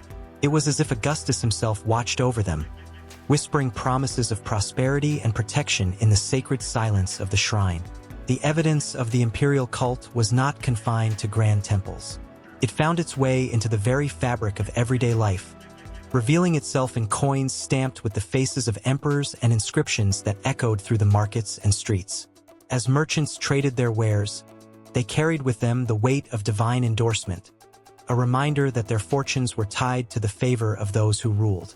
The coins became more than currency. They transformed into talismans, imbued with the power of belief and ambition. Each transaction was a silent prayer, a daily reaffirmation of loyalty that kept the realms of the mortal and the divine intertwined. At the edge of the Roman Empire, in the province of Asia Minor, archaeological excavations unveiled a treasure trove of altars dedicated to the imperial cult. These altars were adorned with intricate carvings, depicting scenes of emperors receiving divine honors. The hands of skilled artisans had chiseled into stone the fervor of a burgeoning faith that transcended borders and cultures. The imagery told stories of emperors who donned crowns of laurels, ascending to join the pantheon of gods, their mortal struggles transformed into glorious tales of divine purpose. The air was electric, alive with the devotion of the people as they gathered around these altars. They stood shoulder to shoulder, their hearts beating in unison as they offered their sacrifices. Fruits, grains, and sometimes even the blood of animals. The scent of smoke filled the air as offerings were consumed in the flames, a communion that united the living with the divine. It was here that their hopes surged, intertwining with the sacred, creating an unbreakable bond between the rulers who sat upon their thrones and the subjects who worshipped them with fervent loyalty. In the shadows of the theater in Ephesus, the echoes of applause mingled with whispers of the imperial cult.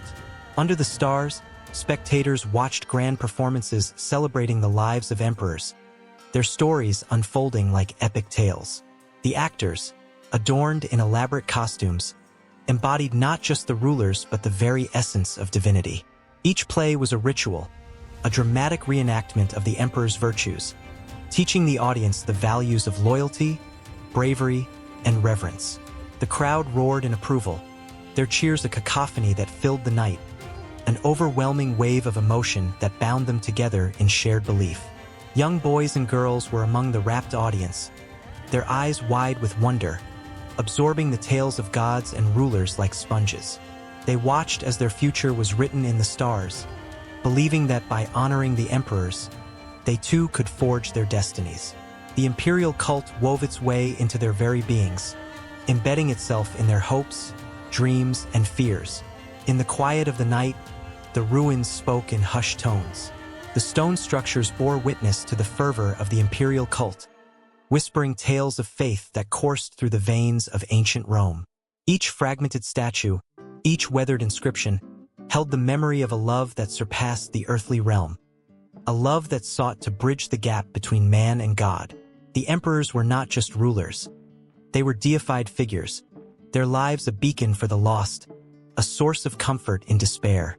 As dawn broke, casting light upon the excavated sites, the artifacts sparkled as if imbued with new life.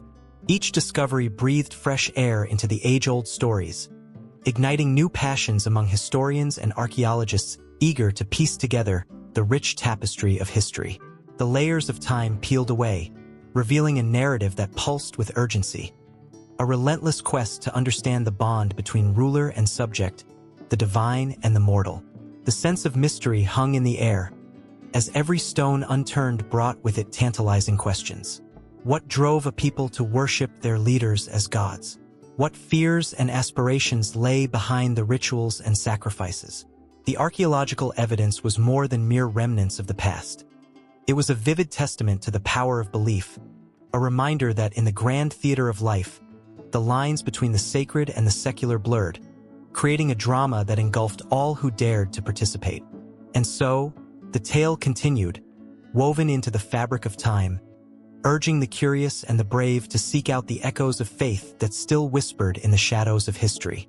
In ancient Rome, the air was thick with ambition, and the shadows of marble statues seemed to whisper the names of emperors turned gods. A soldier, weary from battle, knelt before a statue of Julius Caesar, the very man who had transformed from mortal to divine.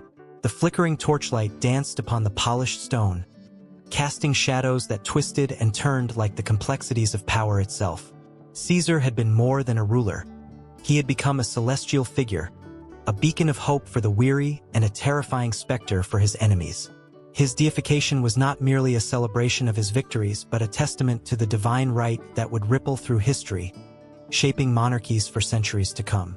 In Rome, the practice of deification didn't merely glow like the embers of a dying fire. It blazed into a conflagration that set the stage for how rulers would be perceived in lands far beyond the Tiber. The Senate, under the influence of those who sought to elevate their status, made it possible for the mighty to ascend to the heavens, thus intertwining the divine with the mundane. The act of declaring a deceased emperor a god was not a mere formality.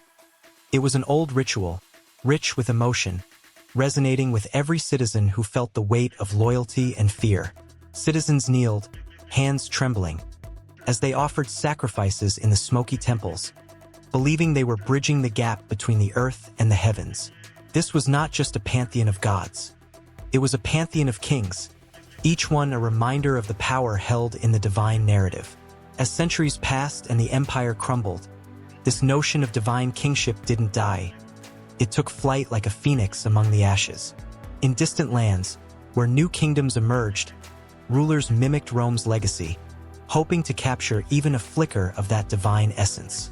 Charlemagne, crowned by the Pope, embodied the fusion of sacred authority and earthly rule, his reign a reflection of the Roman ideal that a monarch could be both man and god. Crowds cheered, banners flew, and the weight of history seemed to rest upon his shoulders as he declared himself the emperor of the Romans. The echoes of Rome resonated through the ages, whispers of deification intertwining with the very fabric of medieval kingship. In England, the image of divine right took a more somber tone. Kings like Henry VIII, a man torn between love and power, believed themselves chosen by God to rule. The heavens watched as he broke from the Church of Rome, claiming authority not just over England but over the spiritual lives of his subjects.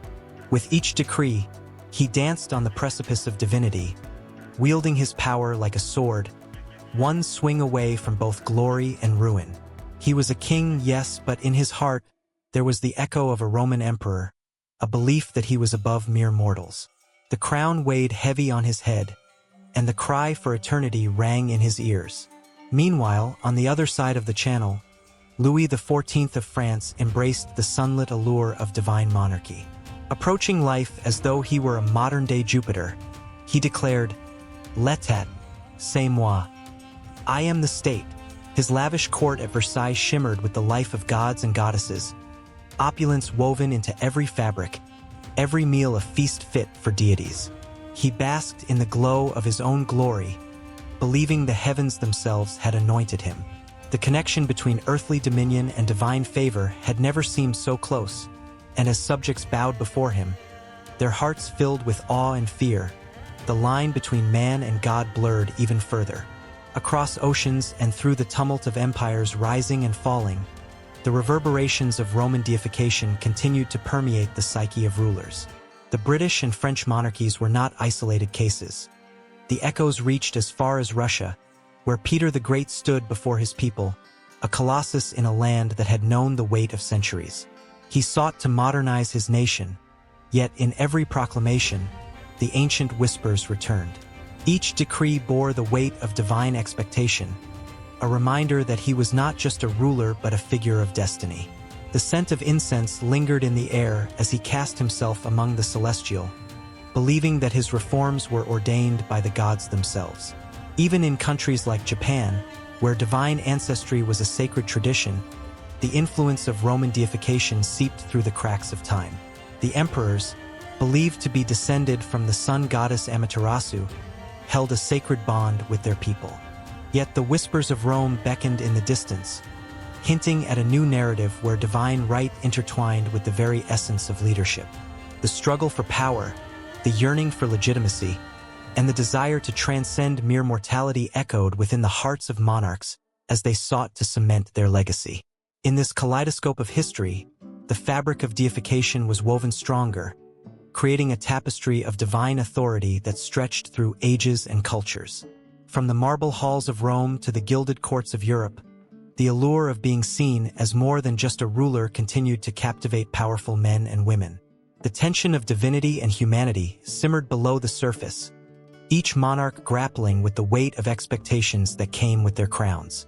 And as the sun set on one reign, it rose on another, the cycle of power and belief eternal, a dance of shadows and light that never truly ended. The influence of Roman deification lingered in the air, heavy with promise, waiting for the next chapter to unfold, where the line between man and God continued to blur, and the march of history marched ever onward, relentless and unyielding. In the shadow of ancient pyramids, where the sun kisses the golden sands, a powerful figure stood, draped in vibrant cloth that shimmered like the heavens themselves. Pharaohs were not merely rulers. They were living gods, the very embodiment of divine authority. The air was thick with incense, and the scent of myrrh wafted through the vast halls of temples dedicated to their honor. Citizens knelt in awe, their hearts pounding against their chests, believing that their king could communicate with the gods, and in turn, secure their fortunes and harvests. The intense connection between the divine and the mortal was palpable, igniting a sense of wonder and reverence that echoed through centuries. Across the ocean, in the lands of the Aztecs, the sun was worshipped with fervor. Here, the rulers adorned themselves with feathers and ornaments, their faces painted with symbols of power and divinity. Every step they took was a dance with destiny, a march toward celestial favor. The crowds gathered in the plazas, chanting the names of their leaders, believing that through blood and sacrifice, the sun would rise and life would flourish.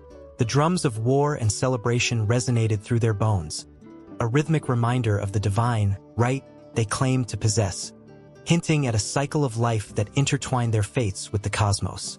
Meanwhile, in the lush valleys of ancient China, emperors donned robes that flowed like water, embroidered with dragons, mythical creatures that represented strength and wisdom. The mandate of heaven was their shield and sword, a belief that their rule was sanctioned by the heavens. As they gazed at the stars, they felt the weight of their responsibilities, convinced that their decisions could bring fortune or calamity to their people. In each palace, courtiers whispered secrets and fortunes, their eyes reflecting the flicker of candles as they prayed for guidance, knowing their ruler was both a man and a celestial guardian. In far-off lands, the divine kingship took on different forms. The Inca rulers, known as Sapa Inca, were seen as the children of the sun, their blood imbued with sacred energy. They walked upon the earth as demigods, their every command believed to echo the will of Inti, the sun god. The sacred cities of Cusco and Machu Picchu stood as testaments to their divine right, towering over the clouds and whispering stories of power and sacrifice. The people climbed mountains to sing praises, their voices mingling with the winds, an offering to their king and the heavens above. Journeying further into the reaches of history, one could not overlook the powerful monarchs of Mesopotamia. Kings like Hammurabi carried not just crowns but codes, laws etched in stone that were said to be gifted by the gods themselves. They ruled with an iron fist, a divine lawkeeper whose judgments were as unyielding as the rivers that flowed through their lands.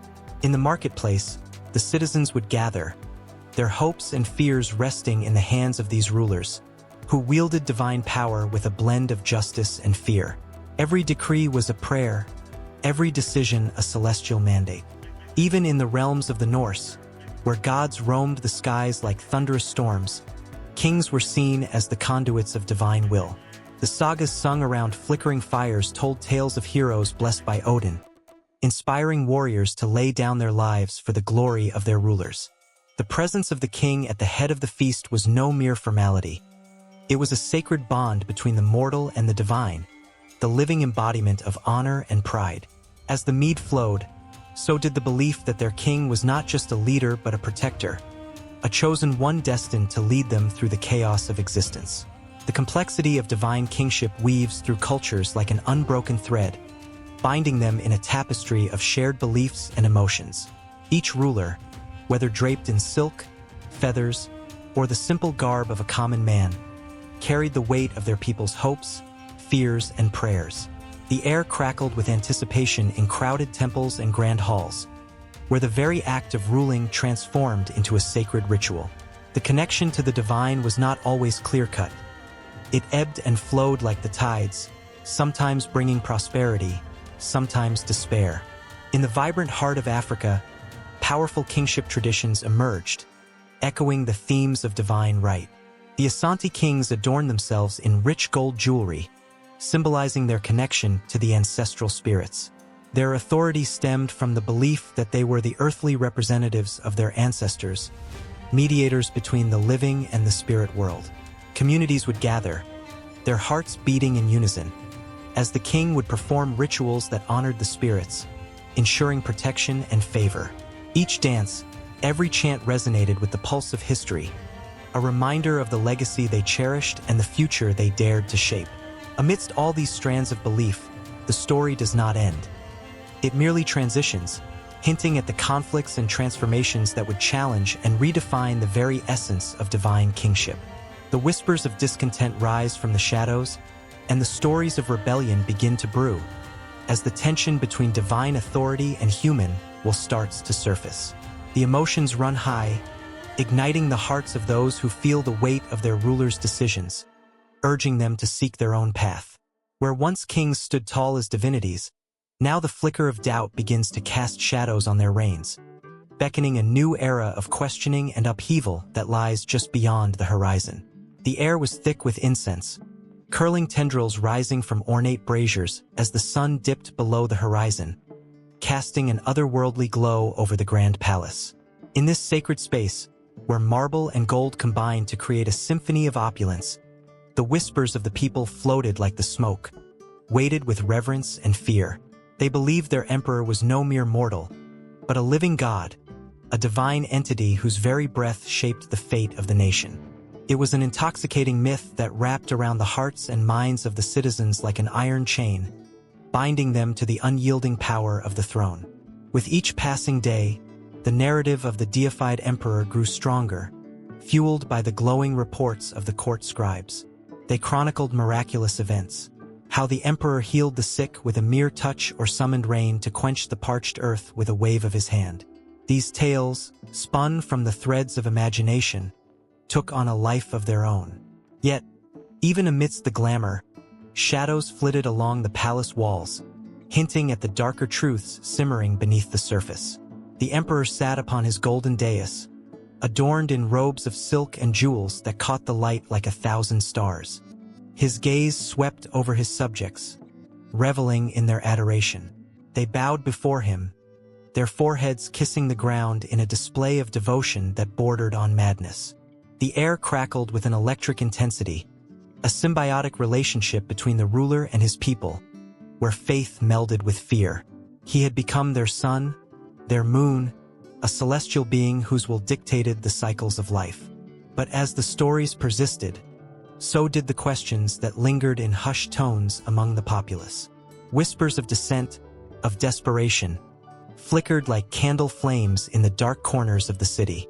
Outside the palace walls, an undercurrent of frustration brewed. The weight of taxes, the burden of war, the unending cycle of famine. These were the tangible realities that gnawed at the edges of the divine narrative. Yet, whenever fear threatened to breach the surface, the emperor would appear, radiating an almost palpable warmth that silenced the chaos, if only for a moment. In this strange and twisted theater, the emperor played his part with masterful precision. He would conduct elaborate ceremonies, where he would take his place among the priests and engage in rituals designed to reinforce his divine status. The people watched, entranced, as he made offerings of incense and sacrifices, invoking the blessings of the gods. The emperor smiled, his heart pounding with the rhythm of power, a dangerous melody that echoed through the chambers of the palace. But beyond the gilded walls, the souls of his people were fraying. Amidst the spectacle, the reality of their lives was often disregarded. Families went to bed hungry while stories of his divine interventions spun like fairy tales. The deeper the myth took root, the more distant the emperor became from the struggles of ordinary people. Yet, he remained untouchable, a figure enshrined in glowing adoration, his very existence a contradiction. In the quiet moments when the palace buzzed softly with the presence of loyal servants, the emperor sometimes gazed out at the sprawling city below. His heart ached with the weight of expectation. He was not just a ruler, he was a god, a notion he had embraced, even as the shadows of discontent loomed on the horizon. The truth hung heavy in the air. His divine image was a fragile construct, held together by threads of belief and the power of illusion. At the same time, the myths surrounding the emperors of old whispered through the ages, telling stories of their divine ascension. Previous rulers had claimed godhood. They were worshipped, consecrated in temples, their images immortalized in marble and bronze. This legacy loomed large, a benchmark that the current emperor could not escape. The weight of history pressed down on him, a reminder that he was part of a continuum of divinity that stretched back for centuries, binding the past and present in a delicate dance. The night deepened, and with it came the echoes of rebellion. Daring voices began to emerge, calling for change, for a reckoning. These rebels, armed with nothing but hope, whispered incantations of a new dawn, a world where the emperor's reign wouldn't be a shroud of myth, but a reality grounded in truth.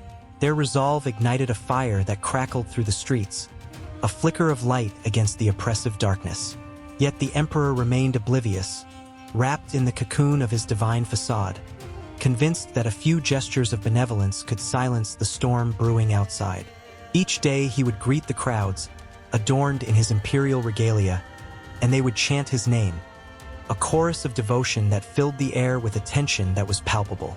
But even as he raised his hand in blessing, the world outside continued to shift, to churn, inching ever closer to an eruption. The tension of the moment was almost unbearable, a taut string waiting to snap. And as the stars sparkled against the vast night sky, the emperor leaned back on his throne, a shiver racing down his spine. For in the depths of his heart, he could feel the tremors of change, the whisper of fate murmuring in the wind.